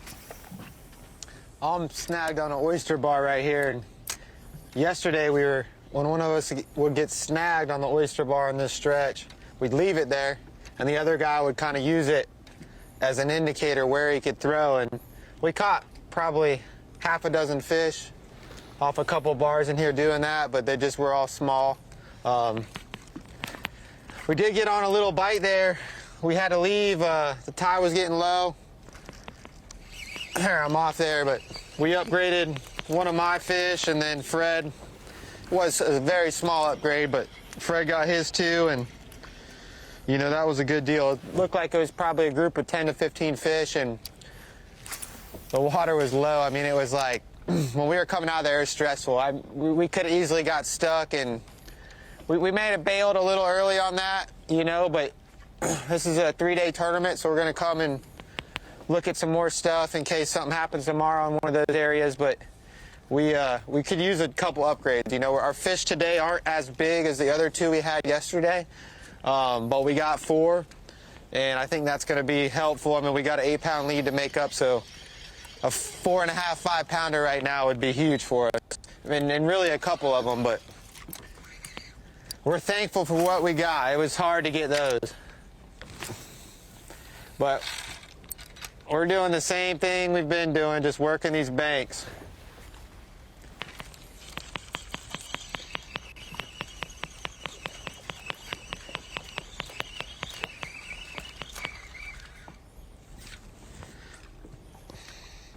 The main thing is we got those 4 fish, because I think you're gonna see that it's gonna be real tough to get 4 fish, as we saw yesterday. So if we can do that tomorrow, we might have some kind of shot at something. I feel a lot better than I did 2 hours ago. I'll tell you that. Sitting on 0 for me, a goose egg.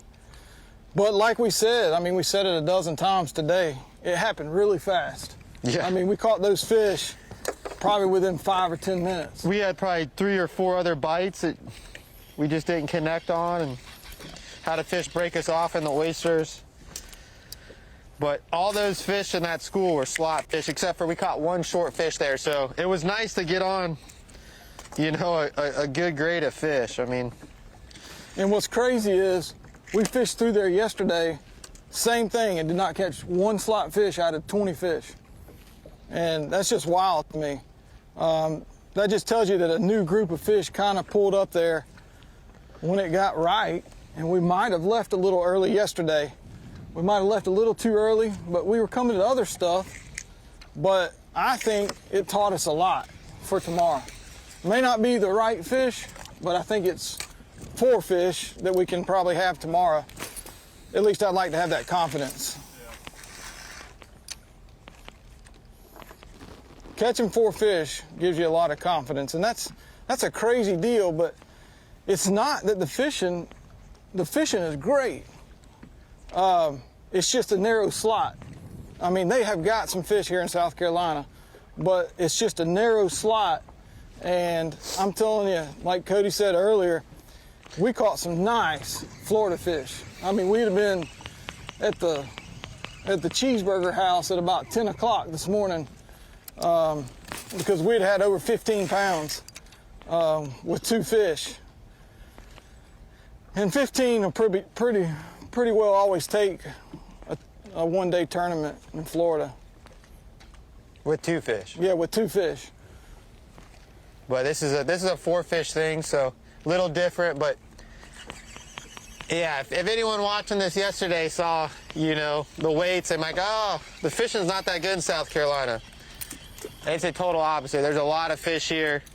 You know, the slot's a little tough, but that's why they have fish. If you want to come and have a good time catching redfish, South Carolina for sure. This is my first time here. There's definitely a lot of fish here. So don't get discouraged, you know, if you see those weights and go, oh man, there's no fish there, because, you know, there's a ton of fish here. I think we should make the slot even smaller for next year, like a 18 to 19 and a half inch you could keep. That's We'd have some excitement, no matter where the tournament's held. You're going to come, you'll be here then, right? With us being calling that? You could win with one fish. You could win the tournament, possibly do it that way. Myers and Shivas sitting on top of that leaderboard with 21 pounds and 7 ounces, excuse me. Right there, that is unofficial. We got the weigh-in. Don't forget that coming up at 3:15 Eastern Time right here on Bassmaster.com. But more fishing when we get back.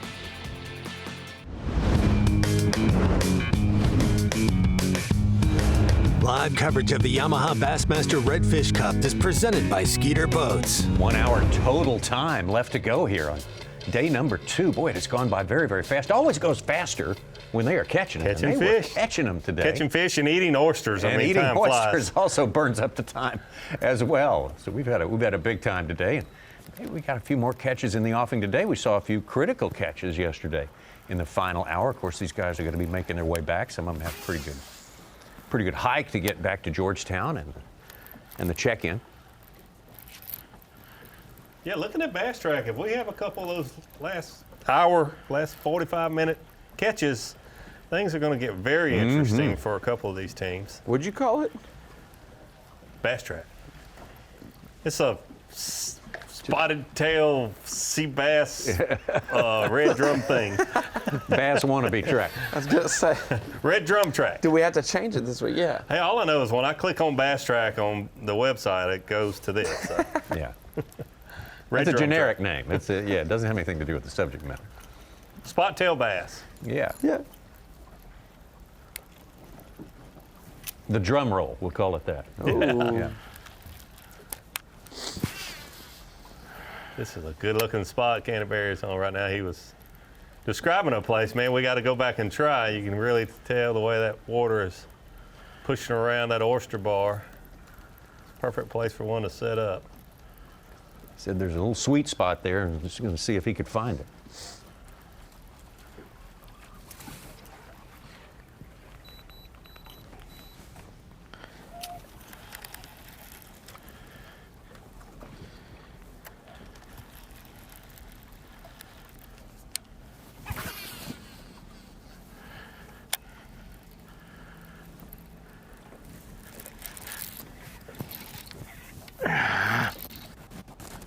You will find those oysters as that water falls. No. Oh. I wanted to go fish that point, and I made a cast about 100 yards long and got hung. I guess we'll fish that point tomorrow. And I can't break it, which is good. Hang on, motor's dragging. Hang on. I'm not, I mean,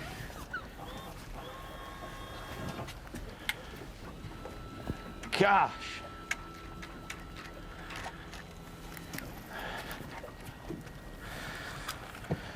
I tried to break it.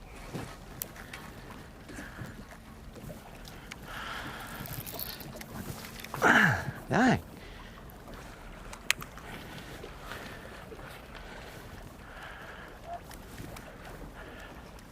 Canterbury's got some 30 or 40 pound braid.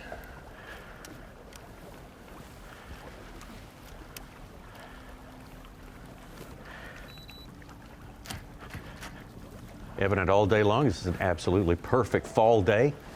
The warm side a little bit at 81, but not too bad, partly cloudy. And it has been exactly that all day long. Wind not a factor. Topping out at 5 miles an hour. And I think we got pretty much more of the same tomorrow. Good gracious. They have been blessed with some good weather. Like you say, a little warmer than normal, maybe a little more warmer than you would like, but man, everything, it just falls off. The wind, certainly been their friend. when you get the right angle.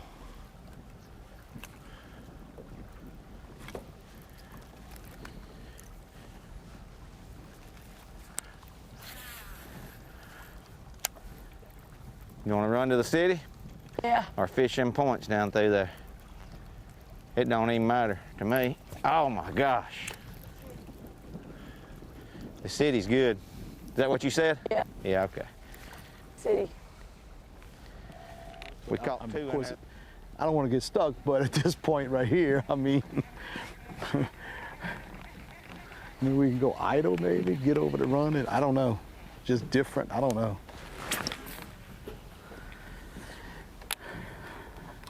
So, haven't had any, caught a flounder, but no spotted reds. And right now we're drawing down to the end and trying to decide whether we stay here or we try to make a bold move real quick to try to catch a fish. So it's kind of like yesterday, decisions, you know, and we don't want to rush it, so we just gotta just keep grinding. I think we stay on this line. Yeah, so just keep going, yeah. Just keep fishing, and we caught 2 keepers here yesterday afternoon. So, you know, it's, of course we caught fish in the other spot too. We saw fish in the other spot, but we caught 2 keepers here yesterday late. So right now we're just trying to get a fish to go in with one.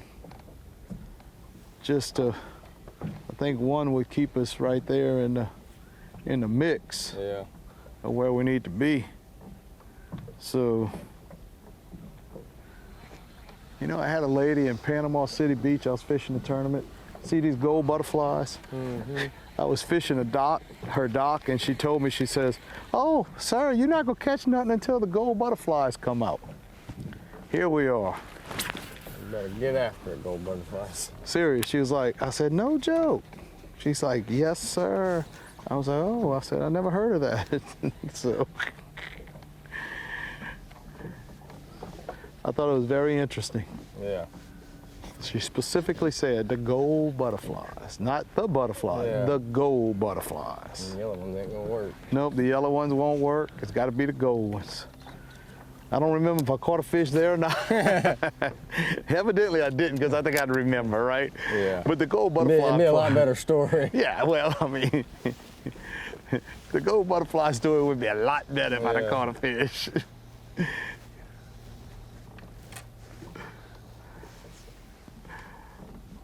Maybe she was wrong on the colors. Yeah. Yeah.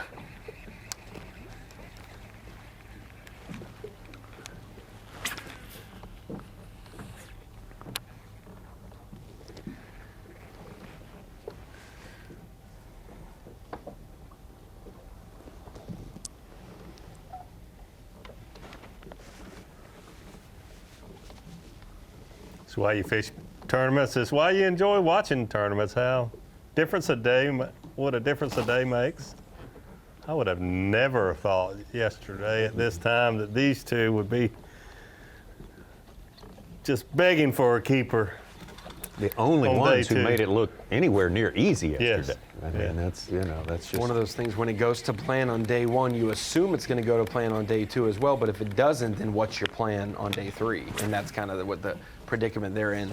And like we said, the tide's going to be different. If they don't get in there early in the morning and they have to wait fully through high tide, that's another hour later. By the time they get in there, if it doesn't produce, if they decide to do that route, they've got to come back right after they leave there. Like they would have to, you know, they're going to lose another hour in the afternoon to running in. Should they be out looking for plan B right now? That's my question. Or, you know, we heard anglers talking about this morning, sometimes a game plan is not the same as a plan. Yeah. Wait a minute, I turned, looked back. Yeah. Heard you move, and I thought you was on them.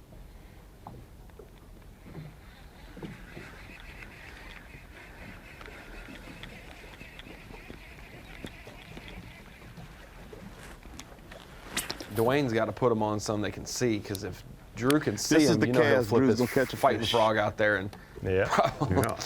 Catch them.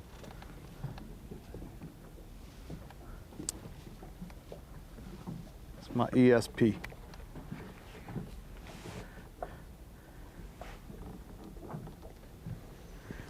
Well, Drew, we can talk about our equipment here right now. I mean, we ain't catching no fish. We can talk about this Yamaha motor we got, huh? I mean, man, we've put it through its paces this week. It's yeah, we got us have out of a couple jams.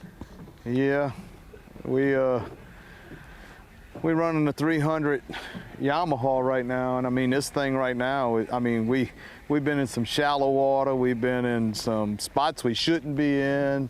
We've some mud, some oysters, and you know that thing's bad whenever it's peeing mud. Yeah, straight mud. Not because we wanted to, not because we wanted to, but out? yeah, that and you know, Drew, I've been running that motor. I've been running these 300s for, oh Lord, over 20 years, and these things have been so reliable for me over the years.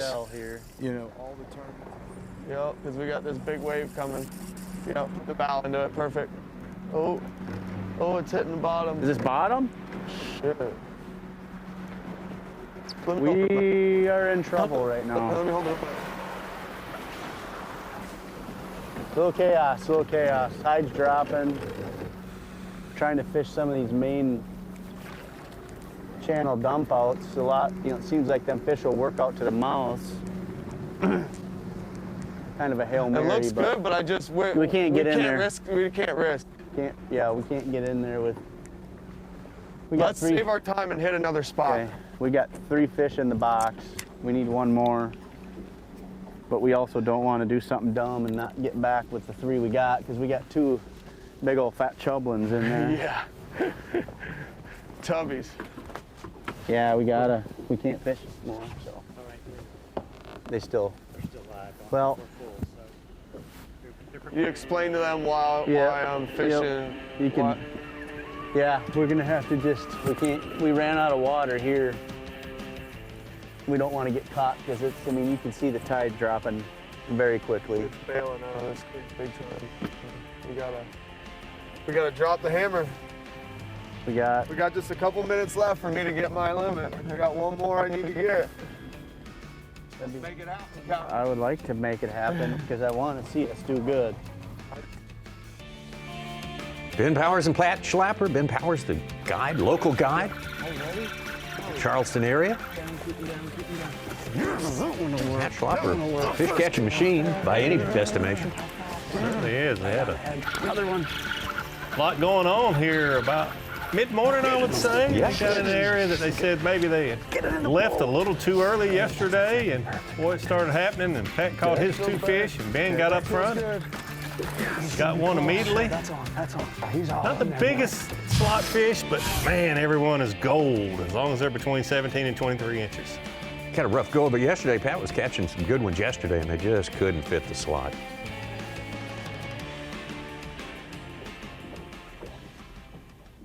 Ashton Cook now getting kind of into the desperate hours now. I mean, they have to figure out something.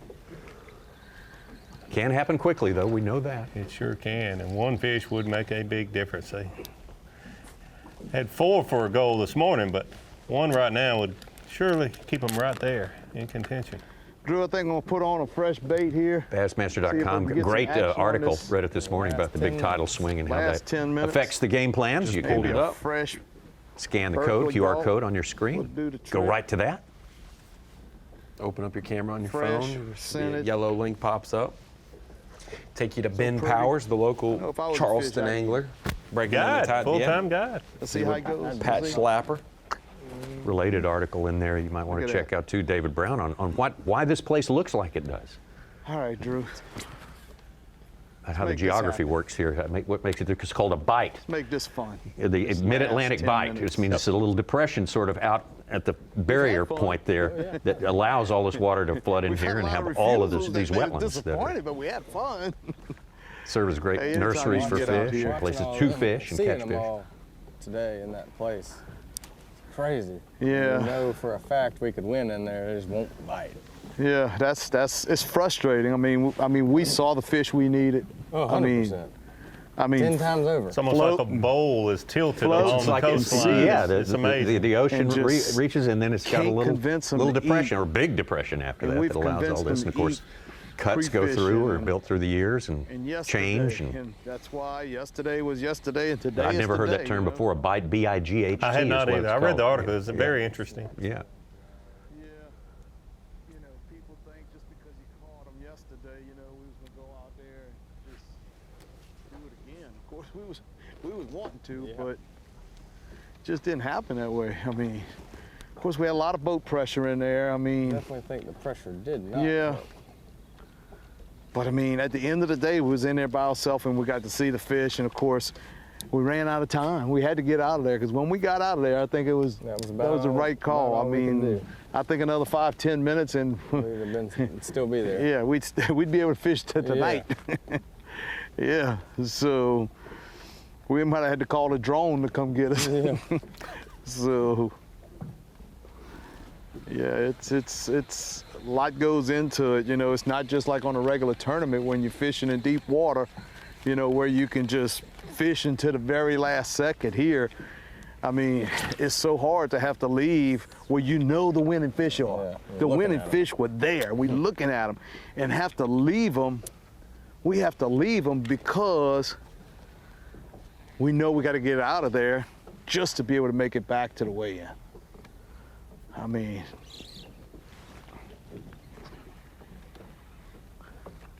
I must have threw over you. I felt my line go toot.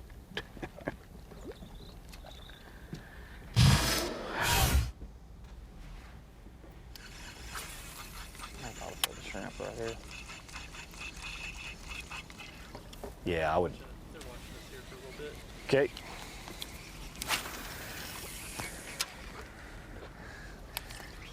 Desperation mode. Desperate times. We thought we were going to make a quick run back to a creek, which I know y'all heard Justin talk about, but we just did the calculation. There's just no way. We just didn't have time. So we're fishing back by weigh in and hoping we can string something together the last couple minutes.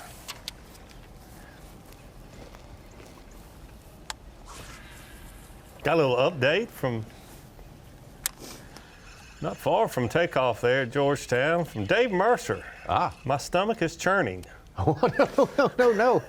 What have we done? I don't know. My stomach might be churning. We Suits said better prepare to We do said a little, eat one oyster. We didn't say eat 5 dozen different types from different states. That when intertwining oyster states, I don't know if that's a good thing. Mine's churning because I just heard a college football score, halftime score. Uh-oh. But his a little different reasons. There we go. Yeah. I asked, you heard Ronnie, correct? Eat a oyster? No, I heard eat eight oysters from you. You just said eat 8 oysters. I'm still waiting to hear what he decrees that you have to eat tomorrow. We will go to the store and get it. Dave will eat a cicada, and Dave will eat an oyster. All you have to do is request it.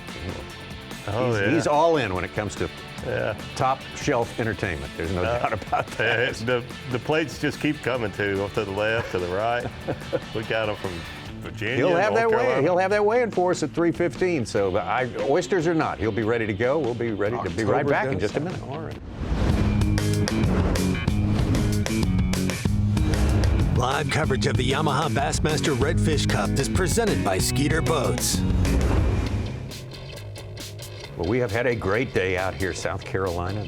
Palmetto State has been very, very good to the Yamaha Bassmaster Redfish Cup Championship. A totally different look than the first 2 years of this competition. Here in year 3, we're looking at this Atlantic coastal, intercoastal environment here and inshore stuff that we have never seen the likes of before. And all our anglers, or most of them, 90% of them are not from here, and they've had to learn as they go along to adapt to bigger tides, higher tides, everything else. Getting around here is always a challenge, as it proved to be for some yesterday.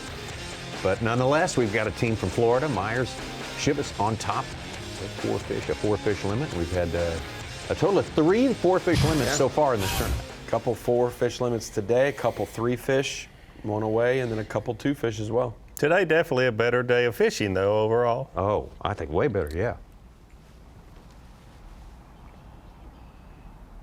I don't know if Drew and Dwayne agree with that at this point, but yeah, that's Tommy, I think you'd love about a 5-mile-an-hour wind about an hour south of where we are in South Carolina over at Kiowa Island, because it rarely do you get 5 miles an hour wind or less on that course, it seems. Oh.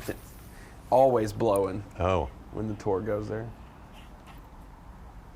Never been to Kiowa. I'd love to go there, though. have you golfed in South Carolina? Around Not in South Myrtle Beach or Carolina, anywhere? Georgia, down south of there Okay. on the coast there I have. Love the Georgia coast, beautiful. A lot of scenery like this, a lot of places that sort of match up with this. Jekyll Island, maybe? Jekyll Island, Yeah. St. Simons, in that area, you see a lot of terrain like this, and it's a beautiful area. One of my first vacations with my family was to Jekyll Island down there. Nice sunset on a beach. I thought we were rich because it seemed like we were in such a nice It area. used to that we be. shouldn't It in. used to be the place where rich people from Atlanta and Charlotte, place like that, would go down and build their mansions. You know, all those old wooden mansions that are on Jekyll Island. Ronnie, if you felt like you were rich, you were rich. That's right. That's all it really is a feeling. State of mind. Yes. Whoa, about messed up right there. I'm not going to say anything else. The net. I got the net. Don't worry about it, buddy. I got the power pole, too.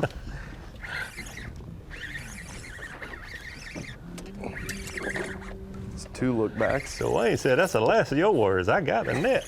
Yeah. How about that Yamaha? This will be great. It's a keeper. Acting like it might be big enough. I don't know. Oh, Hell yeah. Oh my God, get him in there. Oh, I think they got one. Are you ready to go? No. 18 or 19, maybe? No. 20? Here, give it to him. You go. Go. Do go, the, go. I got it. Go ahead.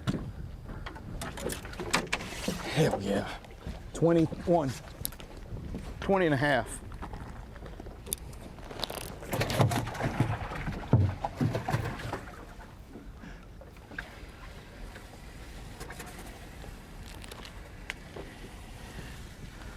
You hit the poles up? Yes, absolutely.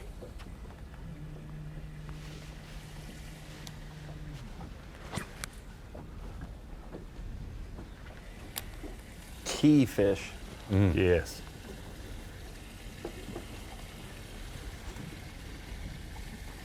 Boom, Drew. Yeah, we got. That one might put them in the second place. That thing filling up fast? Try to Yeah. Will do it the fill up math. running? You think a 3 and a But I can half? bucket it. You ready? No, I'm Let me sorry. know I was when looking it's at the filled wrong. up. No, the I'll wrong bucket it right It's now. 25. Huh? It's 225. All right, let's go. 3 and a half would be close. I mean, might be. 16.4 to Might be. 19.11. Another one? No. Right, that'd be right there. Make one more cast while I hurry up and bucket some water. Now, what do you say when you both have the same exact weight? One day you had 16, one day they had 3, one day they have 16, one day you have 3. Now, who's got precedent? May the best team win. Yeah. Not saying there's a Oh, you tournament mean- within a tournament right now, you know, for. You're talking about going into that pond Oh, area? just, yeah, I mean, Okay. you know. it's just- Well, it looked like for both parties it was a blessing to get out of the pond. Yes. I don't think it was a fish caught in there today. No. Not a keeper.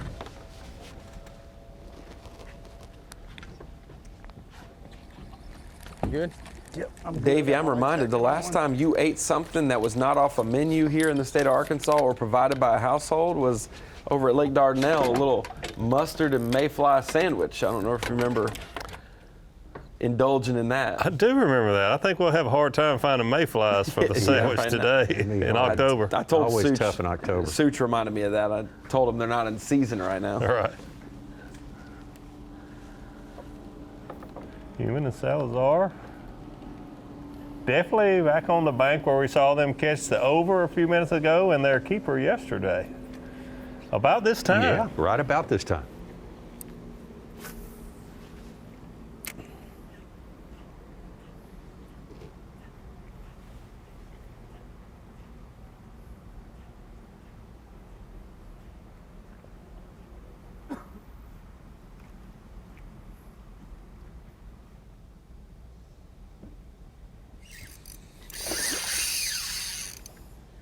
Look too good? I don't know. I mean, I can get them if you want to go No, fish. you're good. It's got a bunch of current. I got you. Probably gonna be a little big, but I'm being optimistic. Watch that net.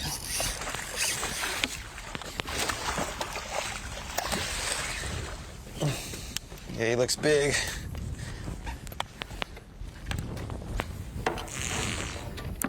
Trolling motor's on spot lock, so. No, it's. Huh? You can turn. I think maybe that's what's holding us.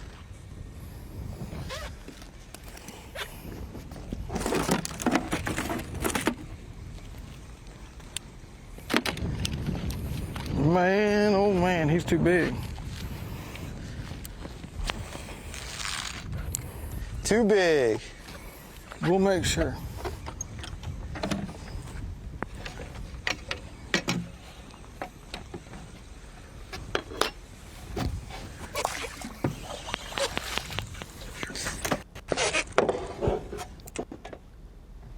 I think that one was a little too big. Boy, it's hard to get an upgrade when you got one that's 21 and a half and you need something less than 23. Yeah, then you got a really small slot. Yes.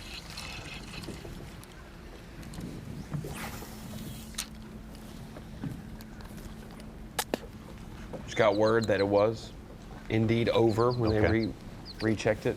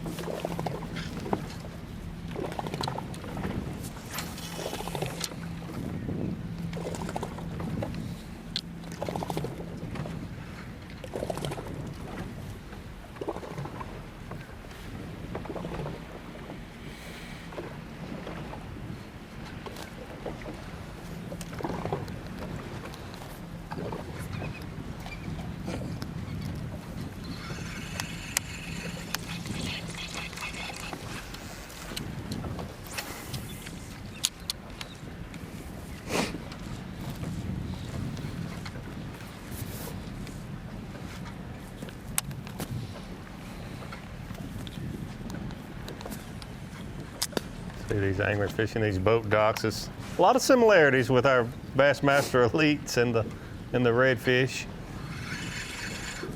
tournaments where these anglers try to locate the fish. Breaks in the current, ambush point, cover. Yeah. A lot of similar haunts. Yep.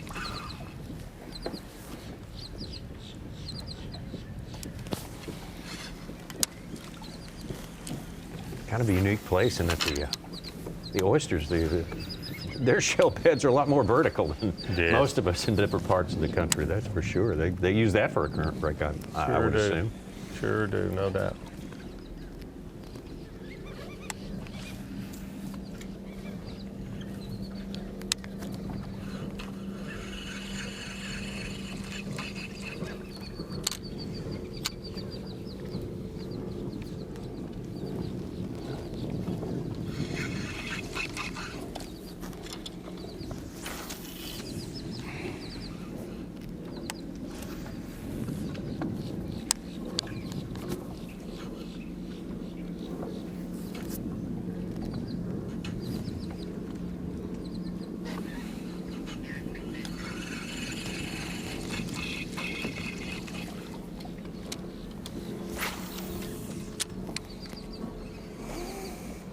The best action today was a couple hours shy of low tide.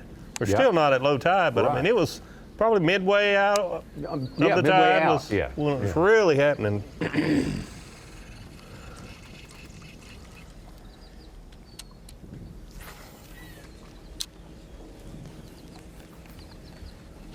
Still about an hour and a half from dead low, Ronnie. I think this morning the chart you showed was 4:30ish Eastern time. Yeah, that was for right there around Georgetown, 4:33. So yeah, it was probably half tide. Mm-hmm. Halfway between full and low when the action was really hot and heavy today. I know we'd get a bit in there of some sort. Remember tomorrow? Yeah, I know it. Tomorrow morning at 4:41 a.m. Eastern time, so around 5 a.m. Eastern time before takeoff, it'll be dead low, and it'll be coming up throughout that next 6 hours, and about 10:15 a.m. is when it should be high tide in Georgetown. Obviously, it's quicker once they run south or north. It'll be quicker to be to high tide, and then it'll be 5:30 before it's low tide. So if things are similar, the bite is similar tomorrow like it was today, and as these anglers have learned the areas better, I think we should have more consistency there. It'll really be happening tomorrow afternoon. The last 90 minutes when we're back on FS1, we'll have a weird divided schedule tomorrow morning at fs1.com in the middle of the day, and then FS1 to end the day. We will see some of those dramatics as guys are one eye on their watch as they have one eye on their redfish in their hand. Swinging two good slot fish in the boat like we did today, potentially. Making sure you measure them. Split coverage in the afternoon starts at 1:30. That should be kind of prime time, you would think. Yeah, absolutely. Yeah. Got it.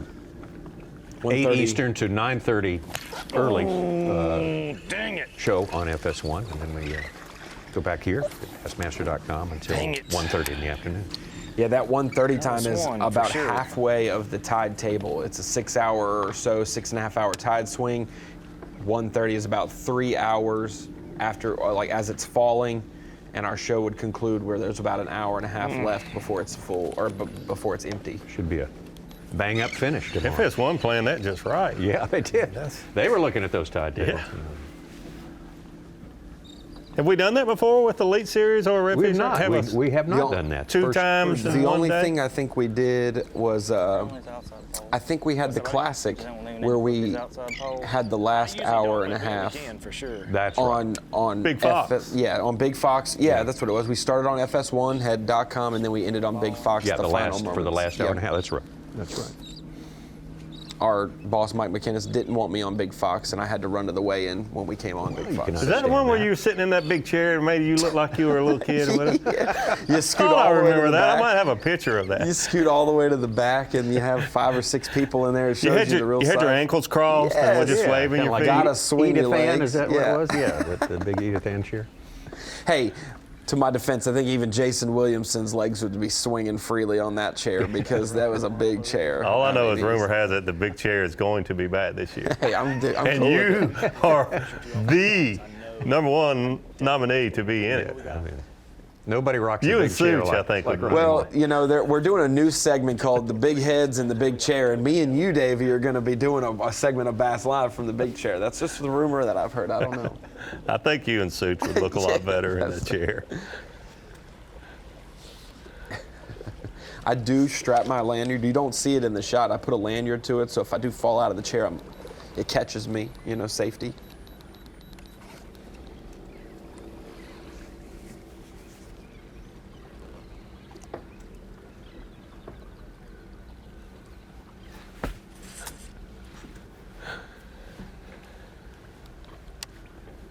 Hello, Texas.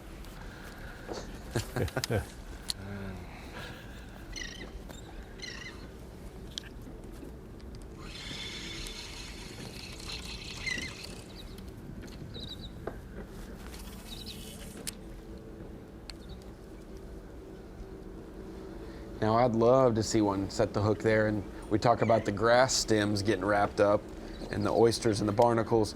Ooh, you got about a second and a half before it could get hairy there. So the Hilton Head, Buford area south of where these guys can fish, I fish quite a bit inshore, and there's a few docks there that look very similar to this that are just money, and they have barnacles on the poles and shells underneath, a lot of hazards, but I think that's why the fish love living around them so much. 100%. Escapability.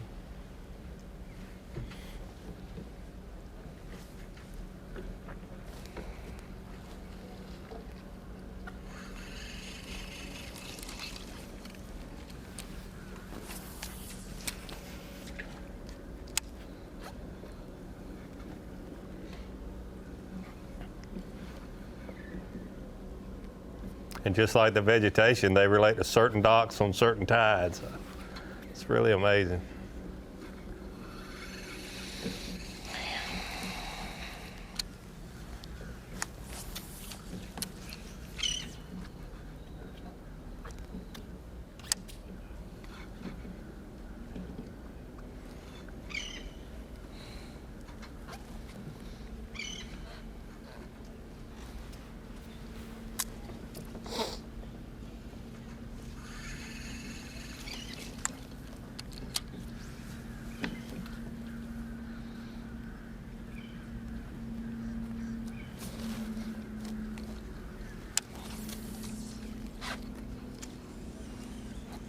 Rickard and Atkins both have one each, right? I think they both caught one. Yeah, I believe you're right. Yeah. Didn't they? Yes.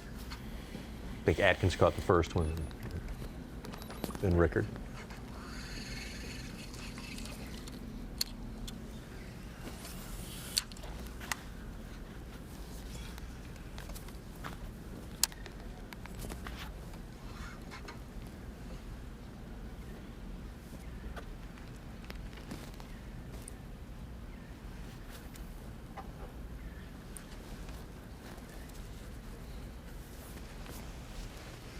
Double up real quick, come on.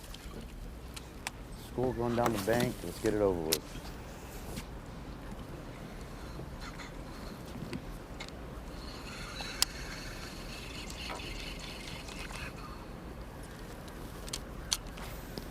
One of us is gonna catch right here, Ben. Our lines are gonna get tight in a second. Either we get stuck or we're gonna hit the catch up. We're gonna get tight.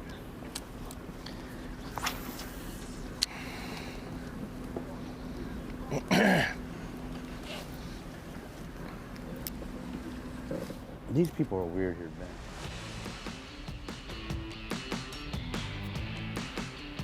Ben. Well, we're getting down to the final rows here. the short rows, as they say in the farming business. We got a few minutes of fishing left here. Some of our anglers, some of our teams on the run. Some of them stopped close to the check-in to fish, and we'll check in with as many as we can when we get back.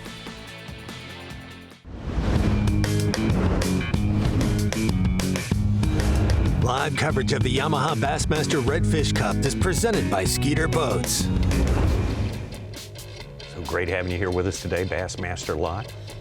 Started out on FS1 for the last 3 hours. We have been right here at Bassmaster.com. Right here is where you're going to find a weigh-in starting in about 30 minutes, 3:15 Eastern Time. But we got a little more fishing. For an 18-incher, something that measures, so we can bring in 4. And I think if we can get 4, I think we'll be still pretty competitive and kind of stay at the top of the field.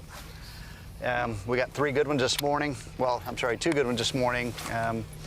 One kind of midday, and then had a heartbreaker with that fish that was about a 1/4 inch over. So, sorry, I'm in my driving gear right now. So, but yeah, we're gonna give this another few minutes, and then we just gotta fly back to the launch. So hopefully we get some luck and get that one more fish. So I'm even throwing just in case maybe I can upgrade. So I don't know. Keep your fingers crossed, guys. We're gonna keep doing this thing and see if we can go in with 4. I think that's the key. Eddie Adams on the left is the one who's got to catch the tough. fish. That tide fell out fast, even down there. Same deal. Yeah, he got a little in a hurry. It was all right, and all of a sudden it's gone. Yeah. 244. Yeah, we have to go. 244. Come on, a little bit of redfish master action right here. Come on. Davey, I know you were sad just a few minutes ago looking at the halftime score, but first play of the 4th quarter, and it's now a 1-score game. I like it. All I know is I saw a yellow golden butterfly flying around here a few minutes ago. Come on, fish. Give us one. Yeah, golden butterfly. Golden butterfly. I'm just saying, better than seeing the gray man. You can tell which boats are tournament boats. Coming in hot. Yeah.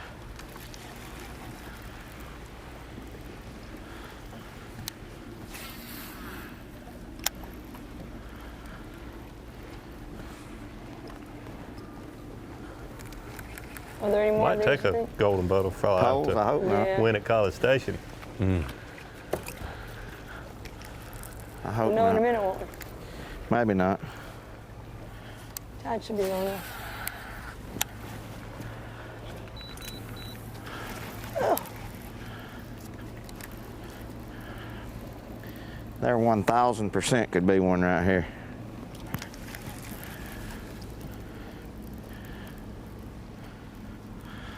Oh, bait jump right behind that. It just worries me to see O'Connell and Adams in a canal this late in the day. That looks like a deep man-made one, though. Yesterday when we saw Straight as Adams an and arrow. O'Connell in a canal. About this time. Yeah, we got to see them in their skivvies or whatever Tommy called them, his draws. Draws. Kind of trying to push.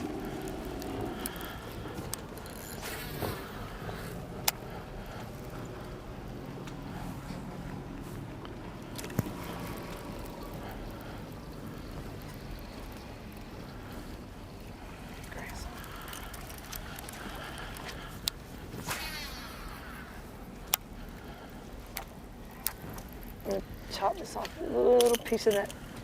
It sounds Fish weird bites. saying this, but when you have 21 pounds leading and it's a 4-fish limit, and who knows if you could 0 or catch 4 tomorrow. I'll even look down at mullet and mullet. You go catch 16 and a half, 17 pounds for 4 fish, and some guys struggle. The right guys catch 1 fish, the right guys catch 0. They would still have a chance to be. Yeah, I totally agree. I've been thinking about that today. This format is frustrating as an angler out there catching so many fish that are 1/16 of an inch too big. But it's a format where it's not over until it's over. That's right. You can get back in it. When you look at Schlapper and Powers in 7th, they have 8 pounds. Oh, come on, Eddie. Only 13 from the lead. Come on, couple more inches. That fish was fat. Couple more inches. It looked like that was Like a a fat, Louisiana fat fish. Yeah, he was fat as can be. You'd think so in this fresher water. It'd probably get full of bait in here. No, I mean, that's what that's what everybody claims up here. That's what your boys say up there. If you get up the river, you'd win up there. Never say die. Yeah, we're gonna have to see die. Still got some more fishing time, but looking at that, I mean, Ocean, 7th, 8th place for sure has a chance. That's what, yeah. Thought they'd have a little keeper, man. Look, in the realm of sucker consideration. Pop that spinnerbait. Just keep working this. I mean, catching 13 We're close. I'll pounds put my rod back. with 3 fish is very Come on. doable. So 16 with 4, as we've seen that done twice. What's your winning weight? I think Bass Track's pretty accurate for the most part. I think I mean, we'll after have- tomorrow to hold the trophy. But I'm saying, yeah, like if Myers and Shivas have around 22 pounds at most, and you got a couple guys around 19 and change, I'd say motor. I don't know if it's a pole. I don't know what it is. 34, 32. I don't know how deep it is. 32 to 34. Yeah, I'd say low mid 30s to win. Yeah. Oh, it's pretty shallow here too. And I'm okay with being low on that. If it was 32, that means second and third only need 13-pound bags.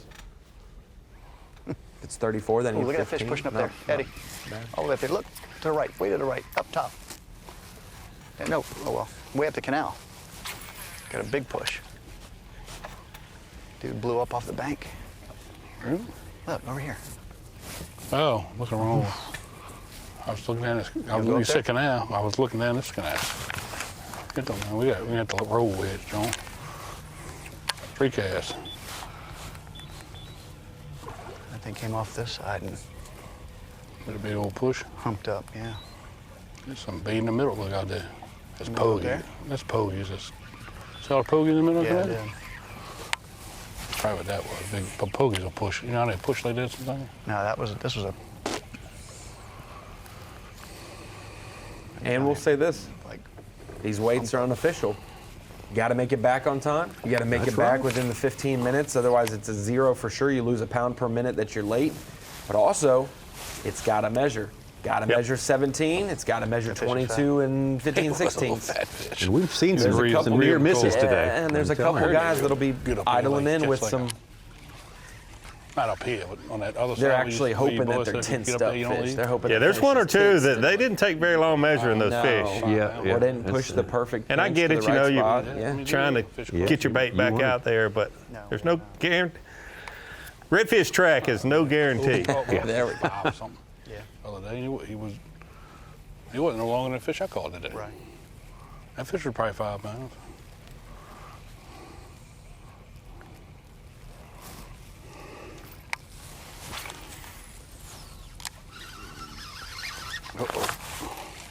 Watch yourself, son. Come on, no wasted casts. No. One more. Time for that. Let's go, bro. One more cast. Let's go. You got it. One more. I'll get the trolling motor up. Back up. Take a cast. You gonna run out of this thing? Yeah. I hit a little log. Remember on the right, huh? Yeah. All right, Jake. All right, that's going to do it. Skedaddle out of there. Adams O'Connell.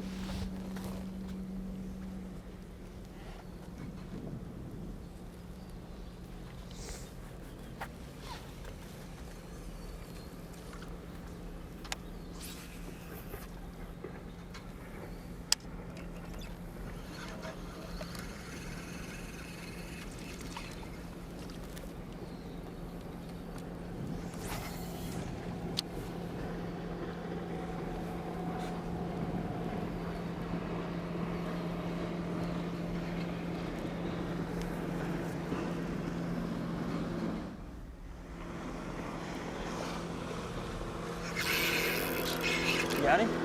Dude, I think I'm wrapped. Dude, I think I'm wrapped. You got that cable right there. Is that what it is? Mm-hmm. I know, but I feel like there's a fish on it.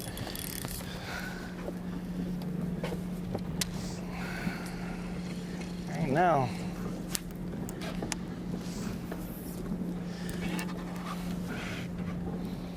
It's taking away in. Yep.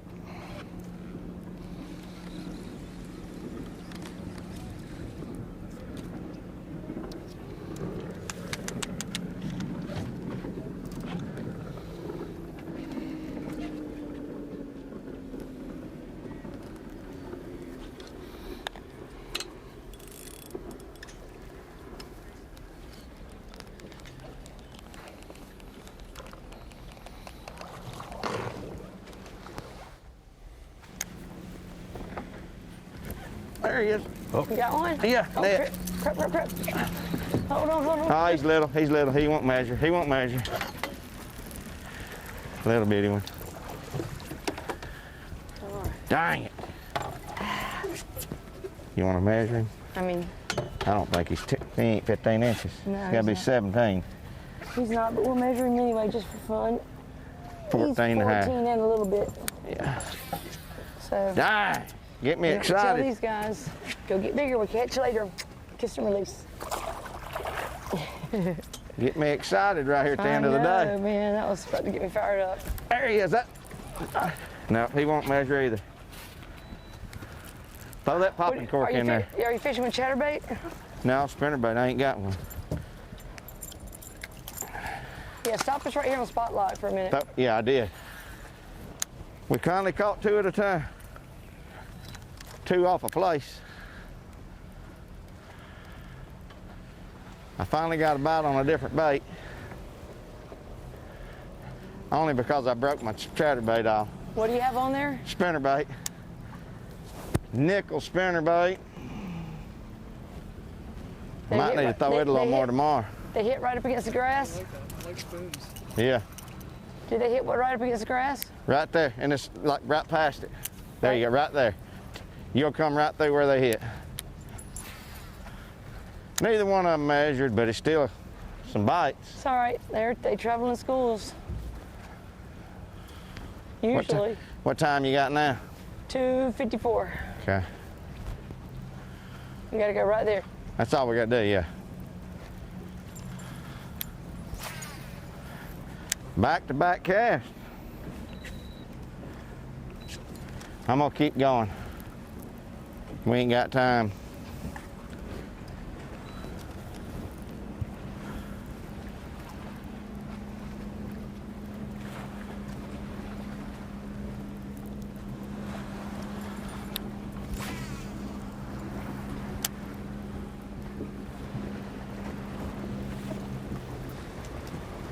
Fishing to the last minute. One fish would go a long way for them also. It would. Does Canterbury have both? Yeah, I think so. In the deal? No, So no, he's- no. No, they're one each. One They're one each, each. yeah. Okay, She so caught he's- one on yeah. popping cork. She caught the first one. in fact. Yeah, so he could do straight to the bottom line if Yep. next 17 inch or plus he catches.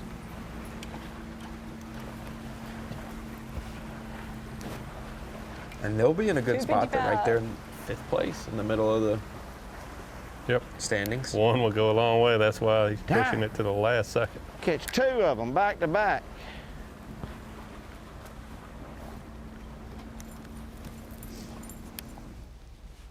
I'm impressed. Canterbury's picked it up pretty quick. The hand control. Normally you sit up with We control. got good weight with 3, I'll tell you that. I think we got probably 12 pounds. I think a little bit more than that. So maybe 13 if we're lucky, close to it. So I'll take that. Yeah, it'd be I nice. wish we would have had that one of the fish. Oh, we had we had a really good day. We had a good day anyway. We made it back to launch. So that's 3 pretty things that happened for us so far.